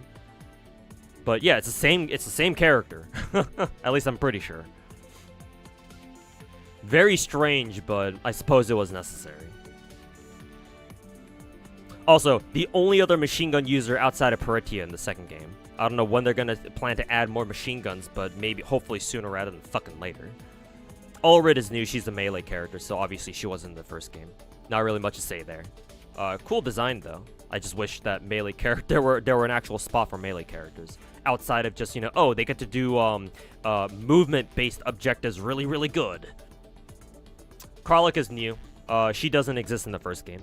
Kind of surprising too, because you know she's a fucking 50 cal sniper rifle user. We do have a lot of 50 cal sniper rifle users, but Nemesis, her gun itself does not exist in the first game.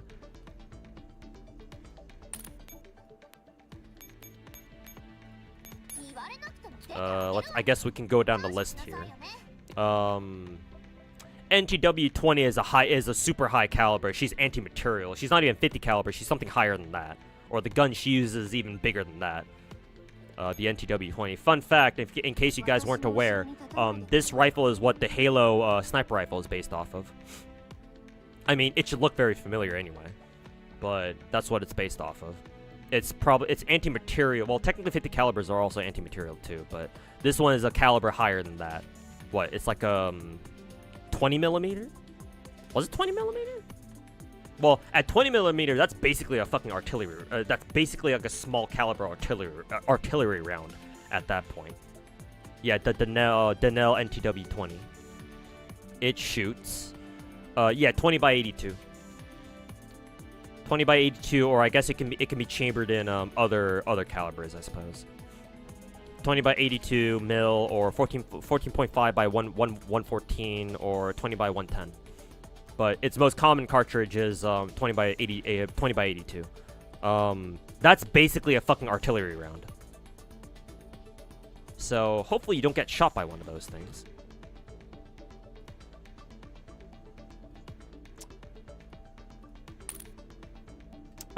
Let's see. What are other high caliber, super high caliber rifles that I'm aware of anyway? I think the Gepard M1 is also... Yeah, this one should be also a really fucking high caliber one too. It's probably like a World War II World War II rifle though, like an anti-tank rifle. Let's see. Gepard M1 rifle. Yeah, it's anti-material. Is it German, or it could be some? It could be another. It could be from another country. Oh, Hungarian. Oh, right. The Hungarians know how to make a couple of good rifles, because I think that's where the Lynx came from too, or that's where the Lynx 50 caliber bullpup rifle comes from too. So actually, I shouldn't be surprised. Oh, it's 50 BMG. Okay. I guess I suppose it can also shoot a higher caliber than that too. But 50 BMG, so I can technically consider it a 50 caliber. So that's also another 50 cal. Type 56? No, that's basically a repeater. What does Rico use again? Do we know? Actually, I don't even know what Rico's sniper rifle is. I don't think it's a 50 caliber though. At least I don't think it is. HS-50, this is a 50 caliber. I think it's British in country of origin. Pretty sure. Yeah, HS-50. British. I think it's a British 50 cal. Should be.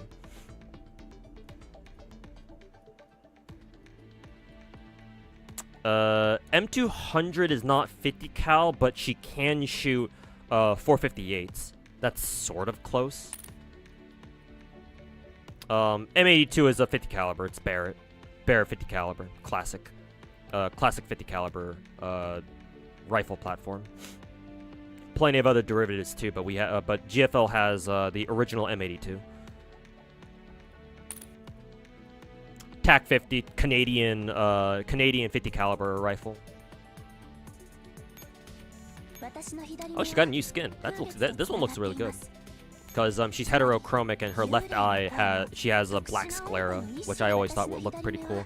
It's most obvious here because usually her left eye is covered by her bangs, so it's kind of hard to notice. But here it's very obvious.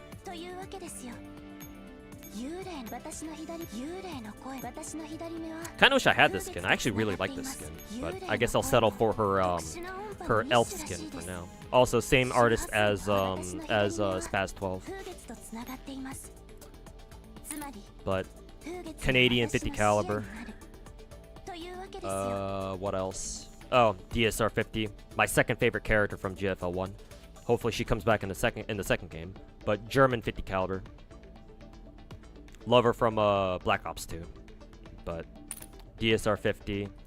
IWS, I believe, is also another she should be anti-material. I believe she's an Israeli anti-material.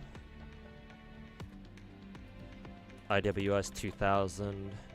Oh no, not Israeli. She's Austrian. Manufactured by Steyr. How do you pronounce that?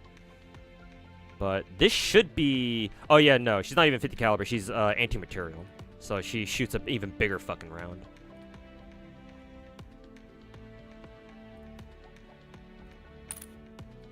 Very similar uniform to Negev, so I got duped. M99 should also be a 50 caliber. I believe she's Chinese because she has a lot of Chinese skins. M99 rifle. Actually no, she's not Chinese. She's Barrett. She's American.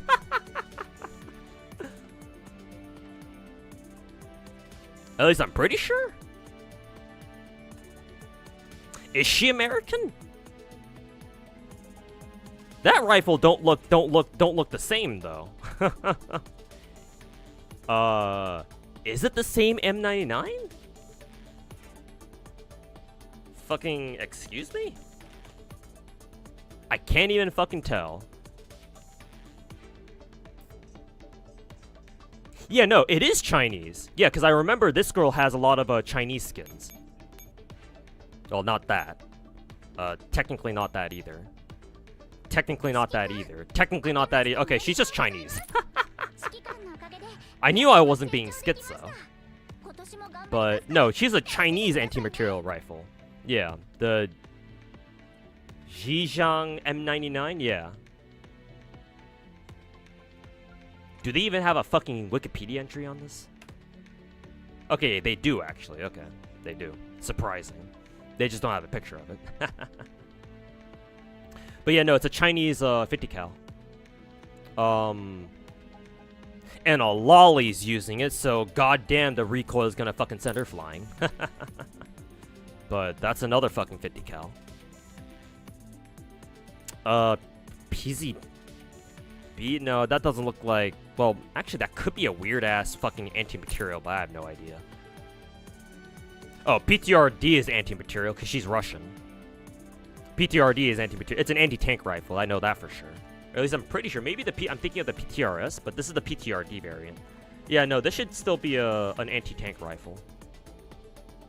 Yeah, PTRD 41. Yeah, this was definitely a fucking Russian anti-tank rifle. Use it to fucking shoot panzers and shit. Yeah, 14.5 by 114. PTRD is definitely anti-material. Here's the links that I talked about earlier. 50 caliber Hungarian bullpup rifle. C14? I don't think you use a fucking 50 cal. Yeah, you're a more standard fucking 308 or something. 308 or 330. Oh, ZVI Falcon. This one's a fucking anti-material. Two round anti-material. ZVI Falcon. And it is Czech. From the Czech Republic. Yeah, that shit is anti-material. Well, actually, it still shoots 50 BMG, actually, so... well, 50 BMG is still anti-material, but... not quite a fucking full-ass artillery round, I suppose. I don't know, maybe you can consider 50 cals to be artillery rounds at that point. Model 99? I don't think she's... yeah, no. Unless it just shoots a really, really huge fucking caliber. You never really know what these older rifles. Sometimes you'll see an elephant gun and like, oh, that's just another rifle, but you know, then you realize that its fucking barrel is fucking like twice the size of a fucking 50 cal. Tabuk is a surprisingly, I believe it's an it's an Afghan SVD variant.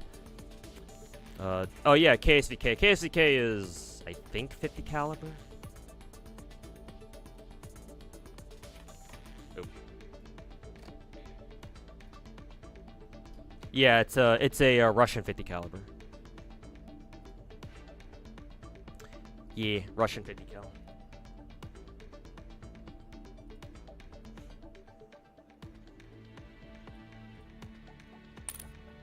From earlier. M76? Yeah, no, an M76 is just another it's an SVD derivative, I think. RD20. This looks like a fucking anti-material. This looks like a fucking 50 cal at the very least. Look at the size of that fucking muzzle brake. Jesus. WZ, I believe she's a Polish rifle. Either Polish or like maybe Czech again.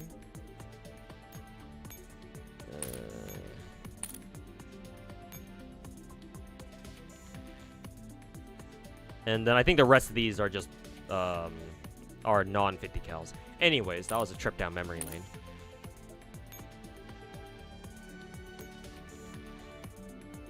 Point is, who is this? Nemesis is not in the first game. I believe the rifle she uses is actually literally called Nemesis.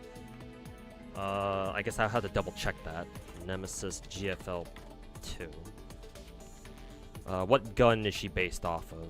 Or what gun is her shit based off of? Oh, the OM50. I believe another name for that is the... What, the Nemesis, I think?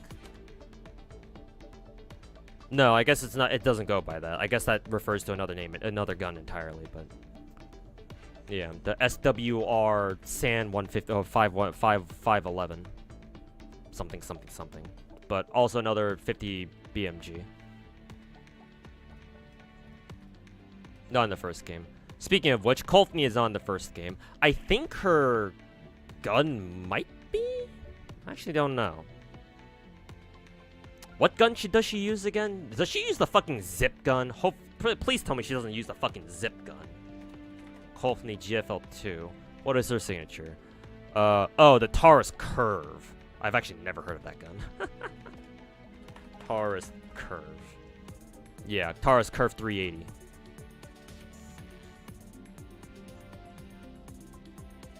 Weird ass fucking handgun. I'm assuming it's designed for concealed carry. But yeah, she wasn't in the first game. I don't even think her gun was in the first game either. So, strange case. Papasha PPSH. She was in the first game. She was actually only a 2-star, so technically she got a huge fucking glow up in the second game. Though she's a free 5-star and she's not that good. So, how much you want to think that's a glow up? I don't know. It's up to you.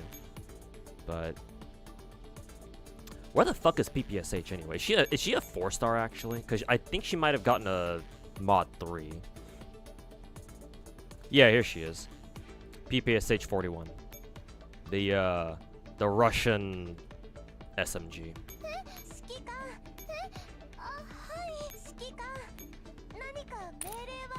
Oh.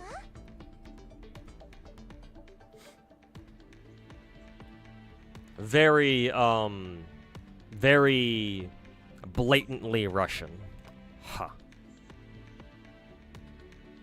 Red Star, medals, the fucking sickle and hammer. Mother Russia. But PPSH was in the first game. Nagant, surprisingly, Nagant was also in the first game too. I believe she's a 4-star now because she also should have gotten a mod 3. Yep. She's called M1895 in the first game, but her full name is the Nagant M1895 Revolver. Same girl.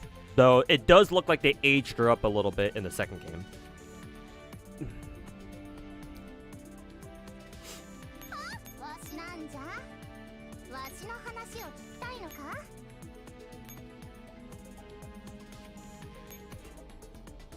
Still uses the same ass revolver. The oldest revolver still in service today, by the way. Is it still in service technically? It's still people still fucking use it. I'm sure it's Russia, or I should say, it's a fucking Russian weapon. So some Russians still use it, I'm assuming. First revolver to take a suppressor actually, because of the way it worked. You can stick a suppressor on that thing and it'll work just fine. Normally you don't want to put suppressors on revolvers because of the way they work, but the Nagant revolver works a little differently, so it can take a suppressor. Xiao Wei is a weird one. She's, I think, another one of those cases where the character is new but the gun is not. Matter of fact, I actually prefer the girl in the first game, or the girl who uses her gun in the first game. I'm pretty sure I know who she is. Wait, hold on. She's not a 5-star. She's a 4-star. It's, Where the fuck is she? Now I know. Now I don't know where she is. Oh, this girl right here.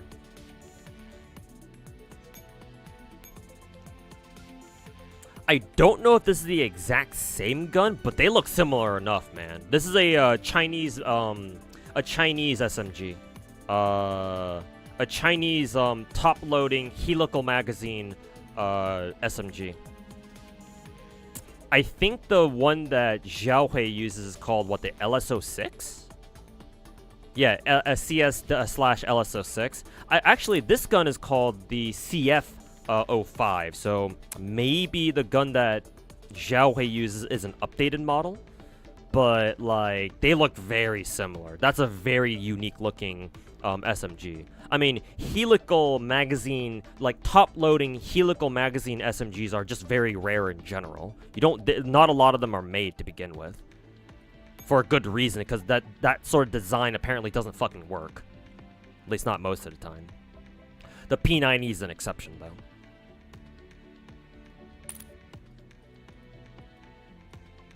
But I actually prefer this girl, surprisingly. So, I guess technically it's not the same gun, it's an updated model, but thought it would have been cool if they put in this girl from the first game into GFL 2, but I guess they didn't want to do that. For whatever fucking reason. Also, very blatantly Chinese. Very blatantly Chinese because, you know, China #1. Anyways, it's all the characters. And you obviously know about other future characters that are already in CN GFL 2, so. Ugh. That one feels like an inverted Bison SMG. Well, I mean, the Chinese did steal a lot of shit, military tech from the Russians, so maybe. Could be.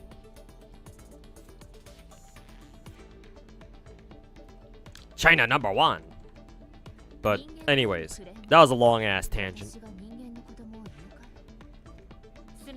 Rico uses an SVD. Oh yeah, that's right, she does. Which is funny because we actually already have SVD in the game. But collabs, so obviously there was going to be some overlap.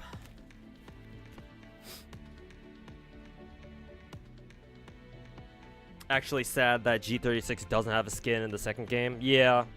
I'm sure that'll change eventually, but just give him some time.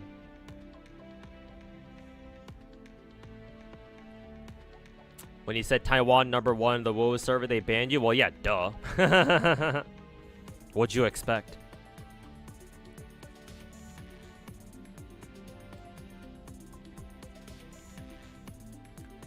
Remember to change game category? Nah, I gotta go back to playing Snowbreak anyway. I just went off on a long-ass tangent. Besides, nobody's fucking streaming Snowbreak, so who fucking cares?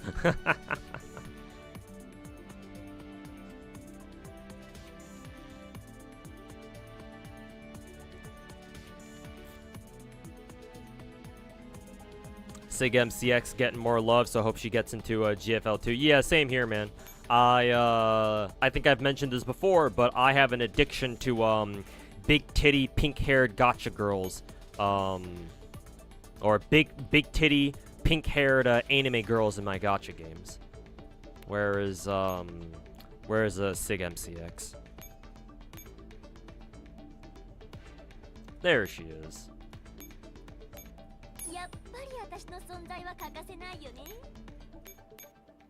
This is kind of a cool skin. When did she get this? But I still like her default the most. Fat titty, pink hair.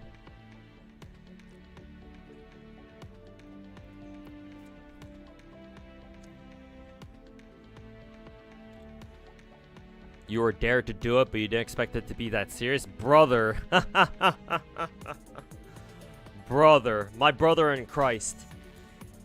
Think about it, bro. You are going into a Chinese Discord server, or at least a Discord server that's managed by a Chinese company. Or at least, you know, on the surface it is. And, you're gonna go in there and fucking say Taiwan #1. I'm not sure if you understand how politically sensitive they are, but maybe now you do. But yeah, I wouldn't advise doing that. But I mean, it's too late now.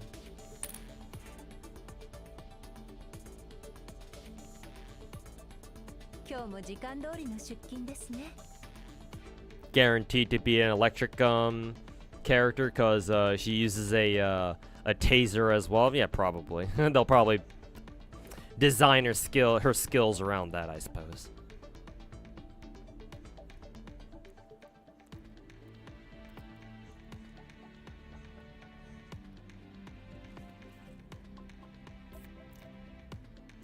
DP12 looking, and apparently she's supposed to be the second game too at some point. Or something like that. Is Winnie the Pooh still a meme, still a thing? Yeah, of course it is. I don't think it's as common, but it's still a meme. People haven't forgotten. Anyways. On to Snowbreak. Oh.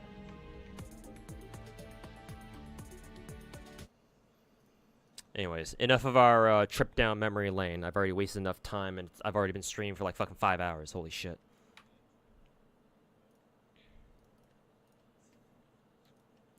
Exit out of that.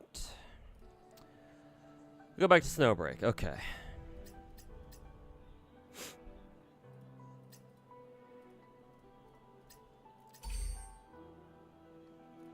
More backpack space. Thank you.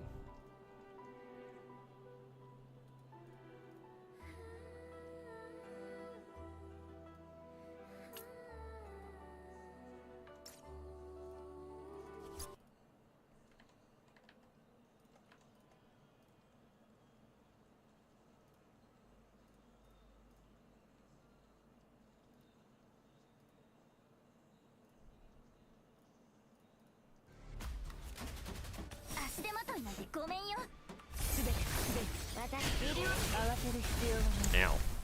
Why the fuck did that do so much fucking damage?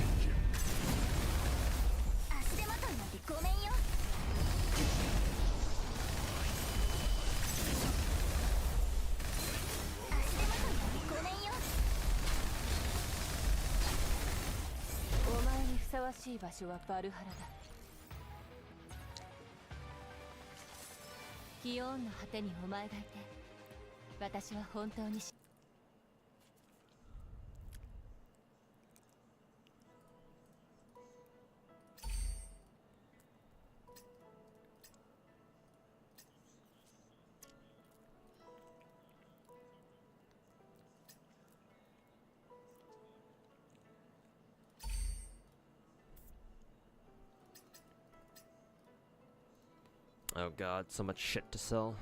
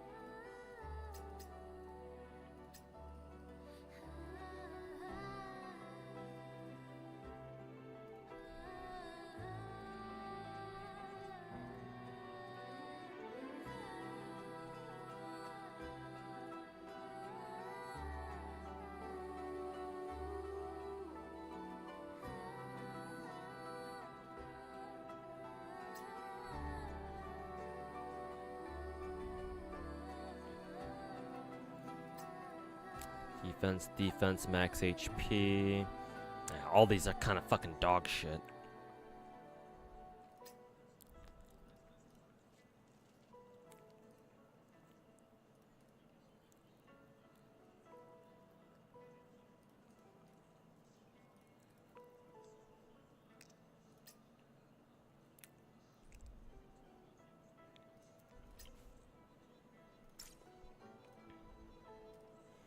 Did you test GFL version of Snowbreak, Project Net? No, I haven't. I've never touched it myself. Maybe one day I'll be able to, but at the moment, no.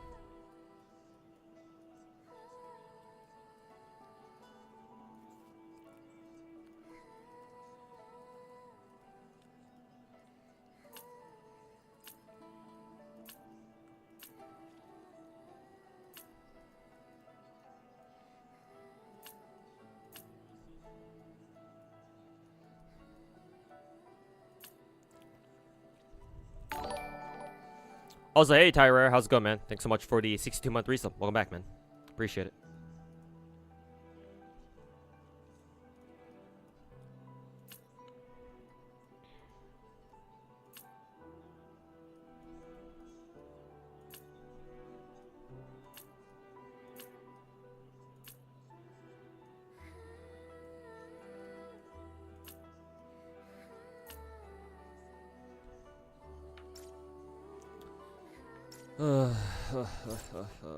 How many games are you playing now?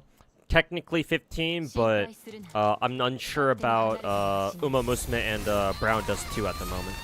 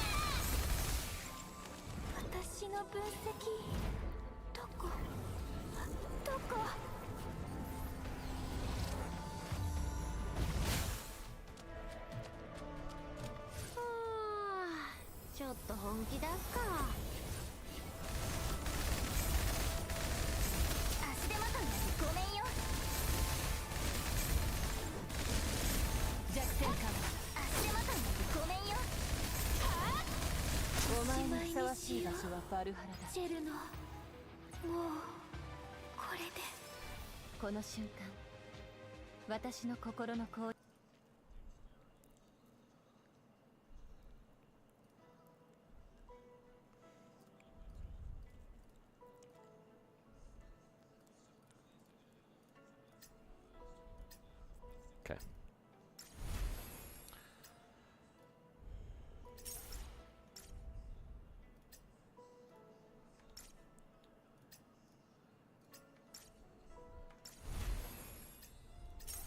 Okay, got all the, what is it? The digicash from those events. So technically I'm already done with that.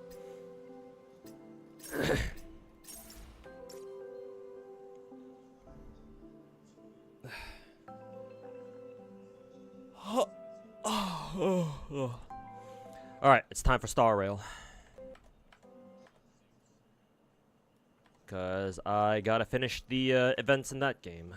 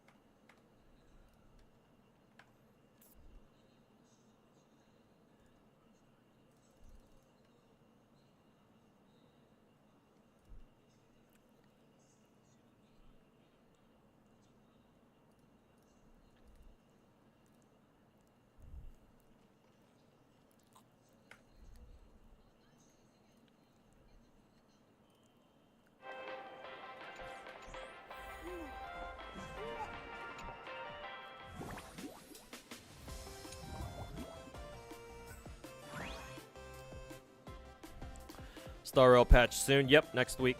Oh, gotta remember to change my game directory as well.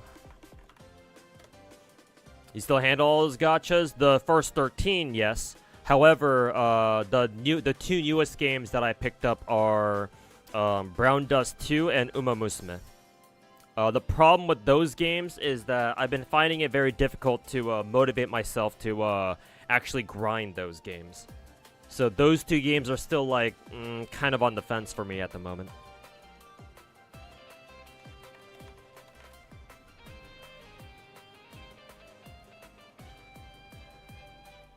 Okay, BRB.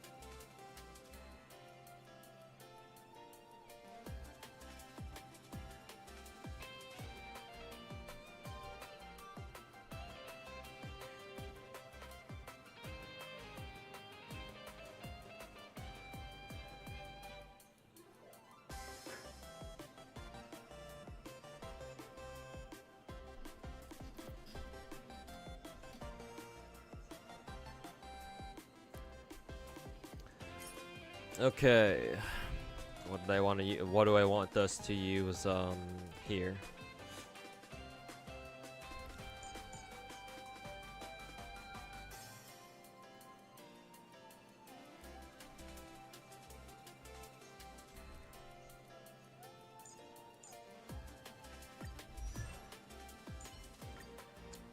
Switch you over back to Harmony. There we go.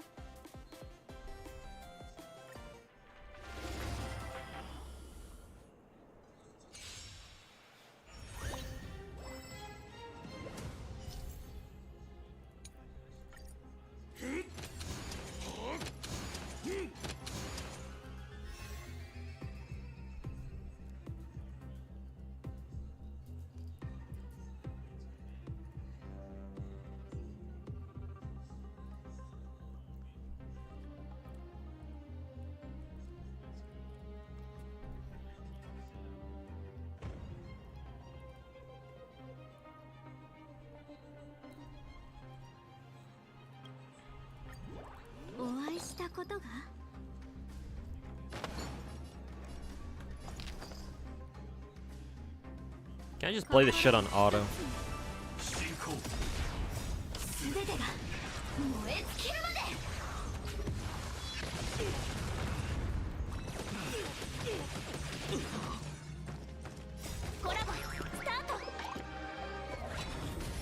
I think technically it would have been a better idea for what was it?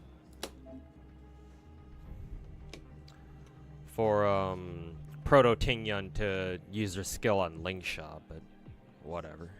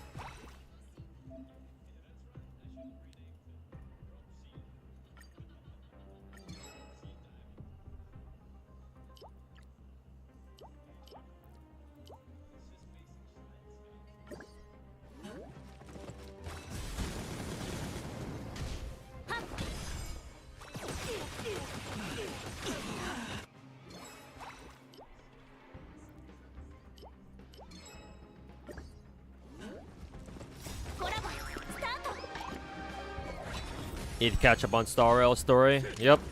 You should do that quick, like tomorrow or something, tonight or tomorrow, because patch is next week. Oh, excuse me.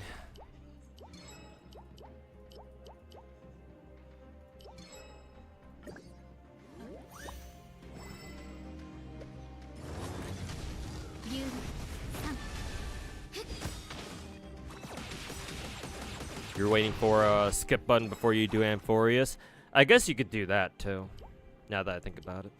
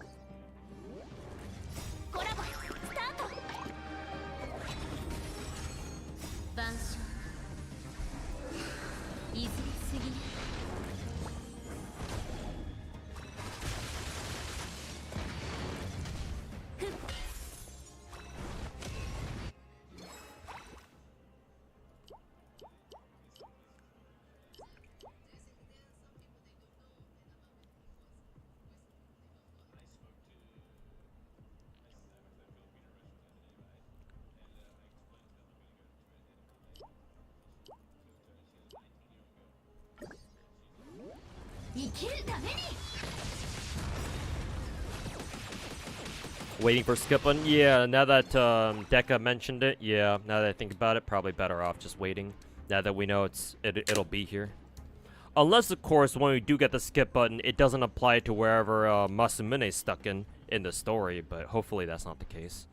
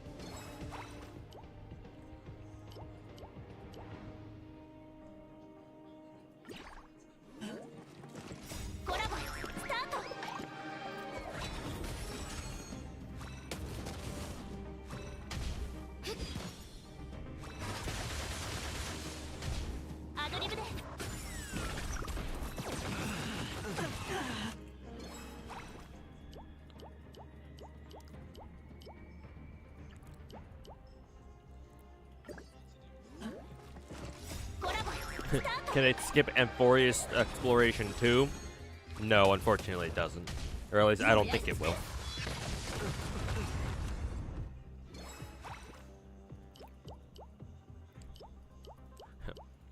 Unfortunately, I don't think that's how it works.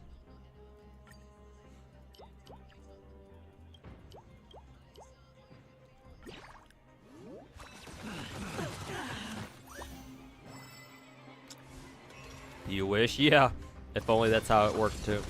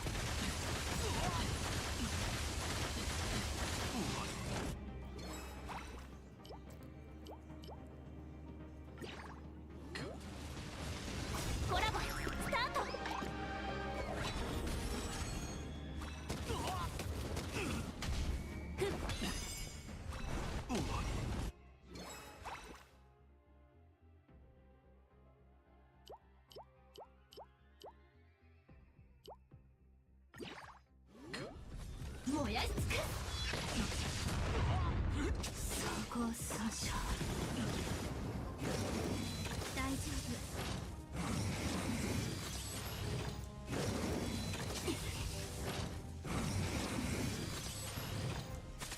有利3。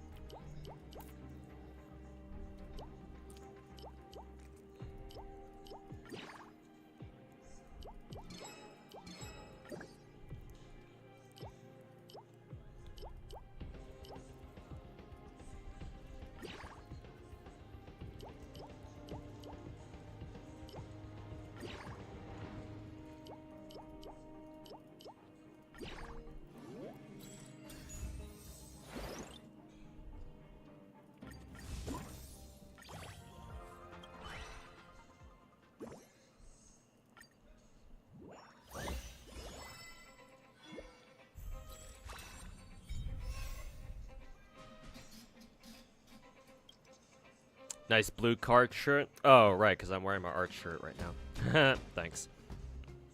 Got it years ago.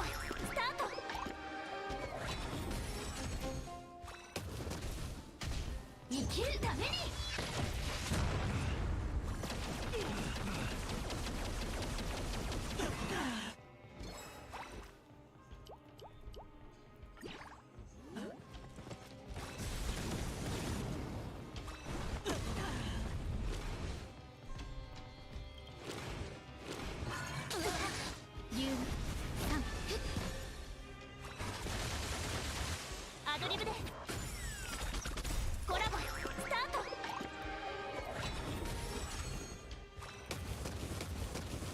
やし尽くす。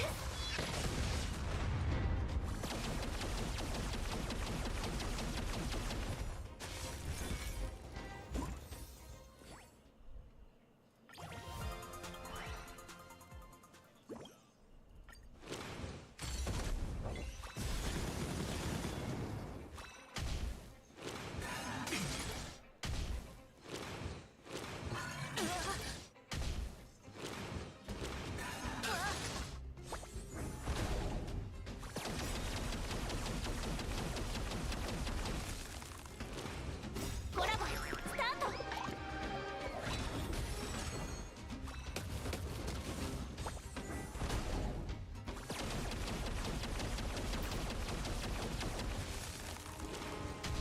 服を分かちましょう。汚れを払わん。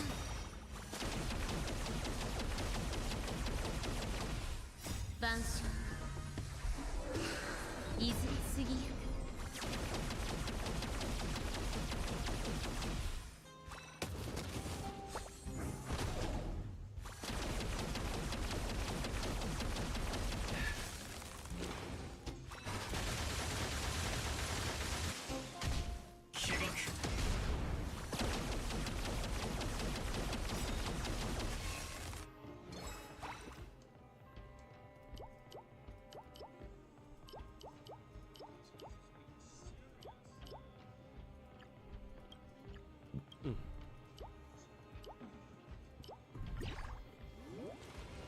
コラボスタート。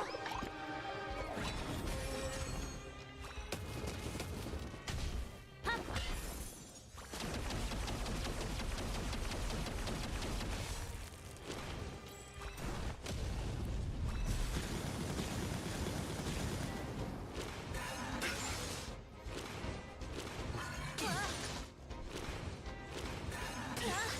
進行。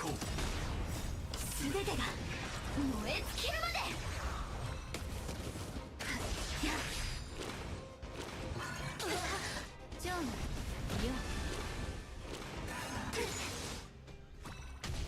清ら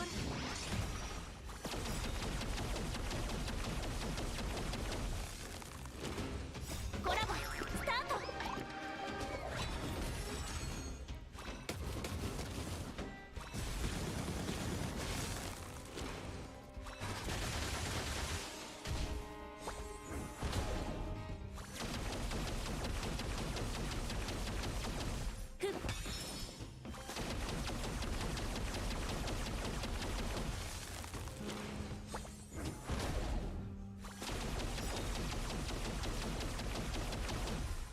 コラボスタート。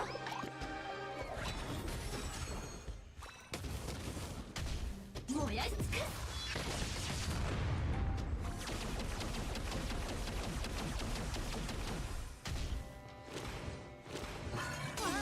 プレイですね。再び舞いましょう。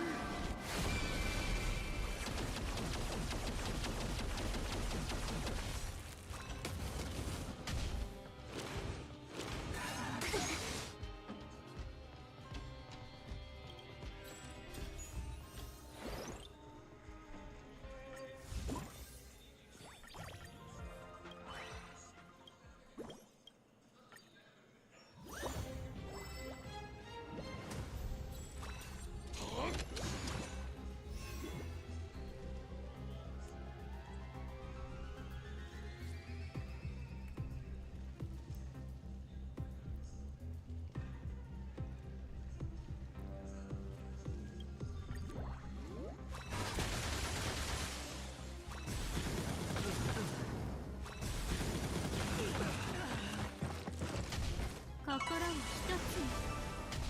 進行。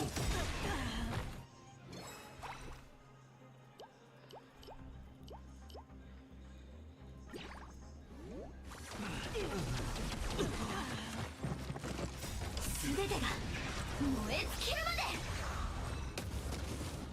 コラボスタート。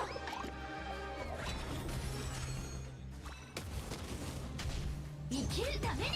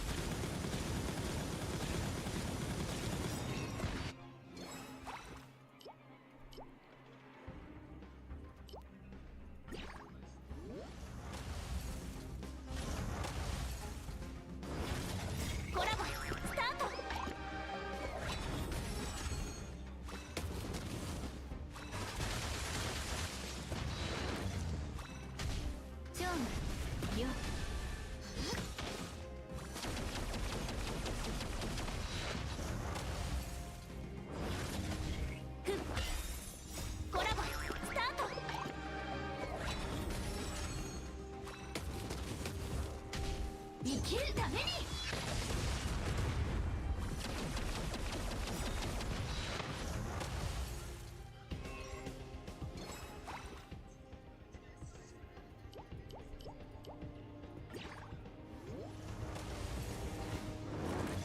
コラボスタート。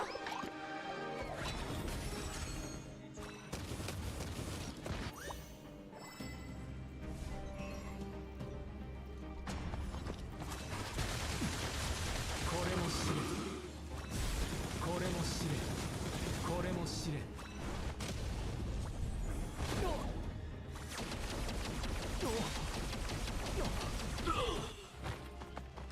コラボスタート。竜これも知れ。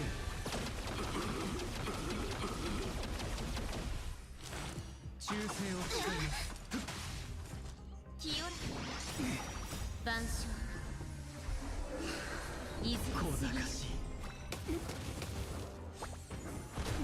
はっコラボスタート。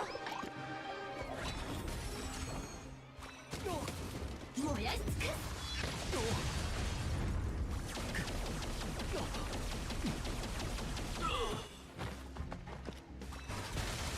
これも知れ。 Have we done the latest endgame reset? Forgot which one it was. I think it's MOC, and no, I haven't done it yet. I've been saving it for stream. I'll get it done after I finish this event, and then I do my weekly, Sim Universe run, because I haven't done that yet either. 小賢しい。開く。これも知れ。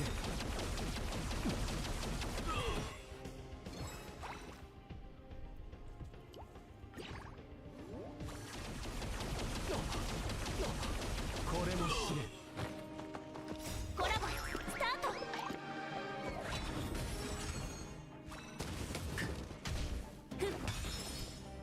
れも知れ。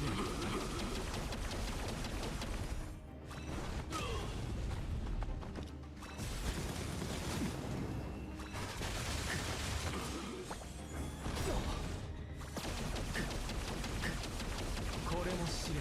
Do MOC once you pulled Kevin, it'll be much easier. Haha, is MOC designed for Kevin? これも知れ。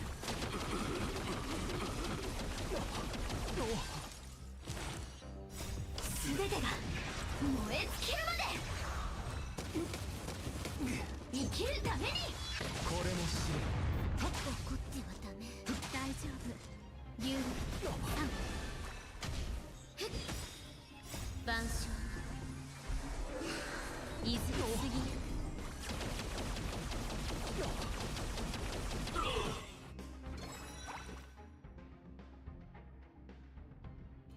Hey, finally got the legendary weapon for these two.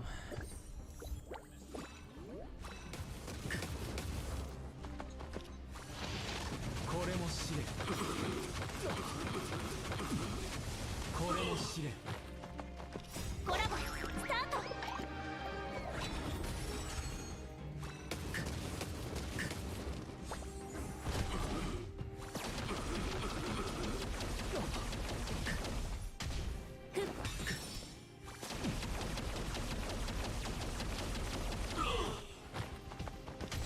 燃やし尽くす。これも知れ。これも知れ。これも知れ。コラボスタート。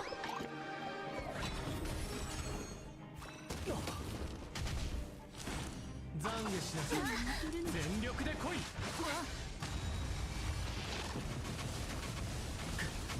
これも知れ。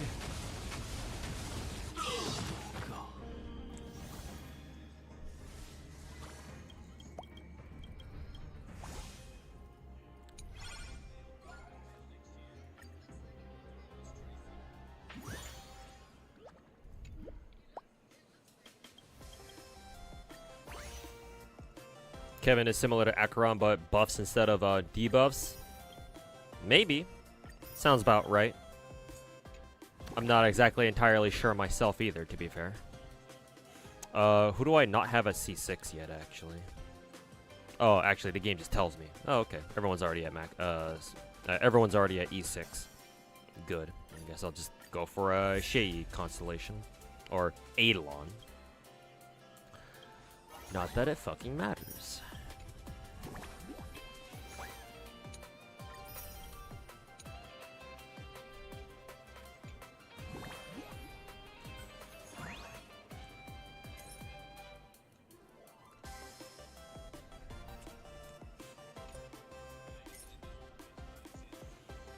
Huh. These are the characters they want us to use? Interesting.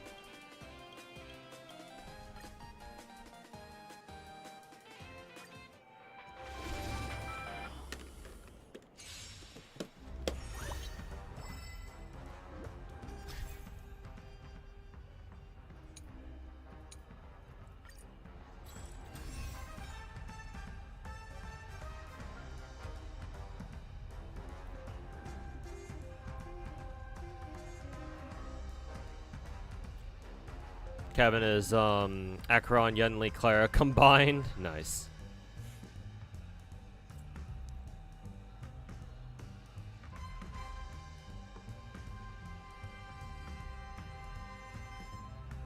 Hate how Star Rail hasn't released new 4-star in almost 10 months. Yeah. Why make 4 stars when you can just make more money by making 5 stars?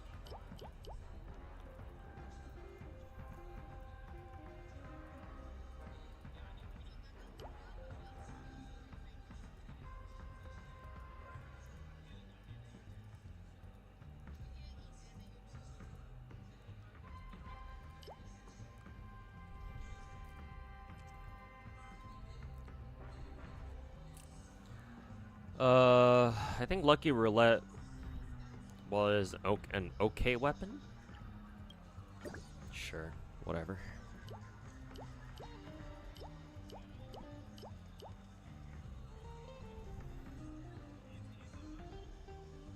Actually, I think I'll take carbonated shooter.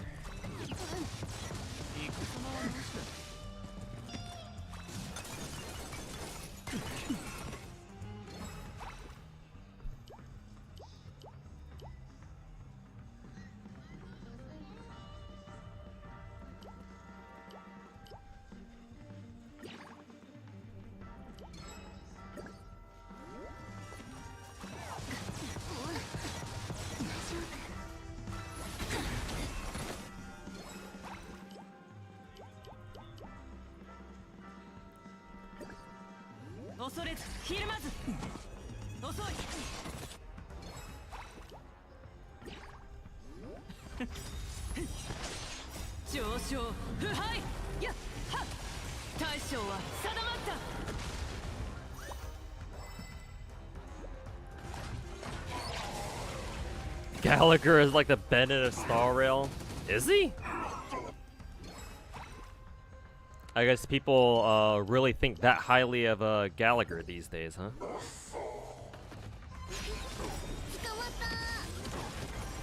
星々の反響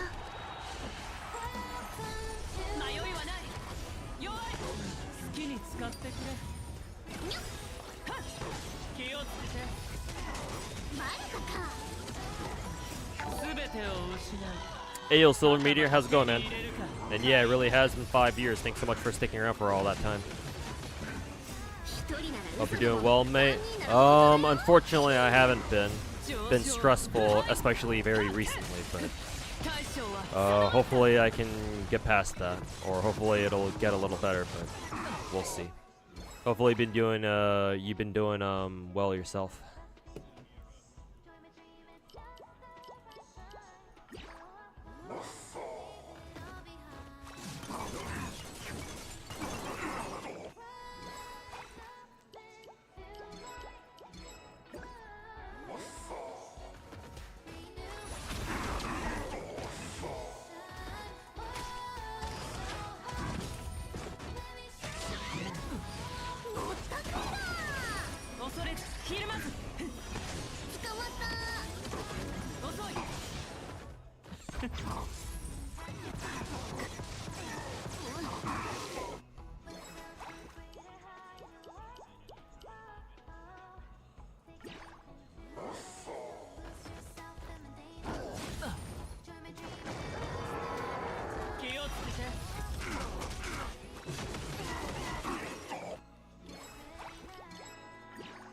Oh, probably should have taken one of those accessories, but...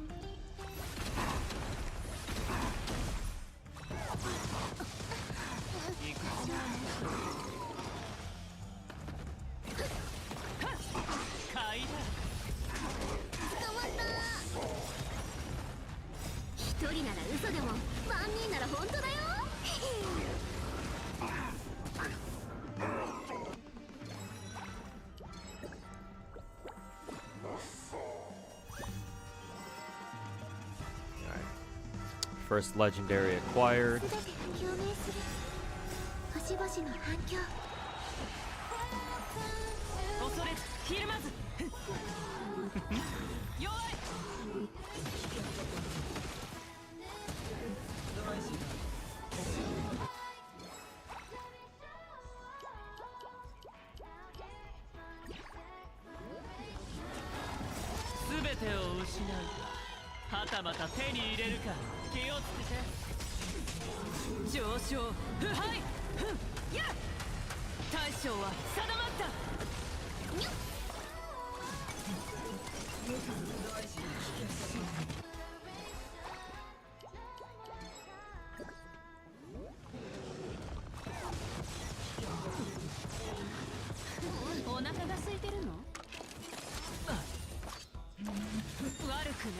買いだ。バレたか。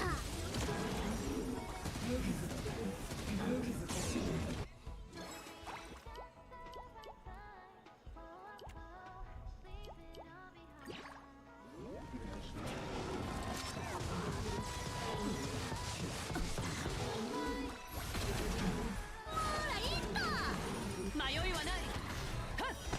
捕まった。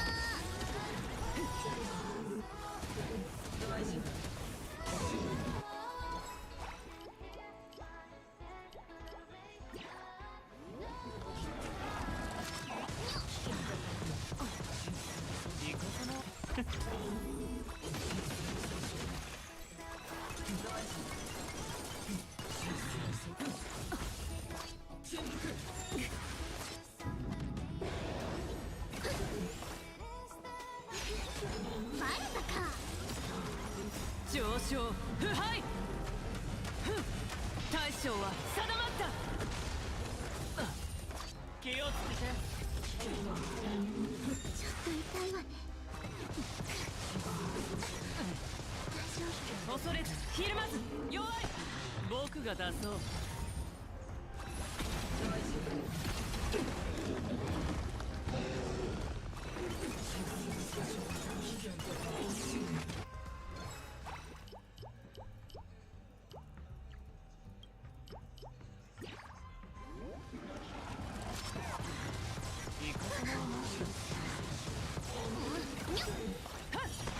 捕まった。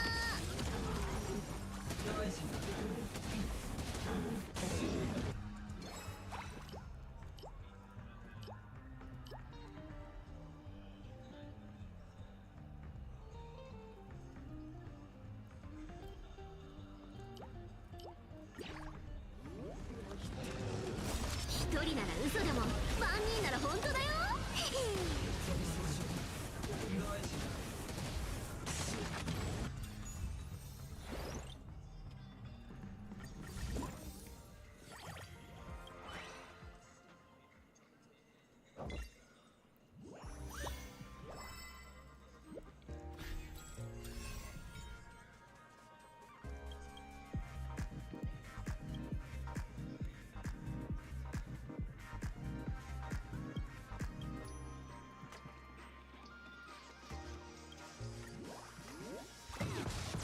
ネズミのくせに。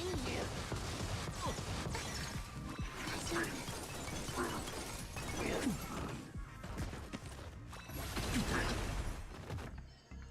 悪くない。夫。すべてが共鳴する。バレたか。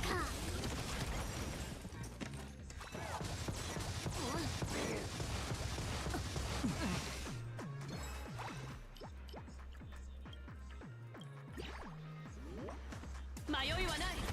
弱い。遅い。すべてを失うか、はたまた手に入れるか。上昇。 Will I pull for light cones next patch? Sabers maybe. I don't know if I'm gonna pull for Kevin's though.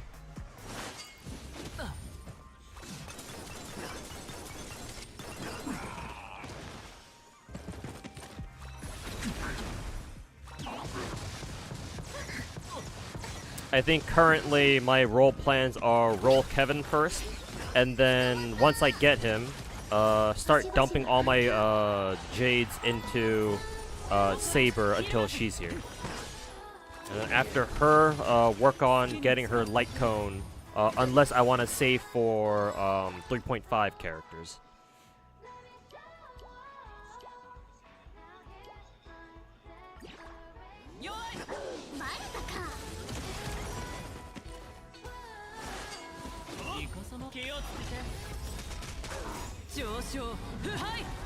I'm locked in. Well, I'm just watching the gameplay itself. Oh yeah, my camera's hiding it, but I have it on autoplay. I'm just watching everything die.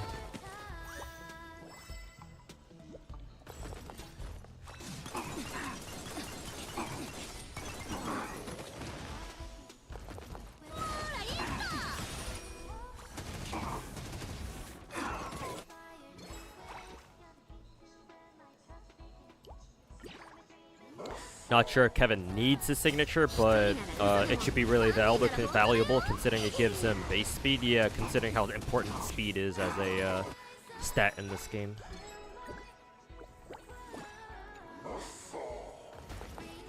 Certainly wouldn't be surprising if it turns out that he's actually, would really benefit from his signature. Then again, technically, which DPS doesn't benefit heavily from having their signature? You know?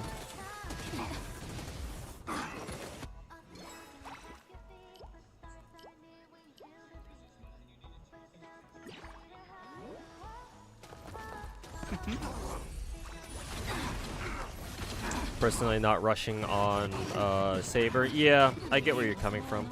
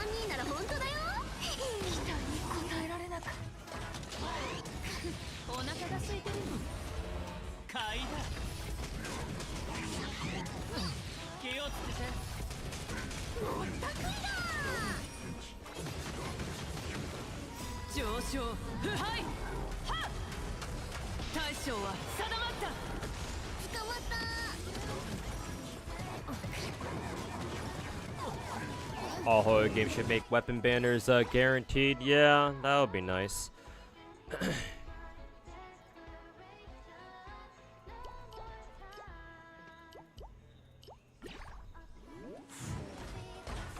Too bad if they do that, then, you know, time to say goodbye to all of our decent 4-star options.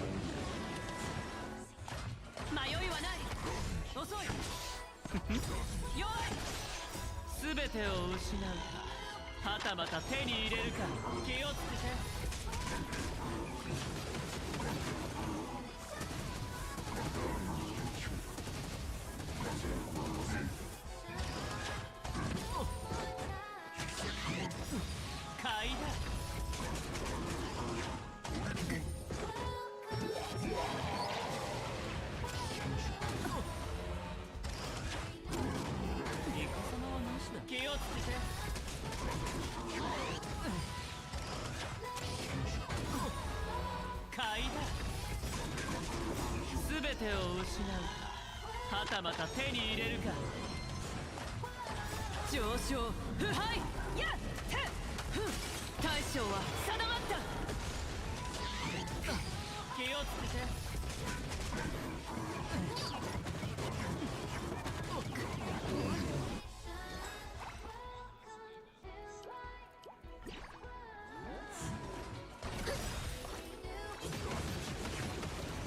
一人なら嘘でも万人なら本当だよ。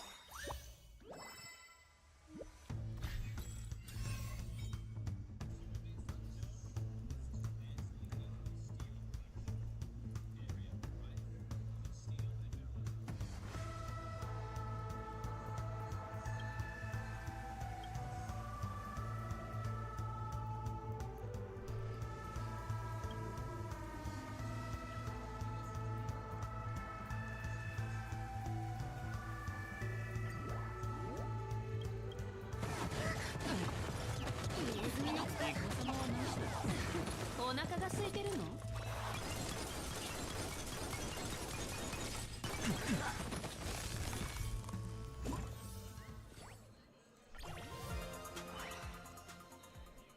？Ooh, we got the really good roll.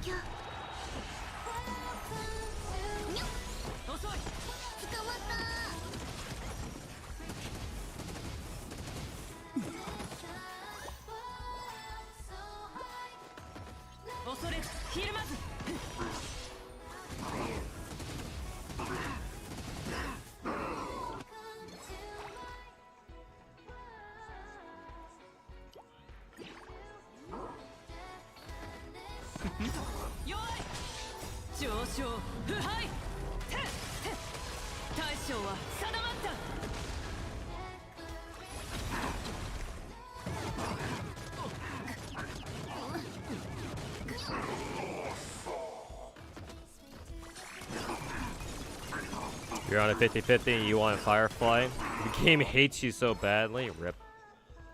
Sorry to hear that.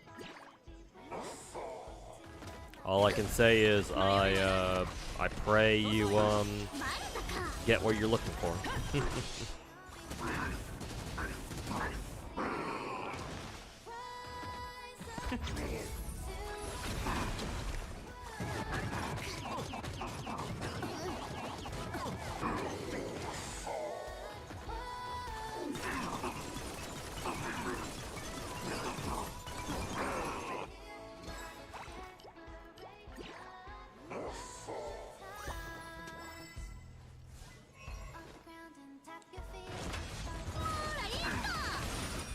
Oolay time.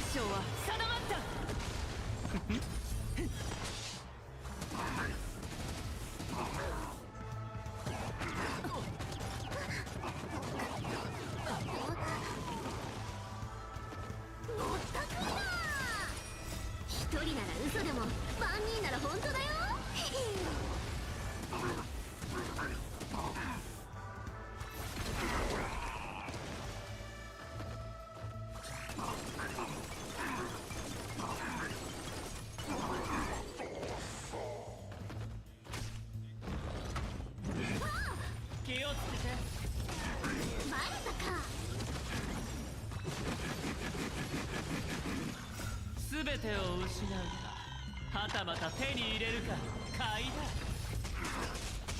と痛いわね。星々の反響。迷いはない。はっ、気をつけて。遅い。上昇腐敗。大将は定まった。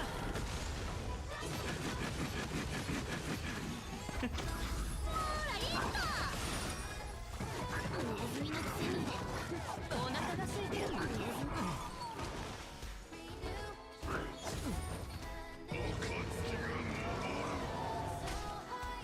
This might take a while. All this time, and we've only barely gotten him down to 25%.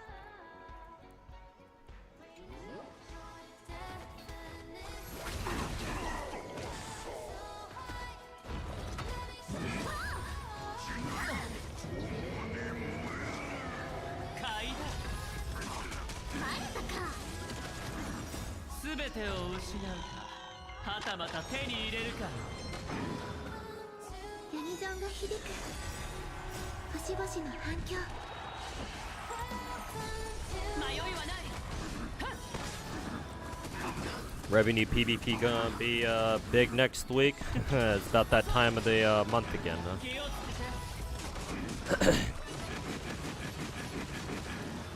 Can't wait for all the agenda pushers coming out of their, crawling out of their fucking rat tunnels again.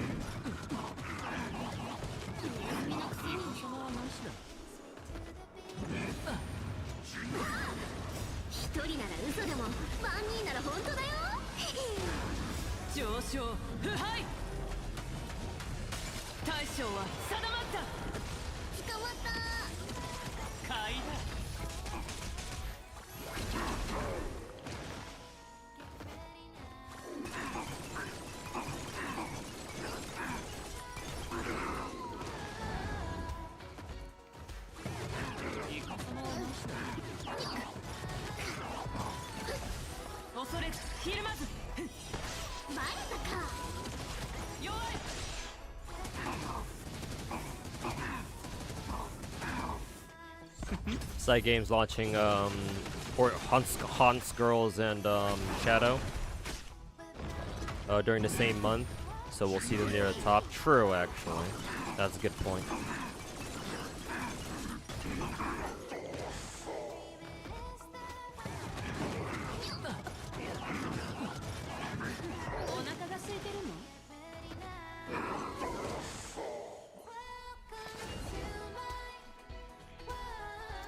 Oh, was that supposed to be scripted?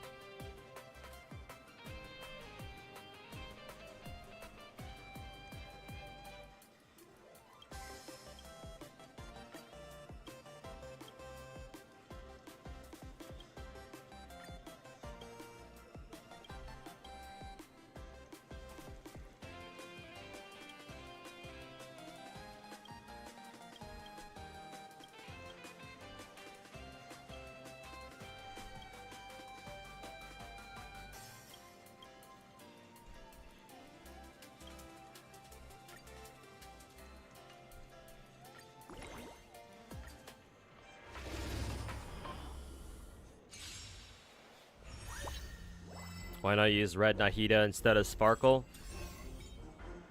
Because I like Sparkle better, I think.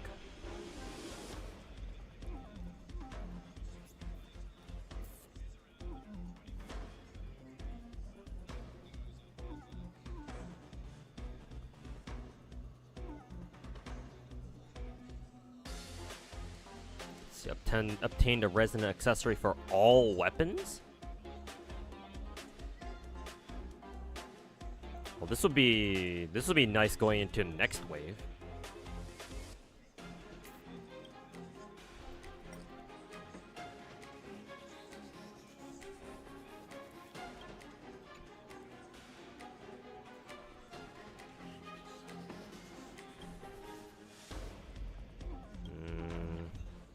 I guess we'll take this one, I guess. 動じないで。思考を広げて。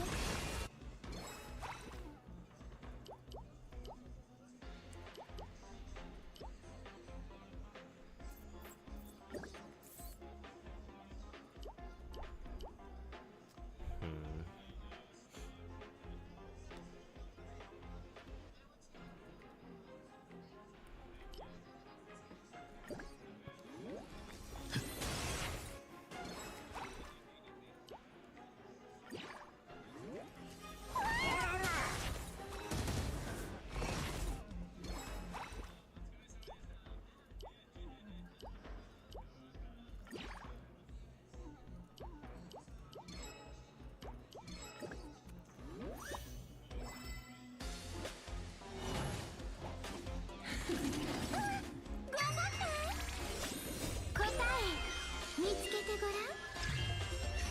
色でごま。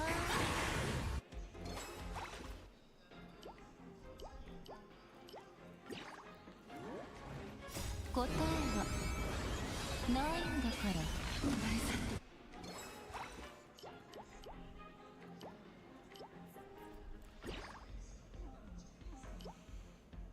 See, I think I wanted the solar symbol plus the moon thingy. I think, yeah, I wanted those two.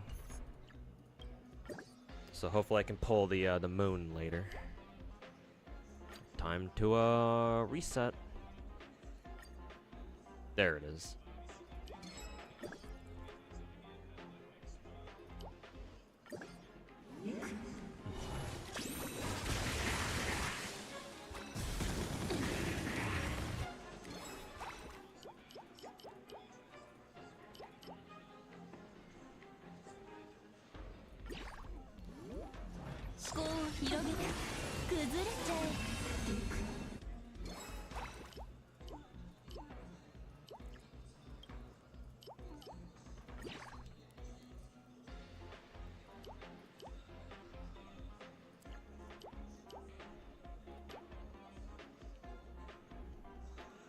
Fire and imaginary.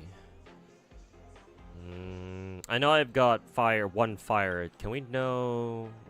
I wonder if we know what kind of damage this does. This is physical. Wind damage, and then ice, obviously. This one's probably quantum? No, also ice damage, so we'll go with this one instead.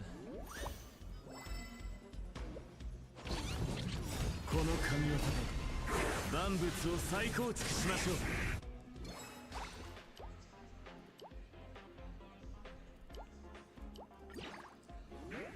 魂を狙いにクルーがい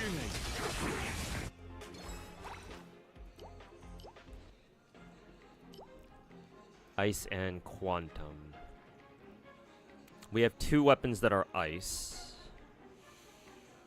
So yeah, sure, we'll take that one, I guess. What's your perspective on people getting mad at the Archer light cone situation? I don't know exactly why they're pissed off. So you'd have to explain that part to me first.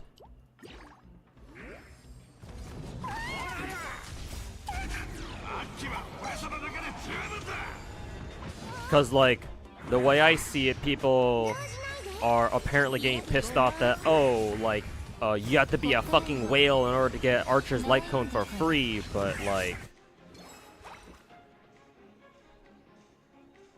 It's like, why are we complaining about that? It's like, do people not realize that that applies to everyone?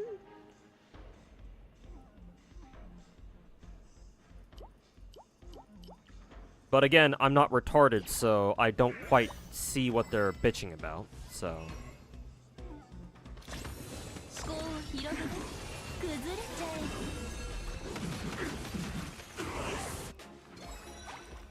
え They say it's because Hoyo is basically baiting FOMO players? But gacha isn't... But the whole point of playing gacha game is to bait FOMO players, so what the fuck kind of difference does that make? Like, hello?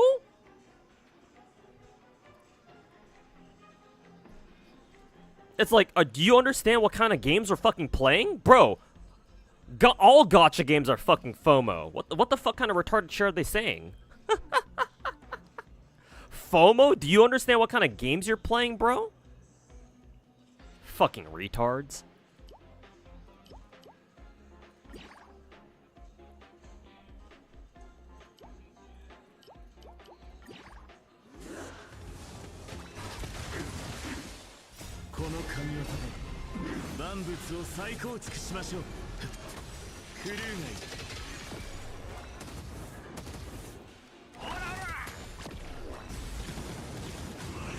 Like, if that's honest to God their fucking reason, then they're fucking retarded. Whoever's saying that shit.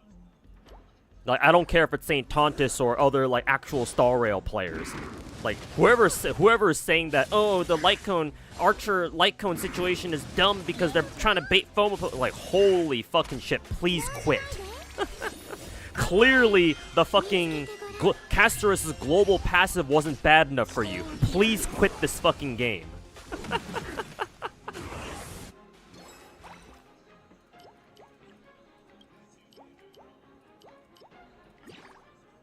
Like, just please quit gacha games in general. Do yourself a favor. Just stop playing gacha.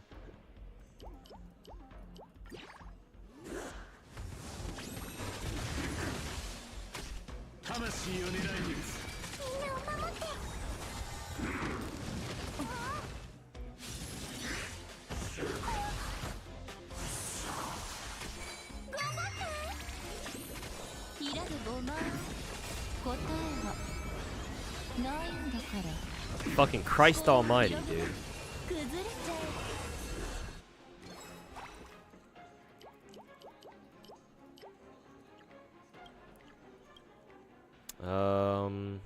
Actually, now that I think about it, I never picked up the remarkable.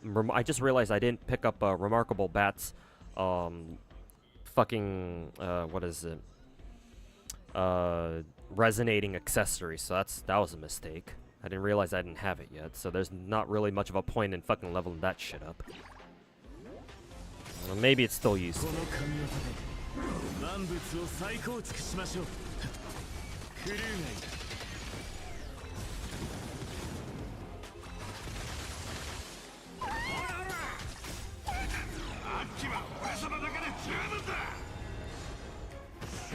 You were arguing with somebody that who thinks that gacha games aren't just another form of slot machine.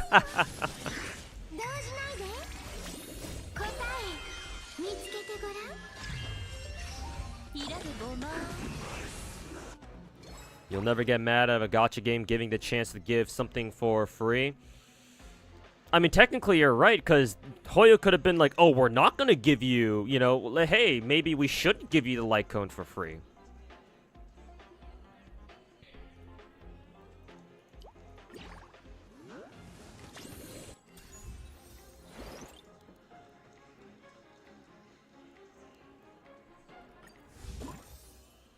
Gacha is not the genre of the game, it's monetization. You don't know why people still use it as a game genre? It's so dumb. Unfortunately, Chrono, I have to disagree with you there. Gacha is a genre. I consider gacha games to be their own genre. And of course I would get a fucking level up for the bat now that I realized that I didn't even pick up the resonating accessory for it. After ally target takes action, next weapon attack deals 8% more damage. If there's a character, fire character or weapon in the team, increases ally weapons break efficiency by 100%. Do I really need that? If there's a lightning character or weapon on the team, there is that much chance to deal an obscene amount of damage. Do I even have any? No, I don't think so. Grants one more additional refresh chance when selecting adventure strategy. Okay, whatever. For every surviving allied target, increases damage dealt by weapons and targets by 7.5%.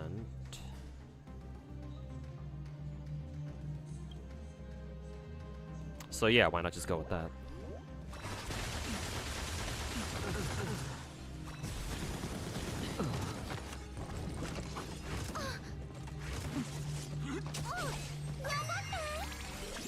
Insane that they focus on the global passive rather than how fucking shitty the reroll dice are. I mean, personally, I don't think there's that big of a problem with the reroll dice. If we're talking about the variable dice that allows you to reroll your stats, I mean, if they don't guarantee you the stats that you want, like the substat rerolls you want, then by default they're kind of fucking dog shit. To be honest.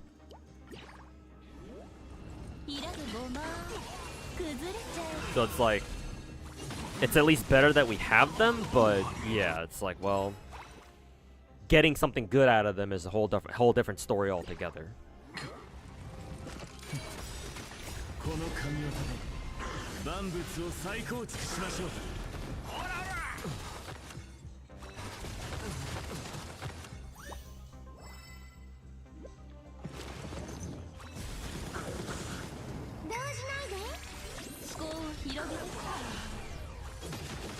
But either way, all those people back then who were fucking complaining about the global account passive are fucking retarded.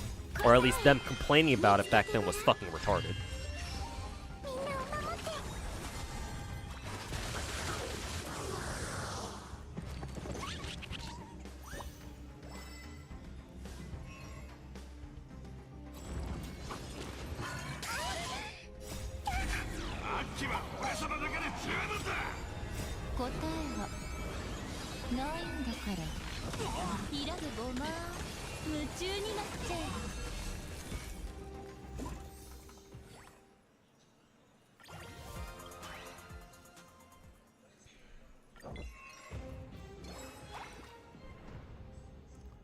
Spending events are way worse. Strictly speaking, yes.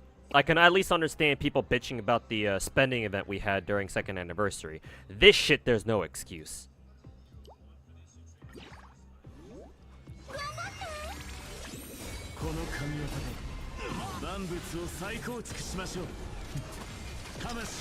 Hey Chloe Fox, welcome back. You saw me playing Musume Horse Girl game. What Umas have you built? I haven't played it that much.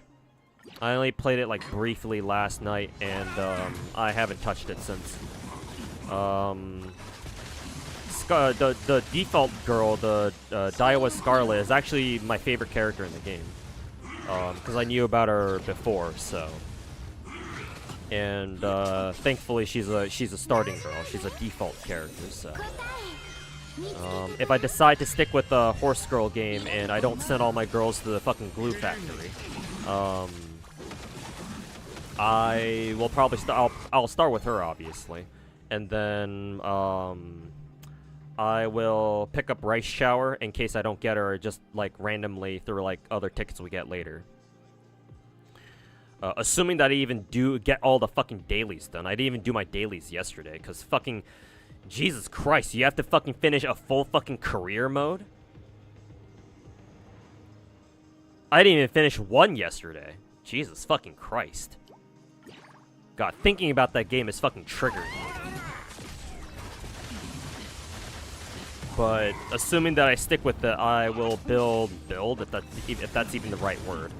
I'll finish Daiwa's career first, and I'll move on to maybe Rice Shower, because those two are my favorite girls in the game.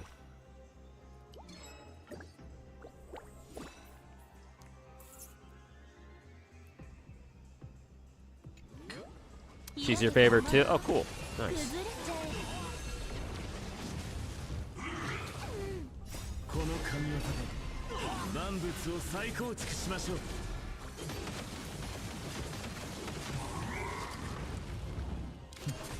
魂を狙いに。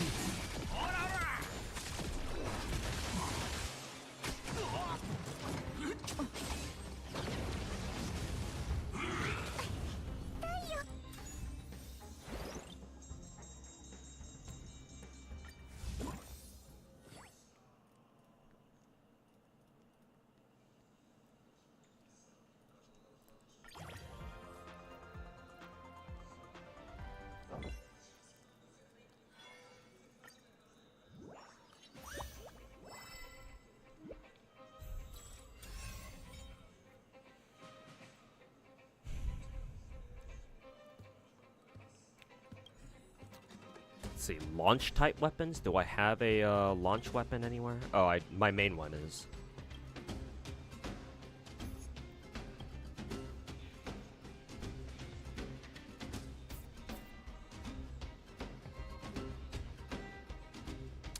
This one doesn't matter because, what is it? My remarkable bat doesn't have an accessory, unfortunately. Immediately opens 1 Demon's King treasures. Let's see.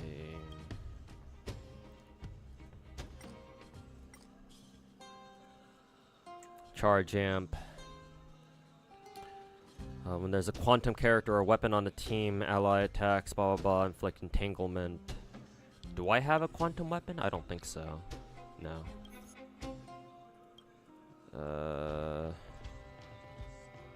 Sure, I guess we'll go with just the Demon King chest, I guess.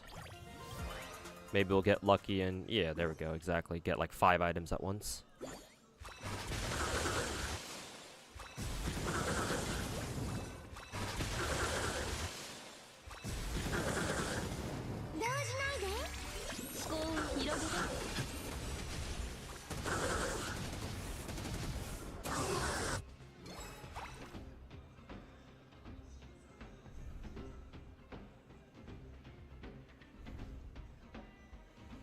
Finish your career, it took you fucking forever. Yeah, it's like, bro. And they expect us, they give us enough stamina to fucking do like 6 of them or some shit like that. Like 4 or 5 or 6 of them is like, bro. Are you fucking serious? Like, I'm aware that it's supposed to get a little bit easier later once you have the game, once you like understand how the game works. But like, seriously?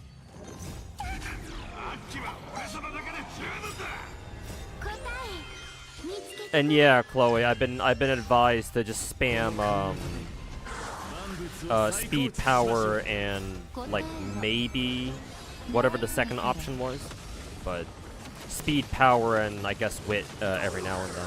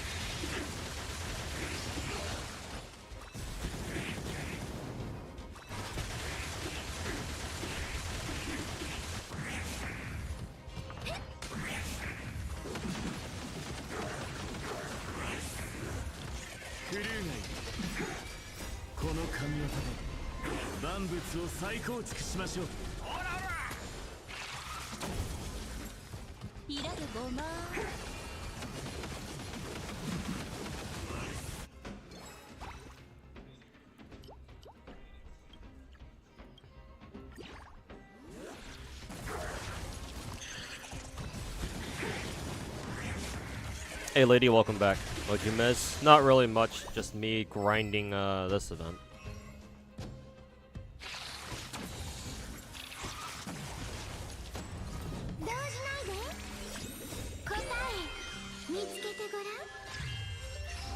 Taking quite a while though. から小賢しい小賢しいイラゲボこれマも知れ夢中になっ小て賢しい Event's basically just auto sim. Yeah, pretty much. 魂を狙い小賢しい小賢しいみんなを守ってアッキは俺様だけで十分だこれも知れ懺悔しなさい全力で来い忠誠を誓います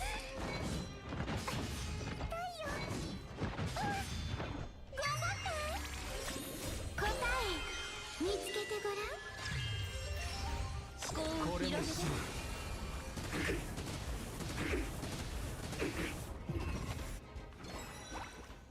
Alright, finally, we got a legendary here. 答えはないんだからイラゲボマ小賢しい崩れちゃえ小賢しいこれも知れ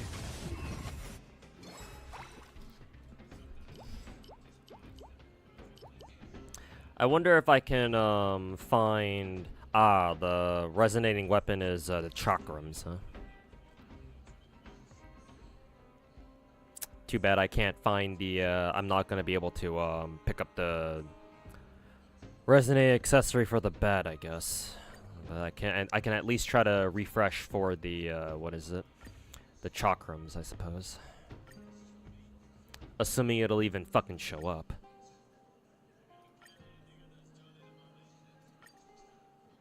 Nope. In that case, which one do I want to use? Thundering Hammer, I guess. Dog shit fucking RNG.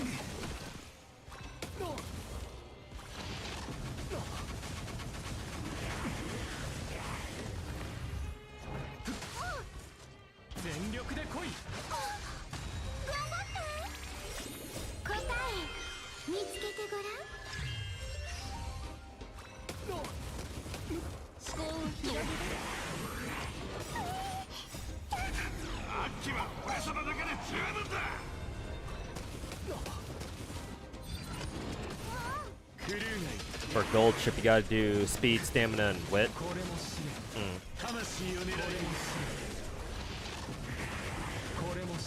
Hate the tower event FGL. You have a lot of characters, but it just takes a long time.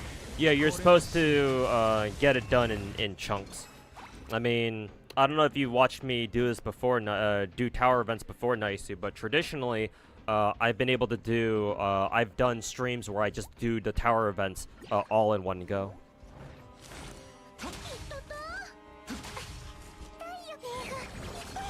But for most people, you're supposed to just be able to, you're supposed to just do them like a couple of floors every day or something.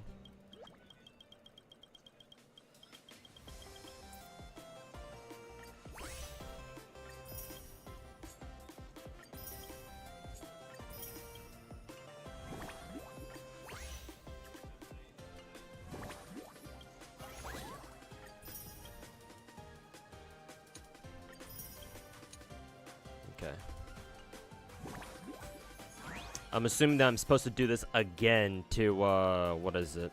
To, reach the final boss. Do I want to do this shit again, though? Is the question.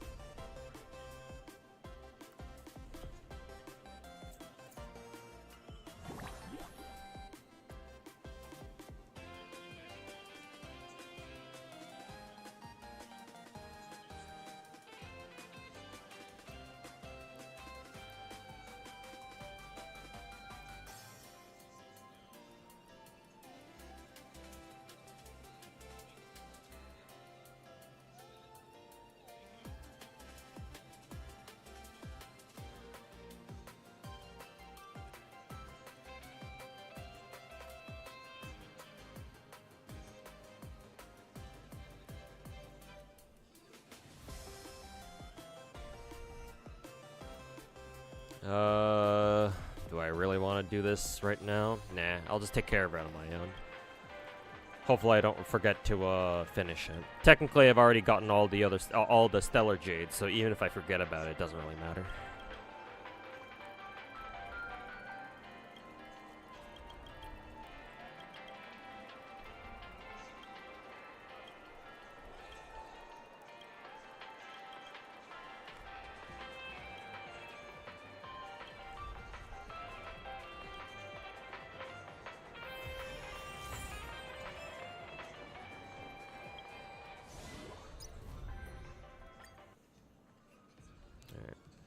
Divergent Universe time. Gotta still do this week's run.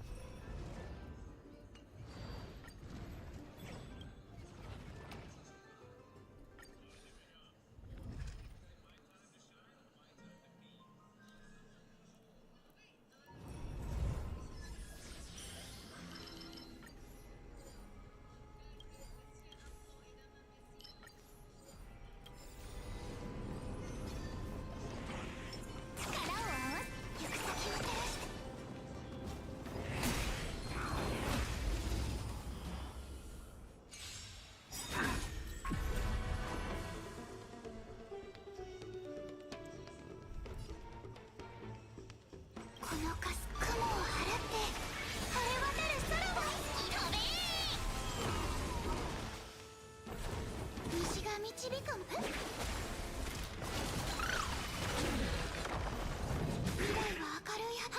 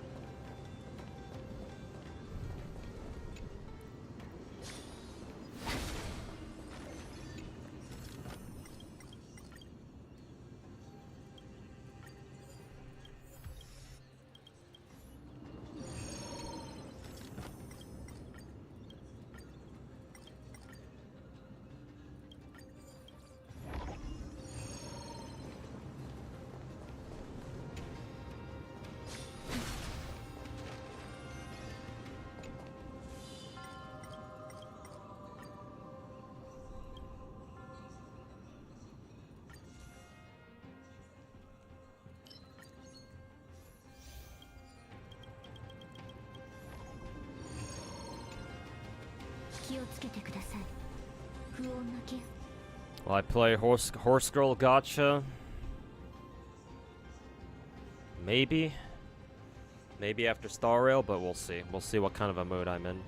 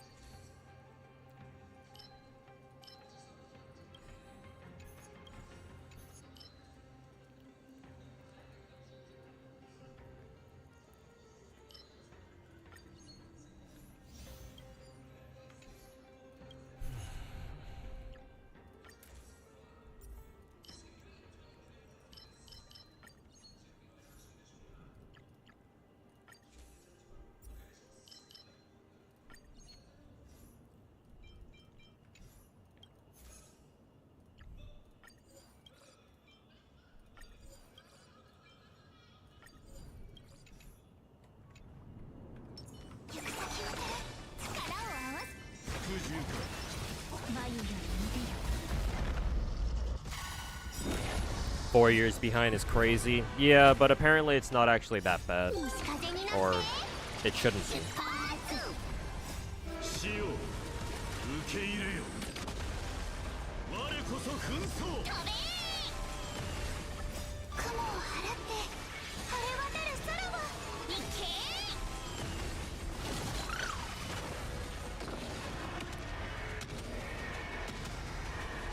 死を守れ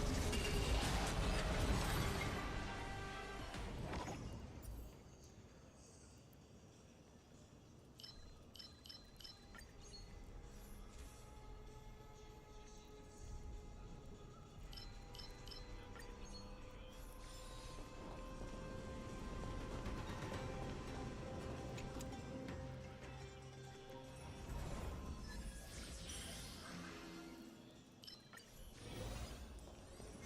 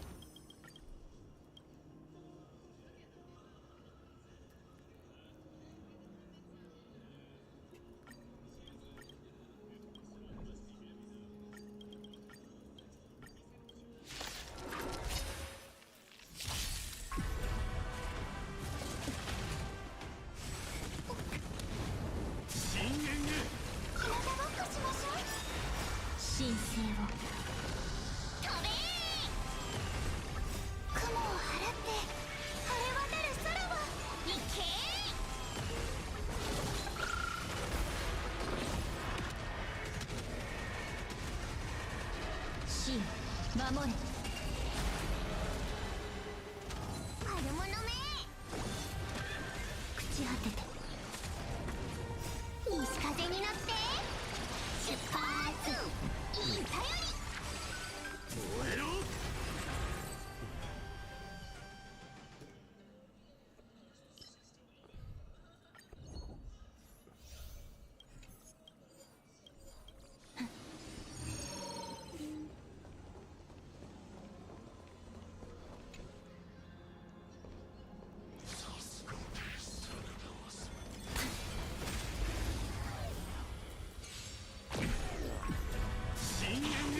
お待たせしないように。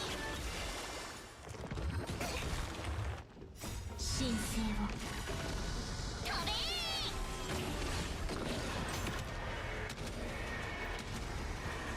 神守れ。燃えろ。日向ぼっこしましょう。雲を払って晴れ渡る空を行け。西風に乗って出発。授けます。我が血よ。神聖を飛べ。燃えろ。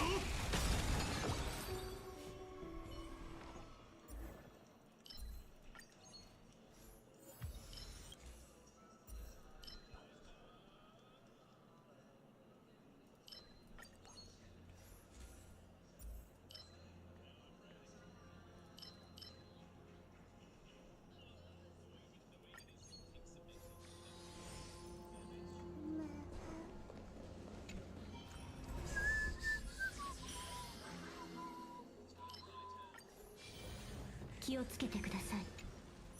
な気配を感じます。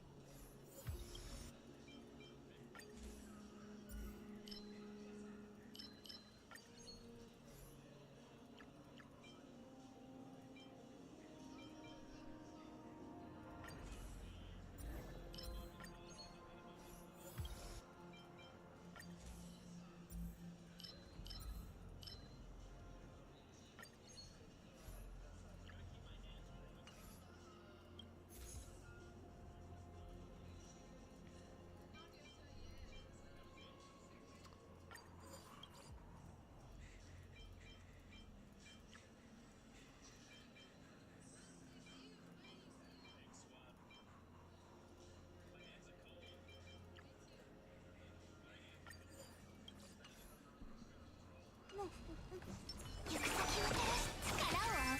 服従か。眉より見てよ。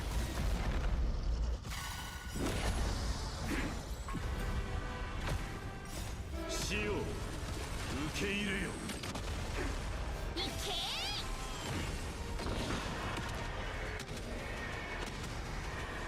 神守れ。我こそ紛争。燃えろ。お待たせしないように。朽ち果てて深淵へ。神聖を飛べ。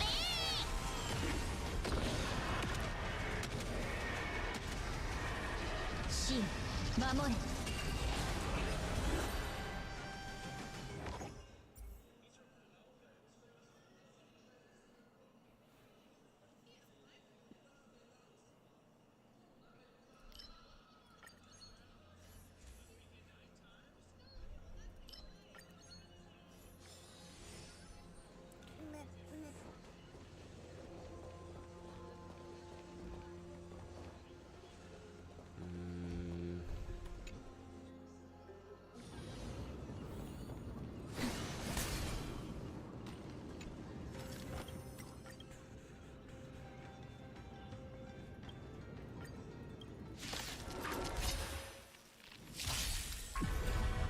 が残るのか。見ものだな。燃えろ。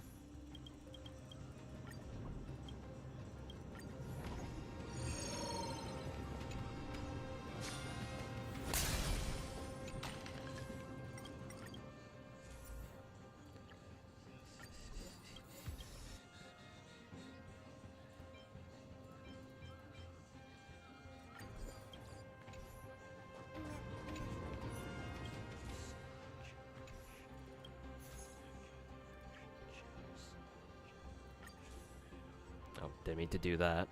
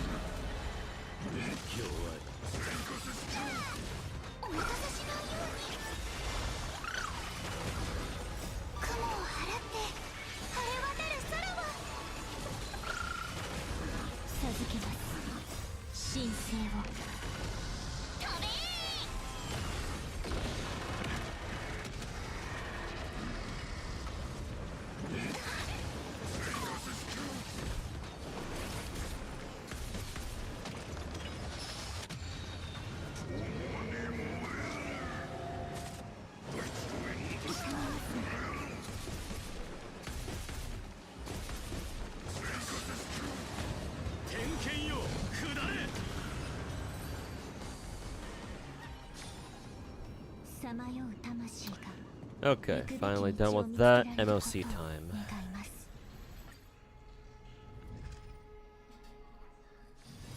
花の香りがしますね。もう少しここで休んでもいいでしょうか。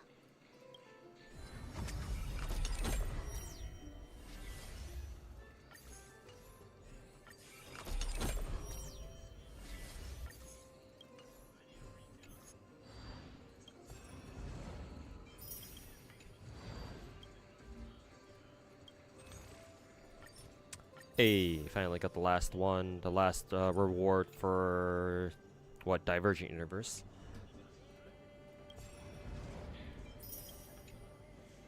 And next week's Divergent Universe reset should get me enough to hit level 80, so nice.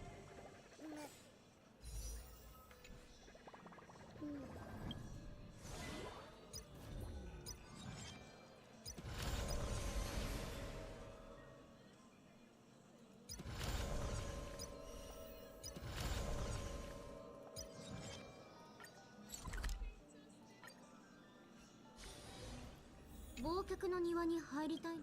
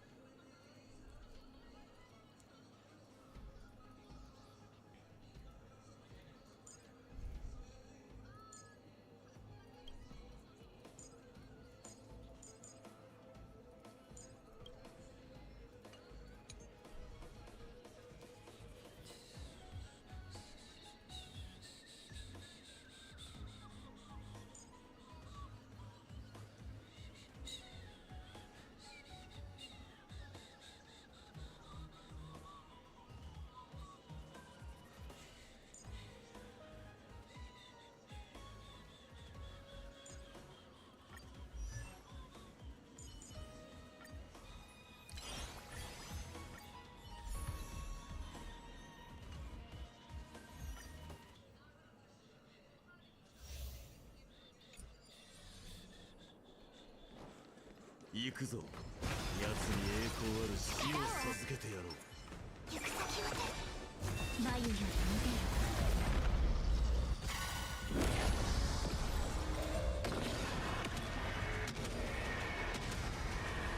死を守れ。我が血を慌てないで。深淵へ。お待たせしないように。雲を払って晴れ渡る空は行け。西風に乗って出発。授けます。神聖を飛べ。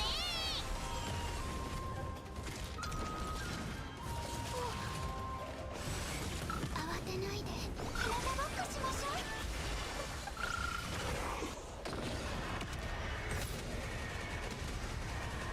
死を守れ。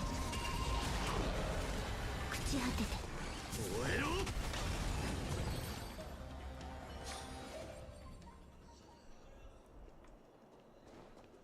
遭遇した以上引くわけにはいきません。暗殺の日。火口を断ちます。Musume has accelerated banners and story slash scenario updates, but we don't know exactly how fast they're going to accelerate. Okay, fair enough. 焦らない。不可能はない。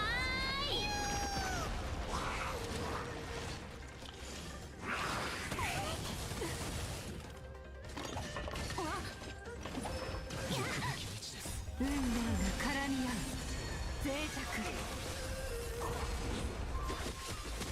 明晰開示。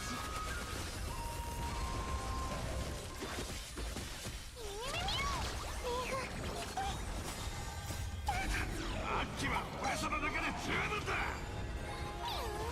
脆弱。開示。よっ。食えさえあなた守り導こう。脆弱。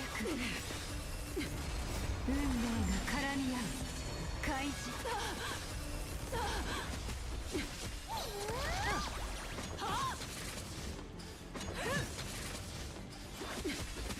脆弱。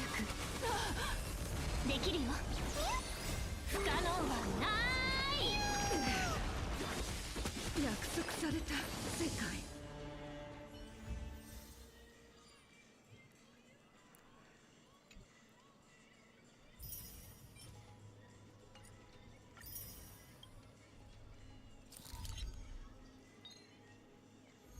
Guessing everyone's sleeping.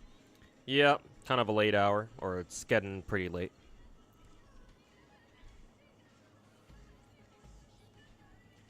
I think I can use a Goliath for first side here, and instead of Caster's team, I could probably use Herta for this one.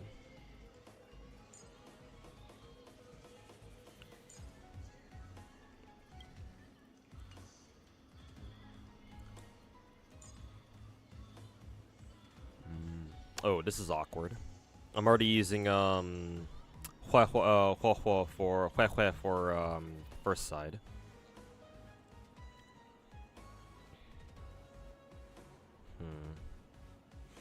Maybe I can use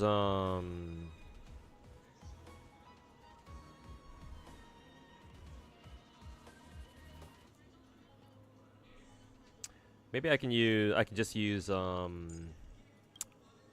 high scene for this side then. 遭遇した以上引くわけにはいきません。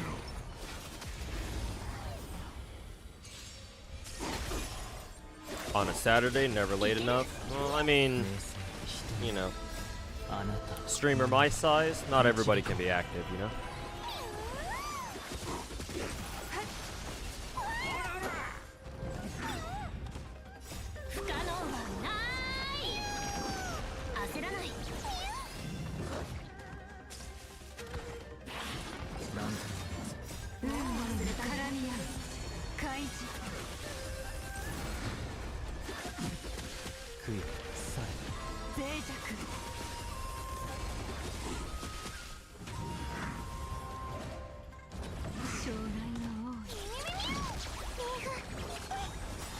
Are people already popping off fireworks? We still have a whole ass week to go until July 4th.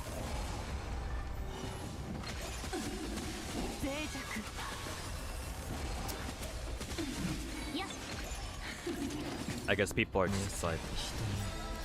あなた守り導こう。開示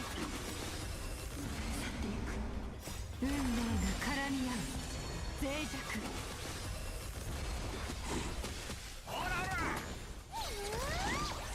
不可能はない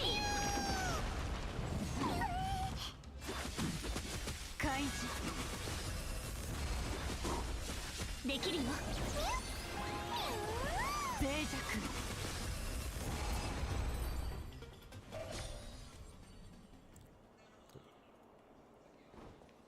なんだ期待して損した。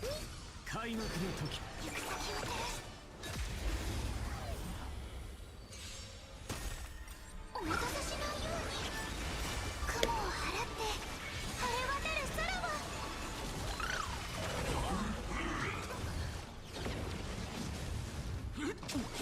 頑張ってイラでごまクルーがいる。日向ぼっこしましょう。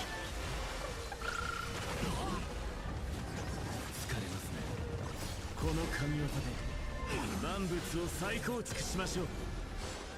ついてこい。絶対に勝つ。動じないで。答え見つけてごらん。思考を広げて。答えはないんだから。イラでごま夢中になっちゃう。お待たせしないように。 準備の勲章。頑張って。日向ぼっこしましょう。雲を払って晴れ渡る空を。戦前の礼を全力で来い。動じないで。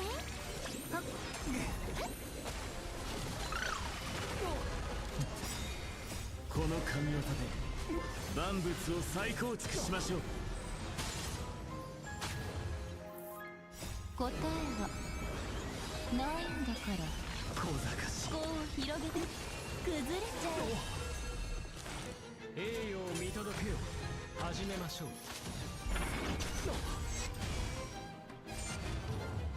お待たせしないように。懺悔しなさい。 Only 3 more days until the update. Yep, it's about to be here. 全力で来い。雲を払って晴れ渡る空を。頑張ってイラでごま魂を狙い撃つ。日向ぼっこしましょう。きっとと全力で来い。動じないで。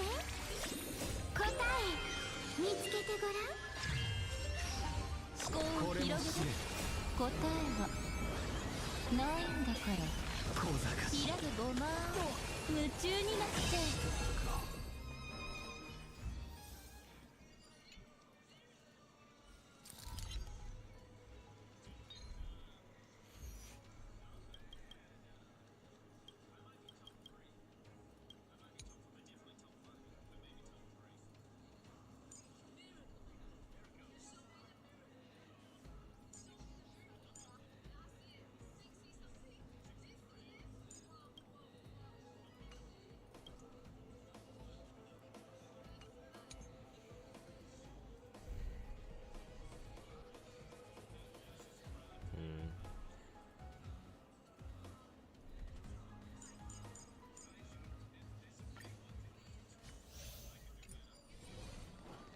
行くぞ。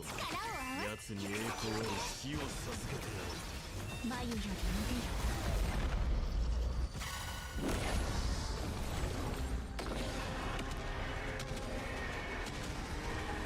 死を守れ我が血よ燃えろ。お待たせしないように神聖をいけ西風になって出発雲を払って晴れ渡る空を飛べ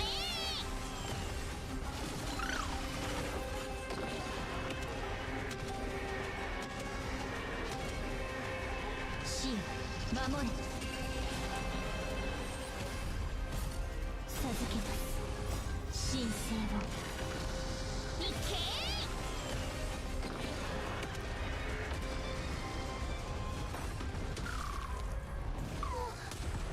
征服しよう。深淵へ死を受け入れよ。飛べ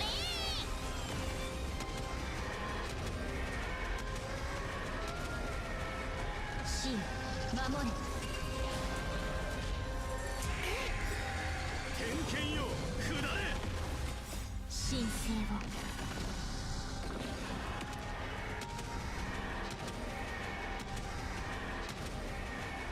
死を守れ体ごっこしましょう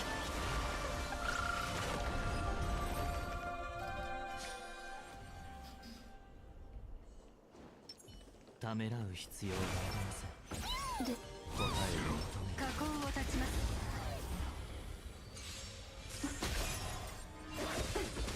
頼むよ I'm actually not sure if this team can auto this side, but I guess we'll find out.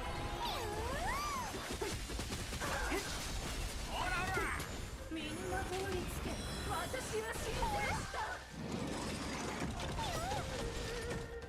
不可能はない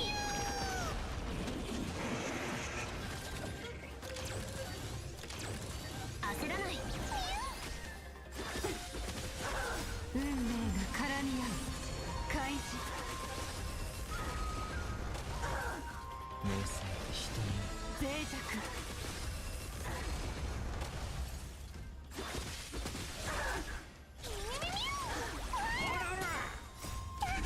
あっちは俺様だけで十分だ。開示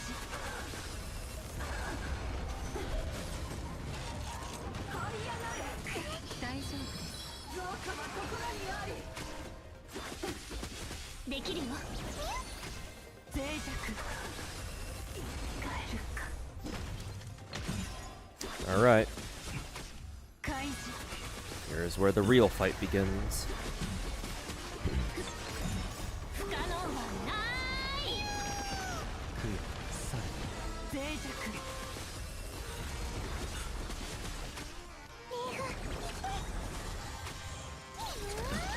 アクションは実行。運命が絡み合う開示焦らない脆弱明細人にあなたを守り導こう。開示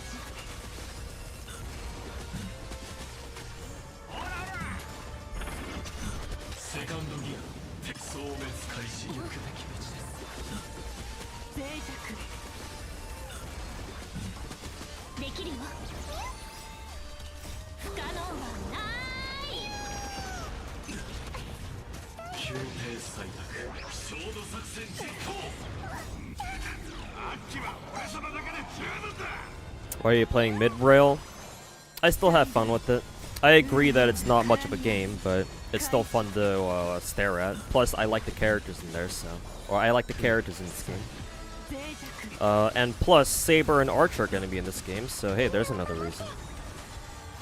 Next week, in fact.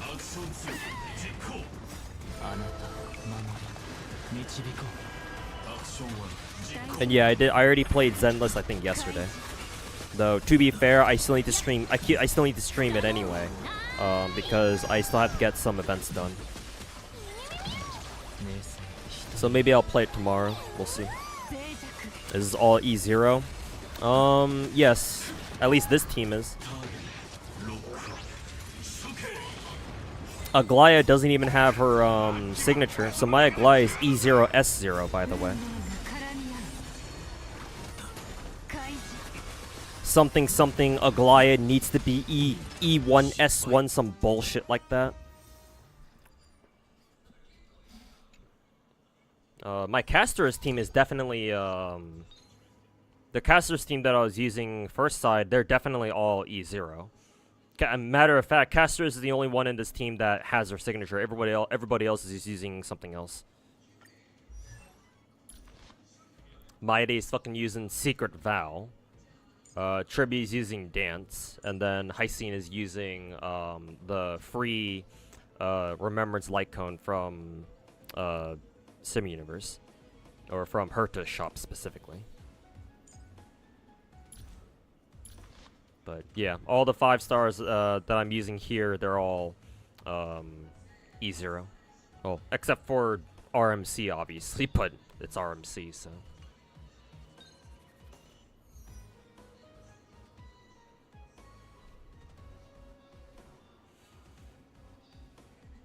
Well, your friend said there's nothing to do except try hard in Star Rail. Well, at that point, you might as well go play a different game then. That would be my advice. There are better games to spend your time in tryharding, but, you know, it's a free country. Well, I live in a free country, so, you know, I believe that people can do whatever they want. Well, most of the time.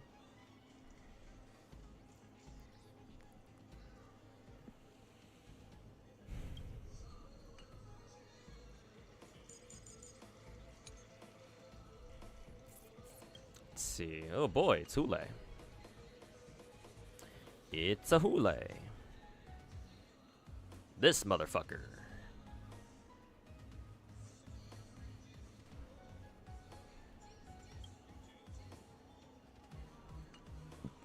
Excuse me. It's a Hule.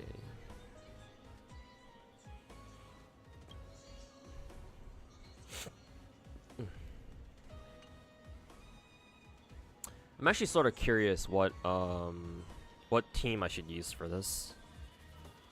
Obviously, I want to bring in Robin. I wonder if I just bring in the usual, what is it?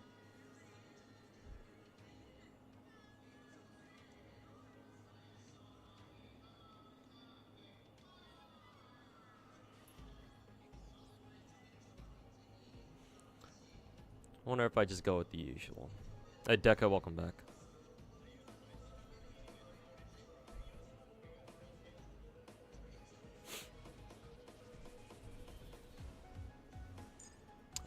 Faye, Yunli, Robin, and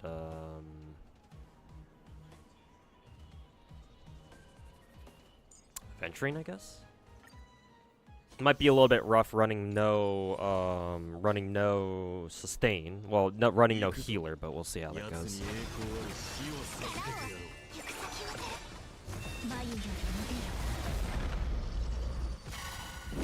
Yunli, yeah, because whenever I bring Robin, I usually like bring follow-up attackers for obvious reasons.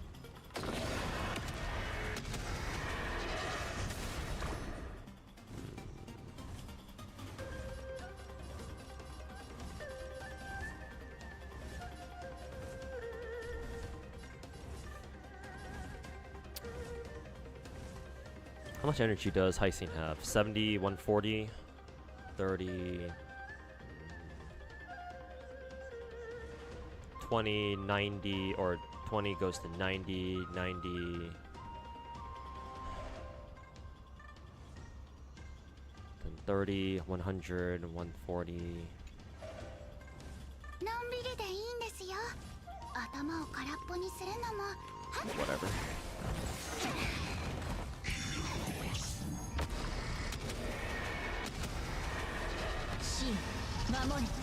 Probably should have only popped it once, actually. But whatever. いい風になって出発。朽ち果てた。我が血よ深淵へ。未来日向ぼっこしましょう。大好き。動かす雲を払って晴れ渡る空は飛べ。 No, Daniel Alter isn't one of the characters getting buffed. Maybe in the future, but right now, no, he's not included among them.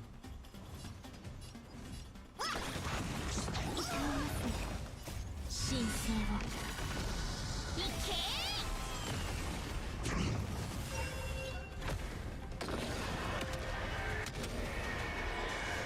心を開いて。 Actually, pop another skill here. Want to make sure that my day is still sufficiently topped up. 死の幕。天剣よ下れ。今はの死を受け入れよ。飛べ。心を開いて。日向ぼっこしましょう。このぬくもりは忘れません。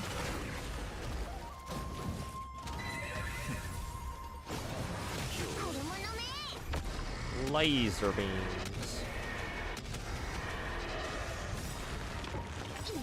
西風になって出発。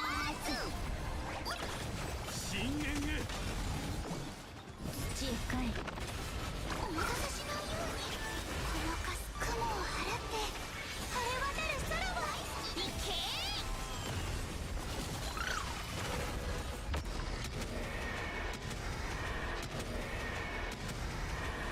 真守れ。 Overkill. 感謝しよ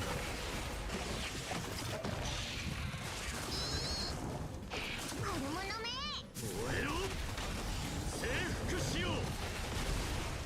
大丈夫です。朽ち果てて。 Who's up next?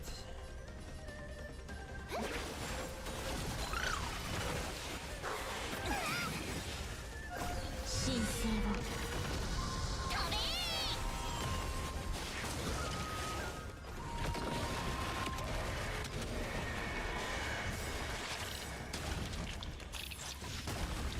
そろそろ西風になって出発。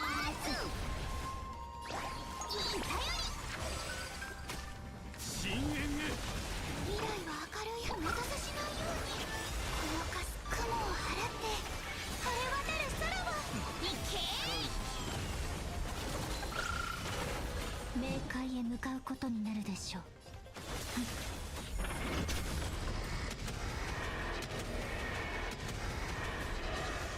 虹が導くままに。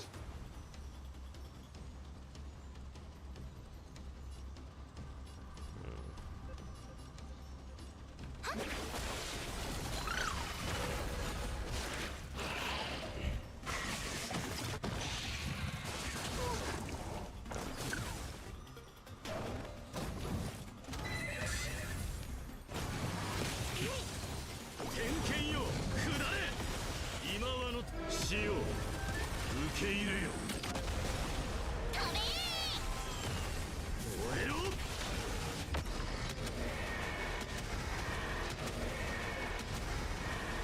真守れ。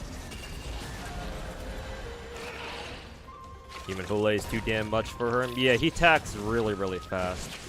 I think standard healers typically have an issue with him, or typical healers have issues going up against him.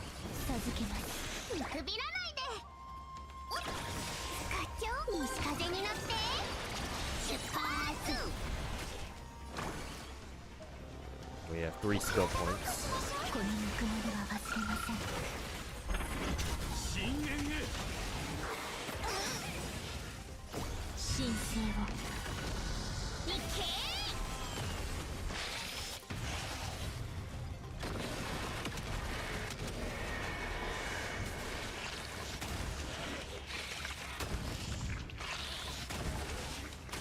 未来は明るいはずです。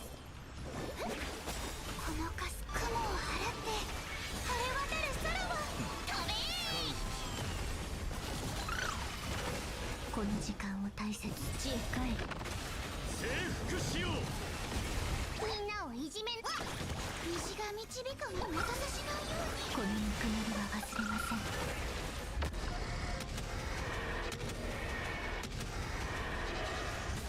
燃えろ。死の幕よ。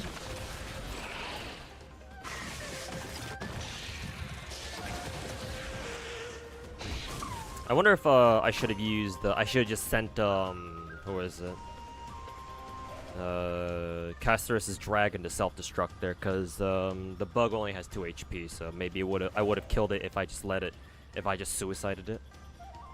のんびりでいいね。体ばっかしましょう。このぬくもりは忘れません。大丈夫です。 Not that it matters, because it's dead now. 真守れ。 Ugh.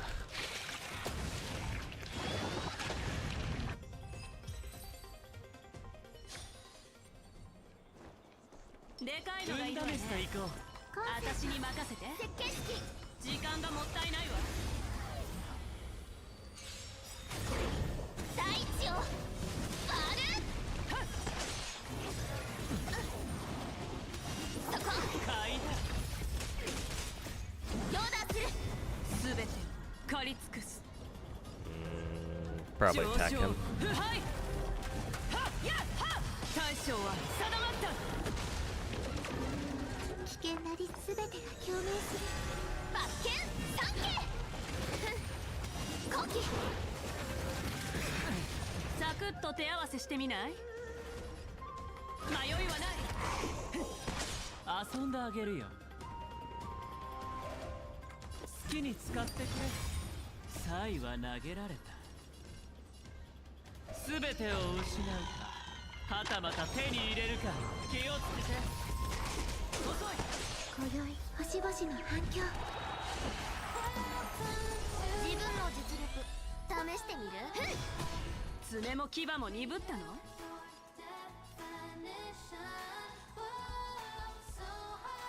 恐れずひるまず。ベッド。よい。すべて狩り尽くす。上昇。腐敗。はっはっ。大将は定まった。そこ。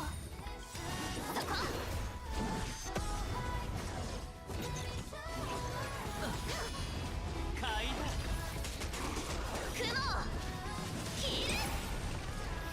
まだまだ。気をつけて。そこ。買いだ。後期。イカ様はなしだ。そこ。気をつけて。両断する。サイは投げられた。すべてを失うか、はたまた手に入れるか。すべてを狩り尽くす。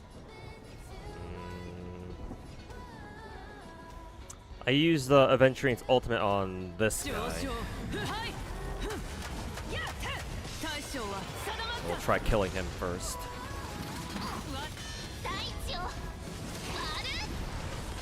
る。 Oops, bad time to use that. 迷いはない。遅い。遊んであげるよ。買いだ。雲を切る。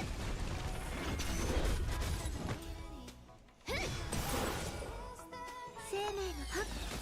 今宵星々の反響。恐れずひるまず。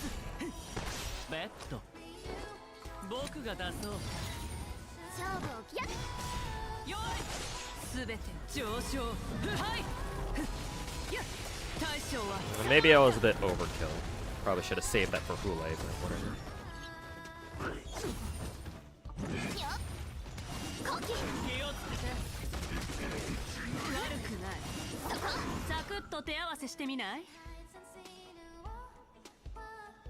迷いはない遅い遊んであげるよ Do I want to add an extra shield or... Sure, extra shield. 使ってくれヨーダーする買いだサイは投げ全てを失うはたまた手に入れるか気をつけて全て価値上昇腐敗大将は定まった Hey, Celestial. Forgot that I had my day. Yeah. 買いだ自分の実力試してみるヨーダーする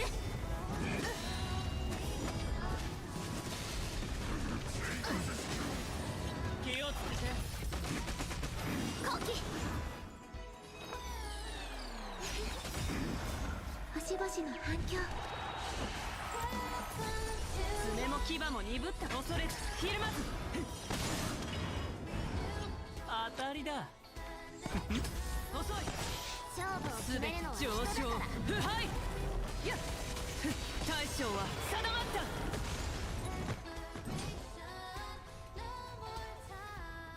Do I want to use a skill here? No. ヨーダーする買いだ大地を割る迷いはないはっベッド僕が出そうサイはな全てを失うかはたまた手に Yo, 入れる game か point. 弱い気をつけて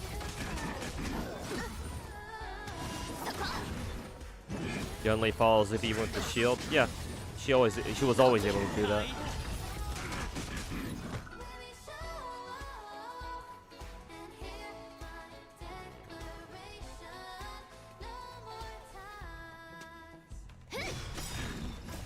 ヨーダーする全て借り尽くす上昇 This is probably also another waste of an ult. But 大将は定まった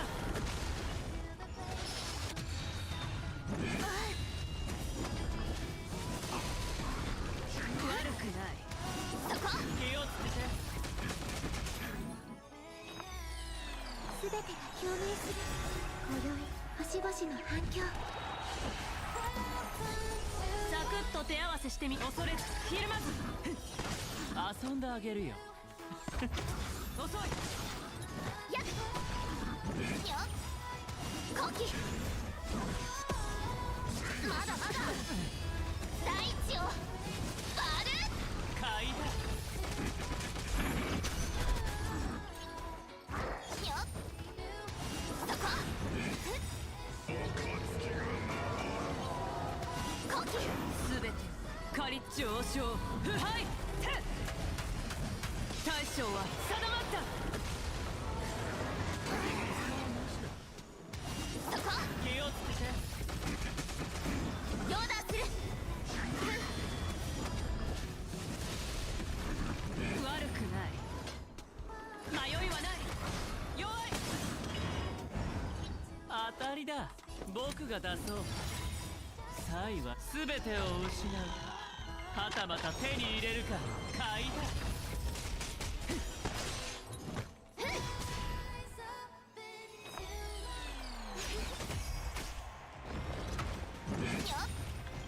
後期全て上昇腐敗はっ大将は定まった気をつけて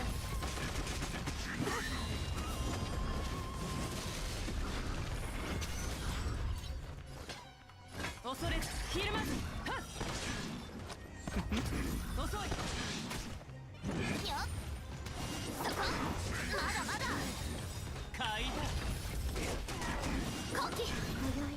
星々の反響。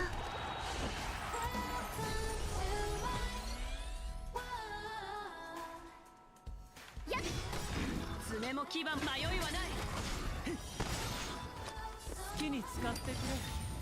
すべて上昇腐敗。はっ、大将は定まった。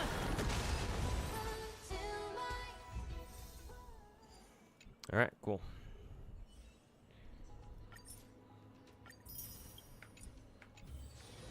Another 800 gems in the bank.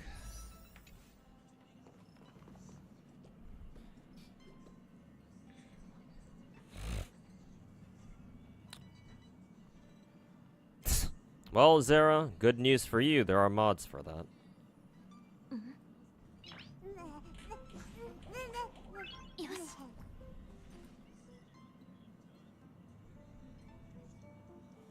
High-key don't think Ananta, Silver Palace, and all those other games aren't gonna come out. Feel like you gotta do niche stuff like Reverse to blow up. No, they'll do just fine. Though, it is a bit worrying. I'm not gonna lie. It's big. It's getting a bit. I'm getting a bit worried that we haven't gotten more news about Ananta yet. Like, they've been totally radio silent since like January of this year. And it's been basically a full year since Ananta actually showed anything. So, I'm not gonna lie, I was kind of expecting them to come out with something by now, but maybe we just gotta give them a little more time, I don't know.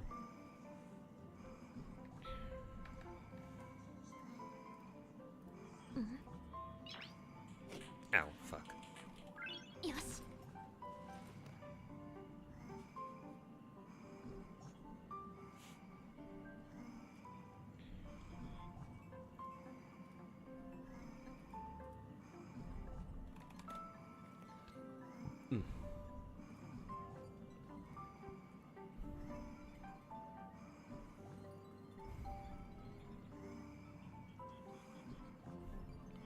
Huh, their announcement trailer was almost exactly 6 months ago. Surprising. It came out on December 4th, 2024. Ah, I see. So about so a little over half a year ago then.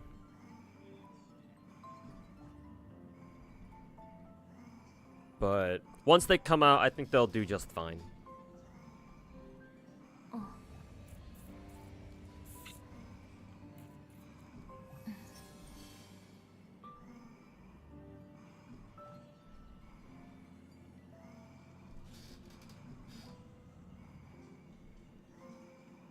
They might be at TGS. Yeah, probably. We'll see. It's just that they have NetEase money, so I would imagine they'd be at more places, but maybe the devs don't feel like the game's in a state to be like shown off yet, really. Oh well, I guess we'll give them some more time. Not that we had a choice.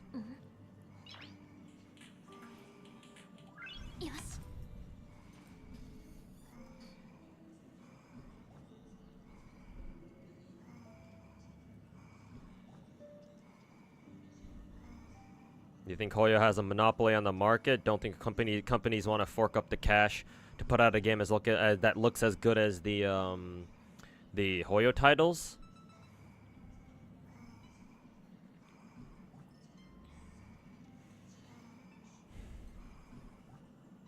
How should I say this? I guess I can answer the first part of your question first. Or, it's not even a question. I can respond to the first part of your statement first. I agree. I was gonna say I agree to a certain extent, but now the more I think about it, it's like, not even to a certain extent. It's like, nah, bro. It's like, Hoyo does have a monopoly. But that doesn't mean that other companies can't try.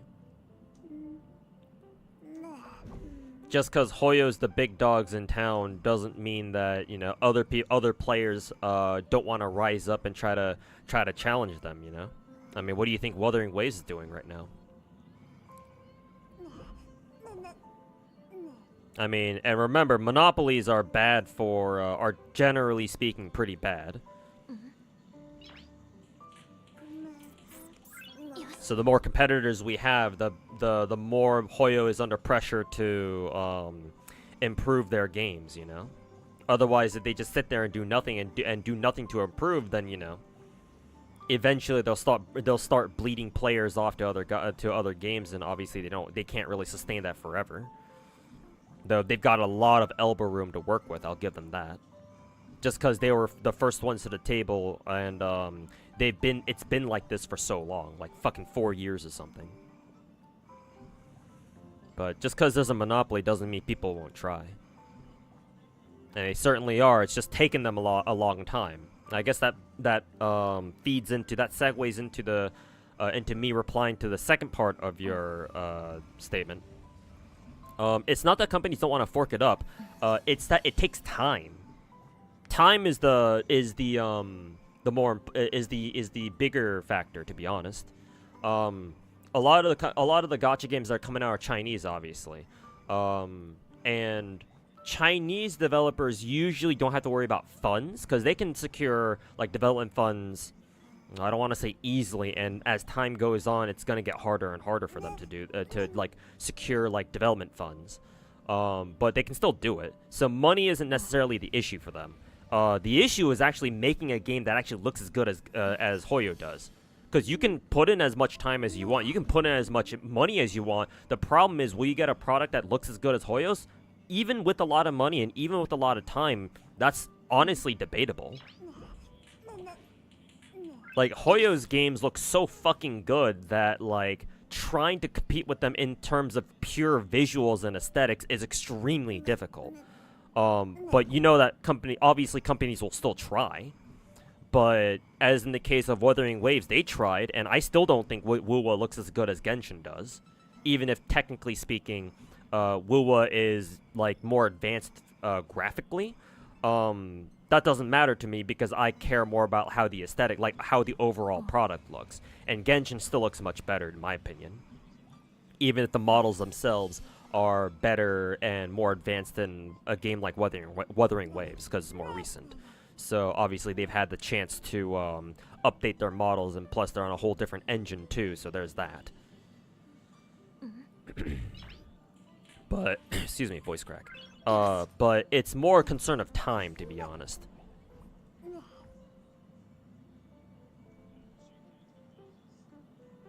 And not so much money.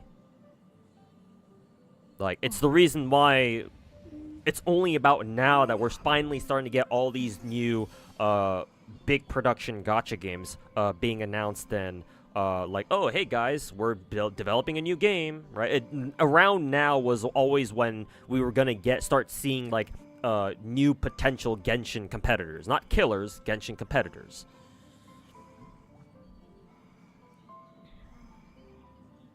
Because, like, you know, Genshin took like 4 or 5 years maybe to develop.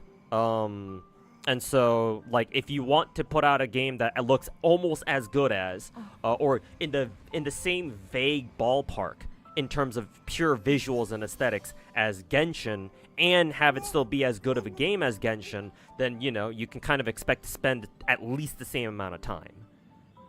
Which is why Wuthering Waves took fucking 4 years, too. Well, technically a little bit shorter than that, like 3.5 years, but... like, same idea, you know? So again, not so much a question of money, it's more a question of time.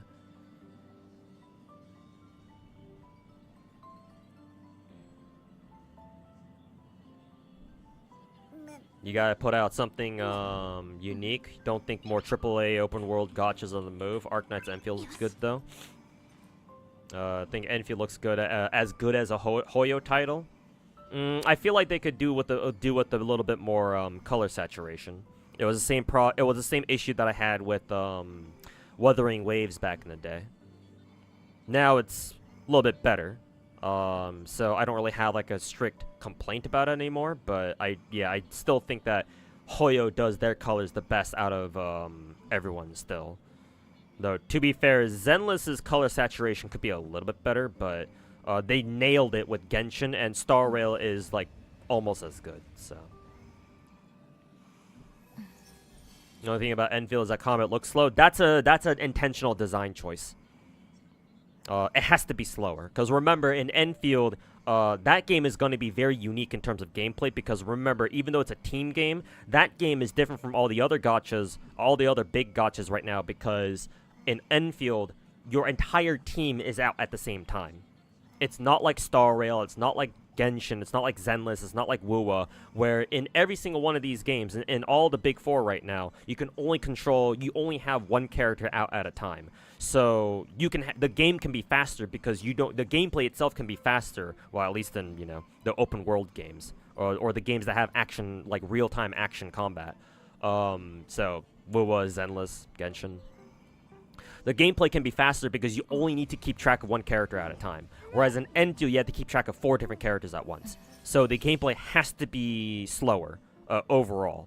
So that way it gives you time to be like, okay, so who do I need to concentrate on now? That is a very intentional design choice, gameplay choice. So if you have an issue with that, unfortunately, you just have to get used to that. I don't know how else to put it to you, or I don't know how else to explain that to you. Then again, though, I do know that when you try to switch to another character in Enfield, the game does give you bullet time, but even still, I think it's still an intentional design choice for them to keep the gameplay that slow, or considerably shorter than what we're used to. And I don't know if they're going to change that. Personally, I doubt it, but I guess we'll see.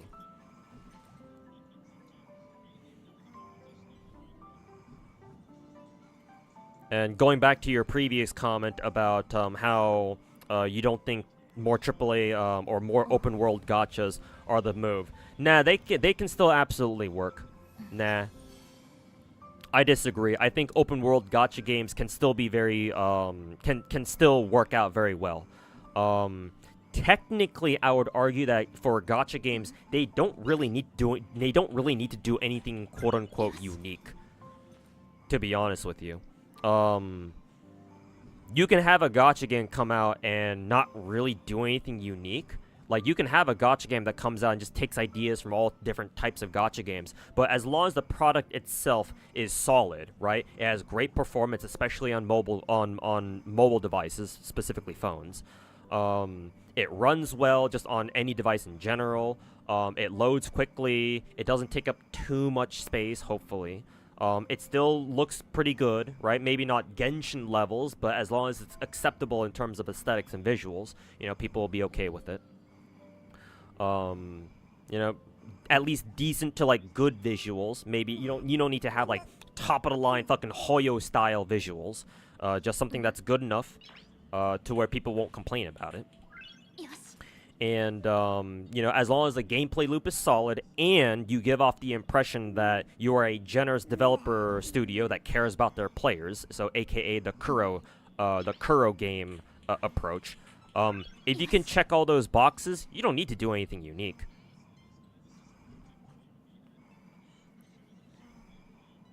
Oh, and as long as your character design is great, too.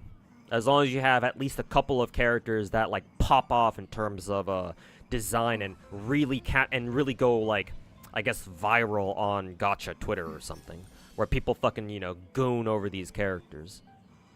Because, as we all know, characters are the hook for people to get into gacha games. So, as long as you have a couple of good, like, solid character designs that people fucking salivate over, and spend the rest of the time waiting for your game to release, fucking gooning off to and jacking off to, then, I mean, hey, you don't really have to do anything unique, man.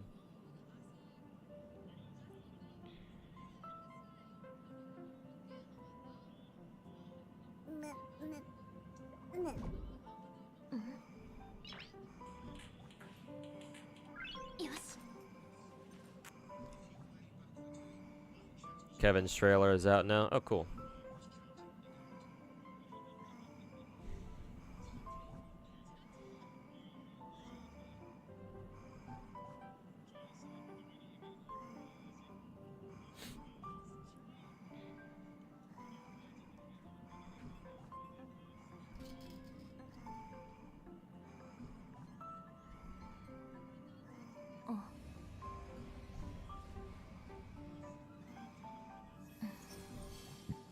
Excuse me.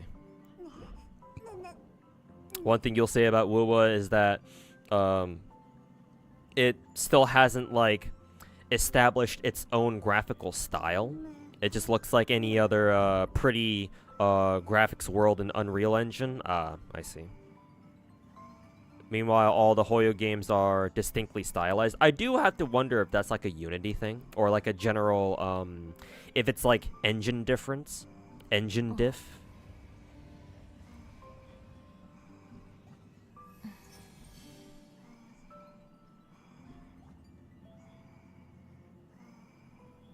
Because like, I can't pinpoint I can't pinpoint exactly why.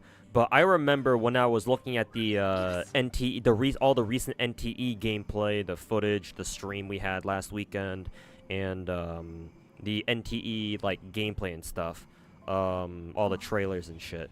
For whatever reason, like I was sort of like, this sort of feels like WoWa in a weird way. And we know that NTE is being developed on Unreal because TOF was on Unreal. So it's like, you know, kind of a logical jump to go from, you know, Unreal 4 to Unreal 5, I guess, going from TOF to NTE. So, I wonder if it's just me just being schizo, or if there really is like, oh yeah, you can sort of tell if a game's on Unreal or not.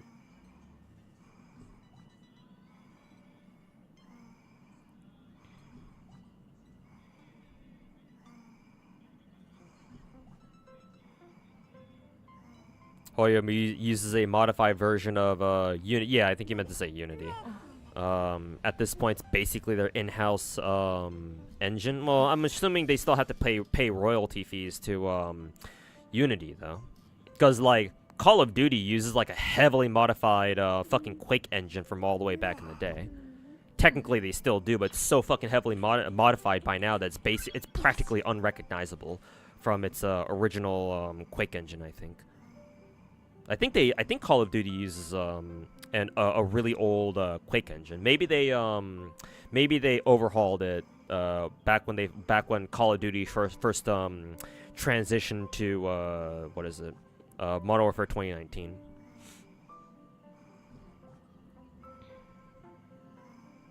Enfield wasn't made like your regular action RPG. I mean, yeah, duh. At least I wouldn't expect so. It's certainly not designed to be your you know, one of your big four open world action RPG or RPG gachas either. At the very least. Just hope they do a new beta test. Probably not, Ronaldo. Enfield is probably gonna come out at this point. The reason why we think that Enfield will come out pretty soon is because we know that the devs registered their Enfield trademark in China around this time last year, and for developers to keep their trademarks for their video games, they can keep it for up to 1 year. So I guess unless they somehow extend their grace period, they have to release the game before their grace period is up, I think. It's either that or they forfeit the trademark and it becomes public domain again, or something like that. But I guess then again, they could probably see if they can extend their grace period if they really need to. But yeah, I'm thinking that we're not gonna get another beta, but we're just gonna go straight into launch.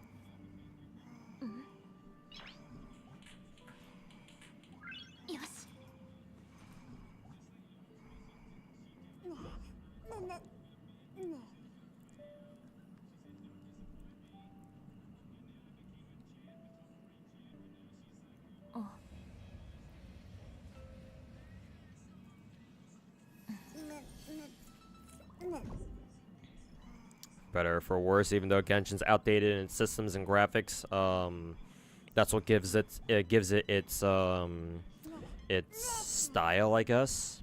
I suppose so.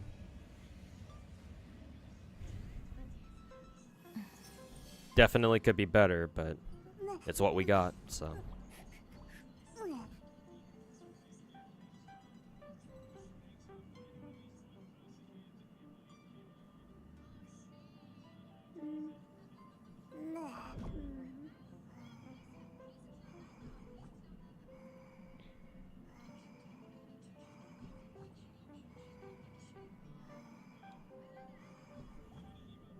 Yeah.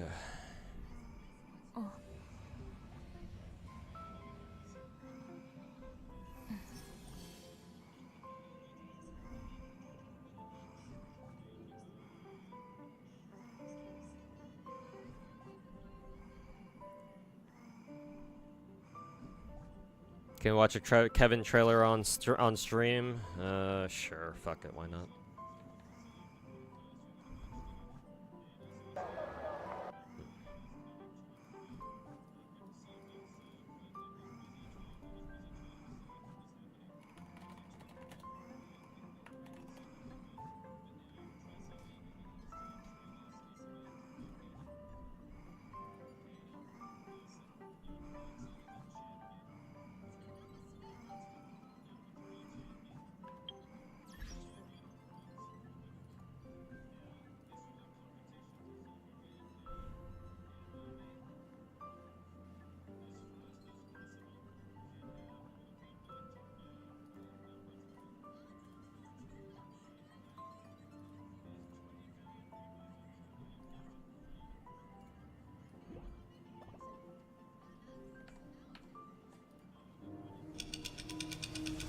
They say, if suffering has an end, then I will be the deliverer. But why is there absolutely nothing behind me now? After it's over, I'll open a tailor shop. It wouldn't be bad to live for yourself. That's not what happened in the real story. That's not a wish. Time to see who's better. And stand up and face me!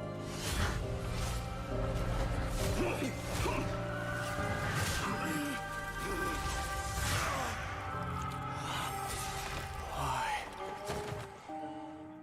Why did you?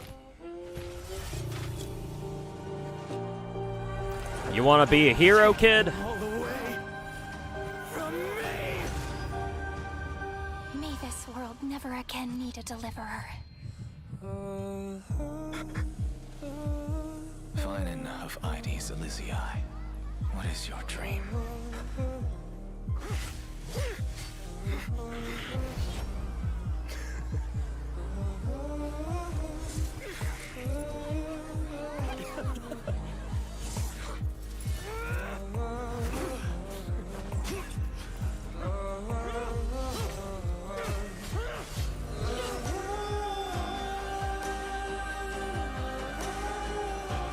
Dropped all of the gacha games you play for Zenless, but it's only day one, so you might relapse. Well, at least you chose a really good one. I just want...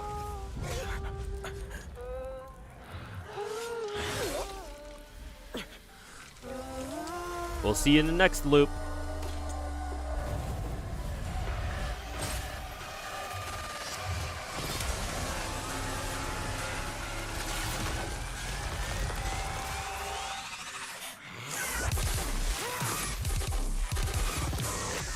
There's the Honkai dubstep.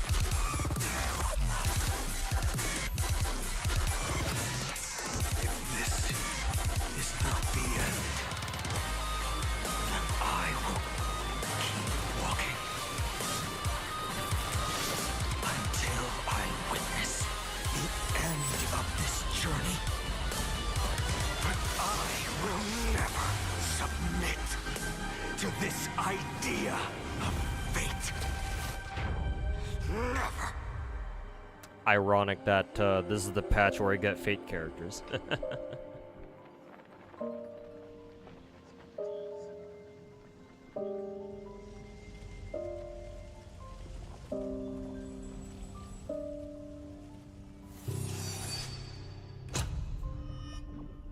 I wonder if they're gonna put out a trailer for the Fate characters.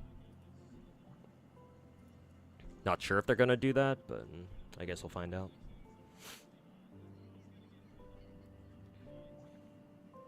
Music was kind of ass. Yeah, the music in the first half of the trailer was fine, and then the part where it was transforming into whatever the fuck his ulted form is, what, God Kevin or whatever, that was questionable. I feel like they could have gone with a better music choice there.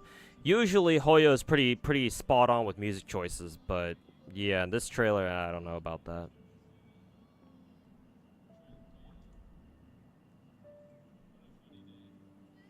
Feel like they could have used something better.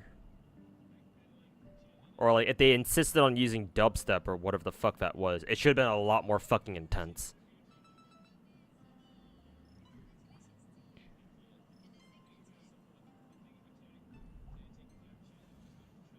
They try really hard, but still don't like his design. I mean, it's a common criticism that Star Rail characters are oftentimes over-designed. And that criticism is warranted sometimes.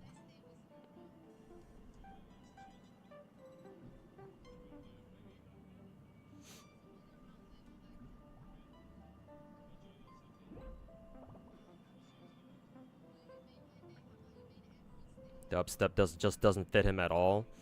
I think it could fit, but it has to be like super fucking dissonant. Like, it has to fucking grate in your ears. Or at least I feel like that would have fit this trailer, because like Kevin going fucking God mode is like he's going through some shit. Right? Because his whole trailer is all about, you know, he's trying to save Amphorius, and then he's gotta watch all of his friends and family, if he has any family. He's gotta watch all his cities get you know, decimated and annihilated. And I'm assuming he's had to do this. Well, actually, is he in a loop? Is he in a time loop? I don't know if he's actually in a time loop or anything. Because like they show Castor sacrificing herself to protect Aglaya. Aglaya should already be dead in the story, though. Castor's already gone off to like God knows where, some fucking land of the dead or some shit.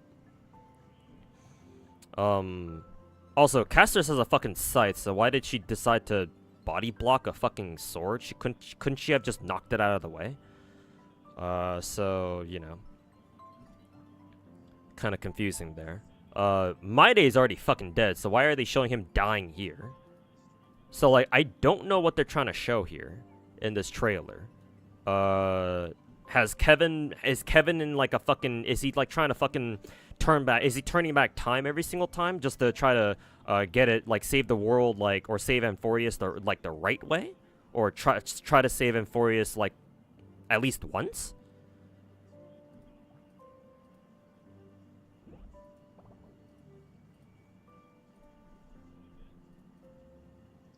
Because, like, I would need to know how much he suffered. That sounds kind of sadistic, but hey, I've got a couple of sadistic streaks in me, so. Like, for additional context, I would have to know how much Kevin's fucking suffered here. Because, like, if this is just his one and only shot, if he's not in some sort of fucking time loop, or he's not, like, deliberately being sent back in time or anything like that, to get it fucking right, then, you know, how much has he suffered, really? But if this is like some hollow ataraxia shit, where he keeps getting sent back in order to finally save Amphorius actually correctly at least once, then, well, yeah, I'm assuming he's been stuck here for a while now.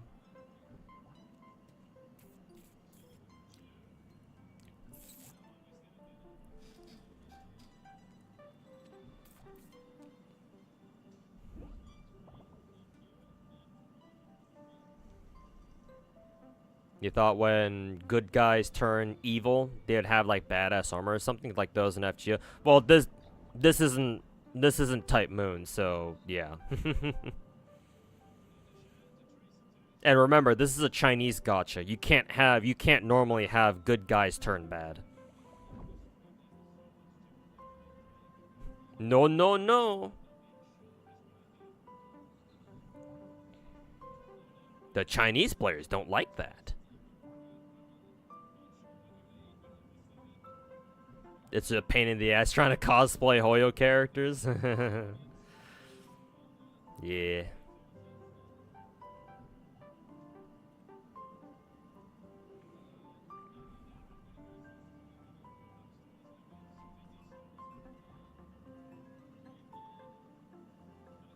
He's female fan service. Yeah, I see that. I mean, hey, I don't mind that personally.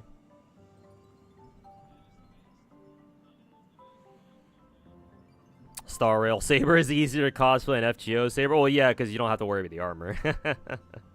Yeah, you don't have to worry about the armor. Just show up in like a blue dress or something. True, true.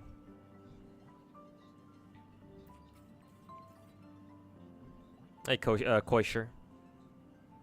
Recently came back to Zenless, managed to get Yishuen signature plus Jufufu, enjoying the game a lot more compared to launch. Glad you gave it another chance. Hey, glad you did. Or I'm glad you did too. Yeah. They optimized Zenless quite a bit. And they've made it overall a better game. There are some things that they did back in 1.4 with that soft relaunch that I didn't quite agree with, but overall I think Zenless is a better game now. Because they did address a lot of the most, if not, you know, a lot of, if not most of the concerns that most players had with the game. So, Zenless should be a lot more bearable to play. Well, bearable makes it sound really bad. It should be a lot easier to play now.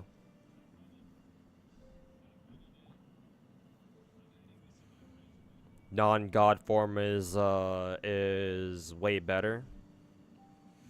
Yeah, maybe. I'm cool with this god form too. I don't really have a problem with it, personally. Because, like, he's meant to, like, it's meant to evoke the image of, like, an Aeon, right? Like, just a straight-up Aeon. God, it's loud. Where does he transform first? Yeah, right here. Yeah, like this. Like, personally, I don't mind this because, yeah, his fucking god form is supposed to, like, resemble, like, an Aeon or some shit, right? So I don't mind it, but if you prefer his default form or his normal form, then yeah, I can see why. There's certainly a lot going on here.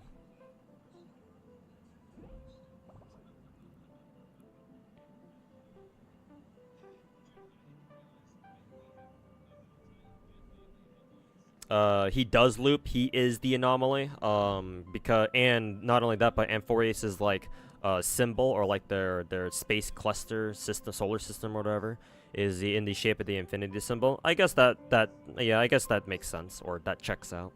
I was wondering why Amphorius is like its symbol or whatever was the form of a what is it, an infinity symbol, but I guess that makes sense why. Lighter cosplay is easy. Yeah, just get like a black leather jacket or something, and leather pants, and you're good to go.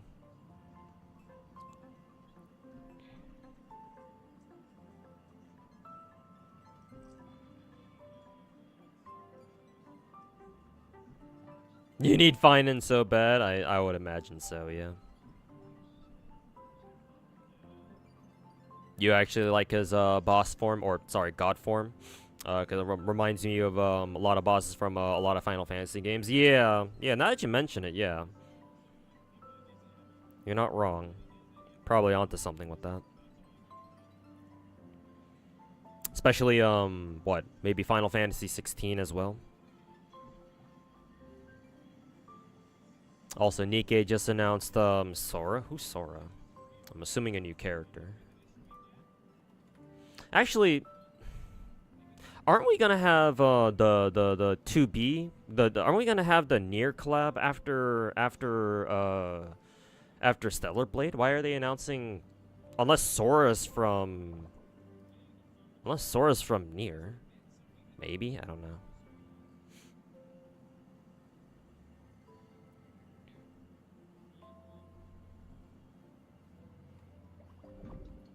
Yeah, Nier collab rerun officially begins after maintenance on July 3rd. So who's this? Who the fuck is this Sora character?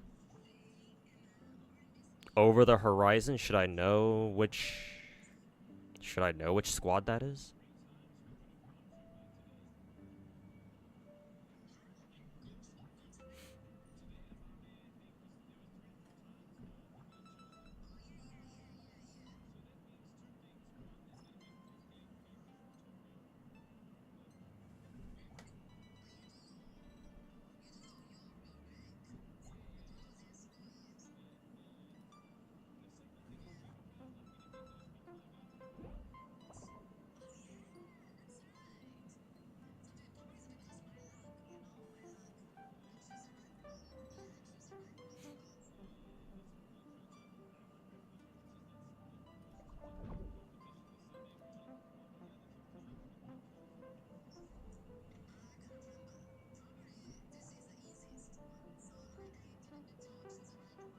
Where the fuck did she come from?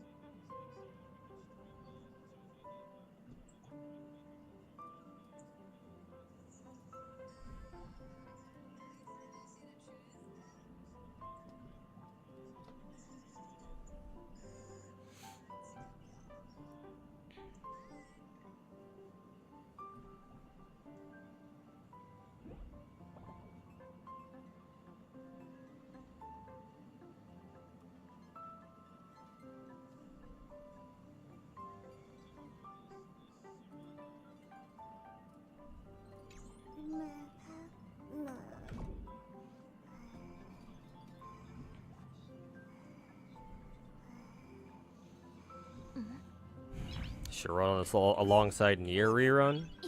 But whenever we get new characters, that usually means we get a new event with them. So are they planning to run 2 events at the same time? Actually, maybe. Because if it's just a straight rerun, then yeah, they could just rerun the entire the Nier event all over again, I suppose.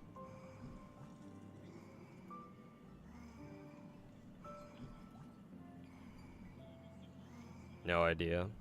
I guess we'll find out.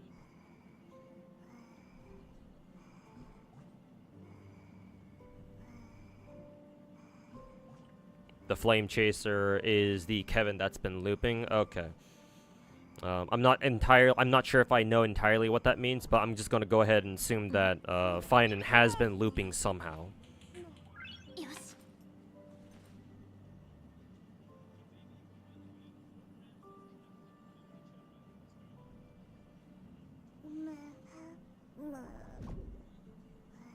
Not sure how another action combat gacha will compete with Zenless, honestly. In terms of like the sheer quality of the gameplay, yeah, I sort of agree. I'm not sure how other gacha games plan on like topping like Zenless. I would say PGR too, but I don't play PGR and I haven't played it yet, so I don't know how good PGR's gameplay is.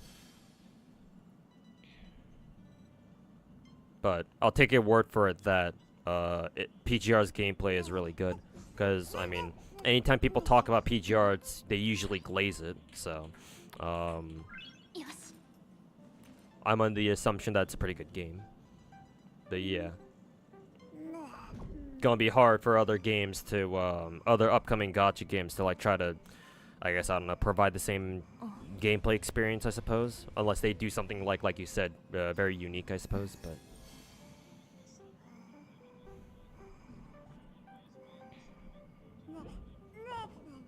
original Nier event overlap with School of Locked until I don't think so. The thing is that maybe it did. I vaguely remember at one point Nier did run 2 events at the same time. I just don't remember what those 2 events were, though, is the problem.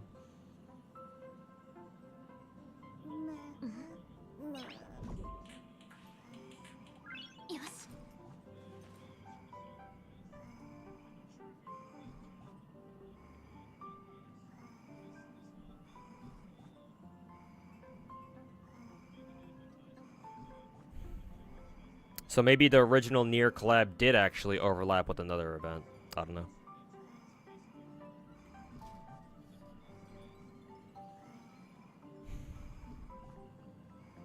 Also, A2 is gonna get a swimsuit skin? Fuck.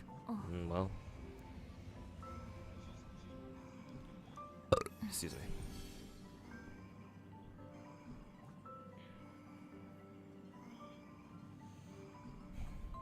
I still have to decide on whether or not I'm gonna buy any of the skins from Stellar Blade.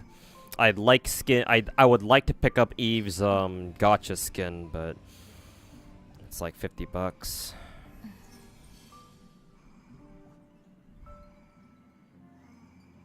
And then I'd also want to pick up Raven's swimsuit skin, and that's another 20.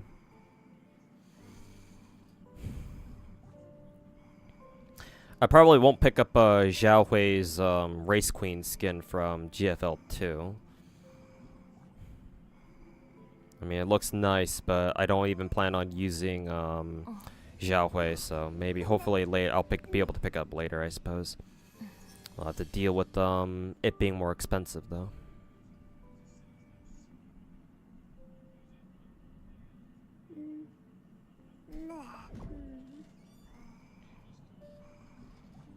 Raven skin is probably objectively the best. Yeah, I think I like I think I agree. I like Raven's swimsuit skin the best. But a shooting pose in her gacha skin is crazy. Yeah, I was about to say.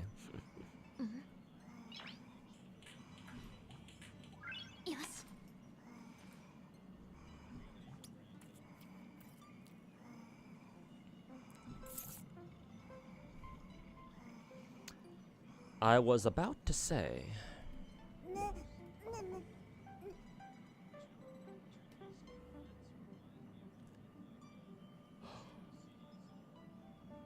Yeah.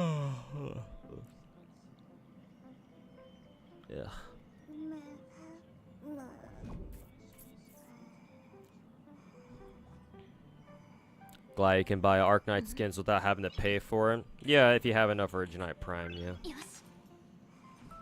Thank God.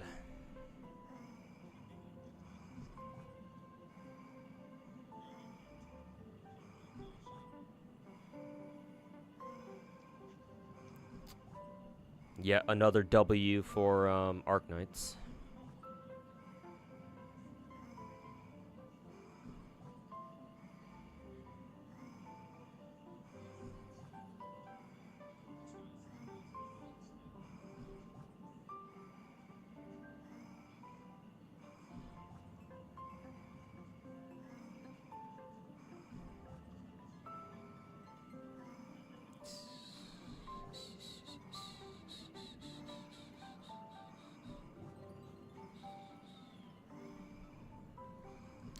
Okay, chat. I think I'll just end the stream there. I don't really feel like playing Horse Scroll game right now. I got other stuff to work on, and I'm hungry, so I gotta go pick up. I gotta go make myself some dinner real quick.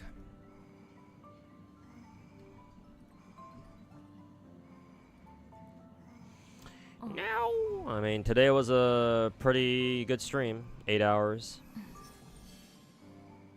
And I actually started on time, or sometimes something like on time. So today was a good stream.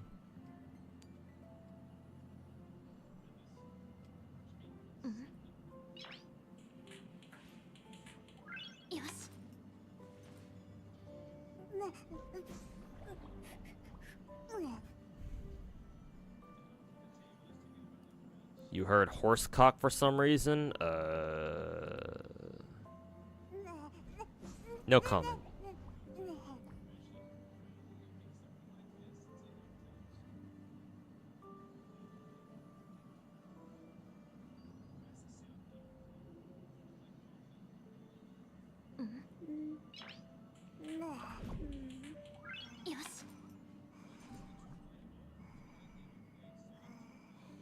Who's on the bottom right? Who's that baddie for research purposes? Oh, red-haired girl. So look up Hindenburg from Azure Lane. That's her name. just in time too, because I'm about to end my stream. But look up Hindenburg from the gacha game called Azure Lane. You'll find something on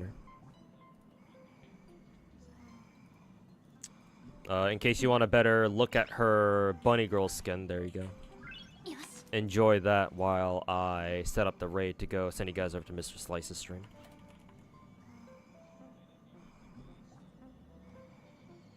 Now imagine Tuhu cooking horse cock. Please no. I'd rather not think about that. Please spare us. I don't need that mental image in my head.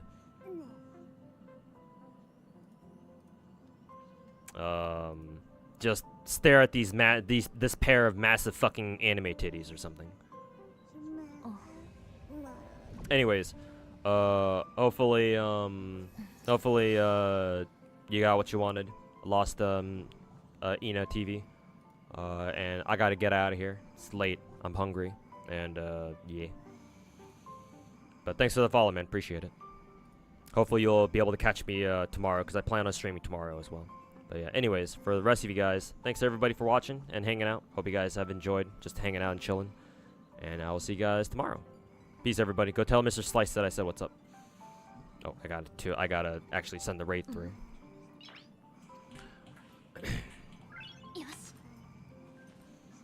But yeah, thanks everybody. Hopefully we'll see you guys tomorrow around the same time. Titties! Yes, I agree. But yeah, have fun in Mr. Slice's chat. Tell him I said what's up. And I'll see you guys tomorrow.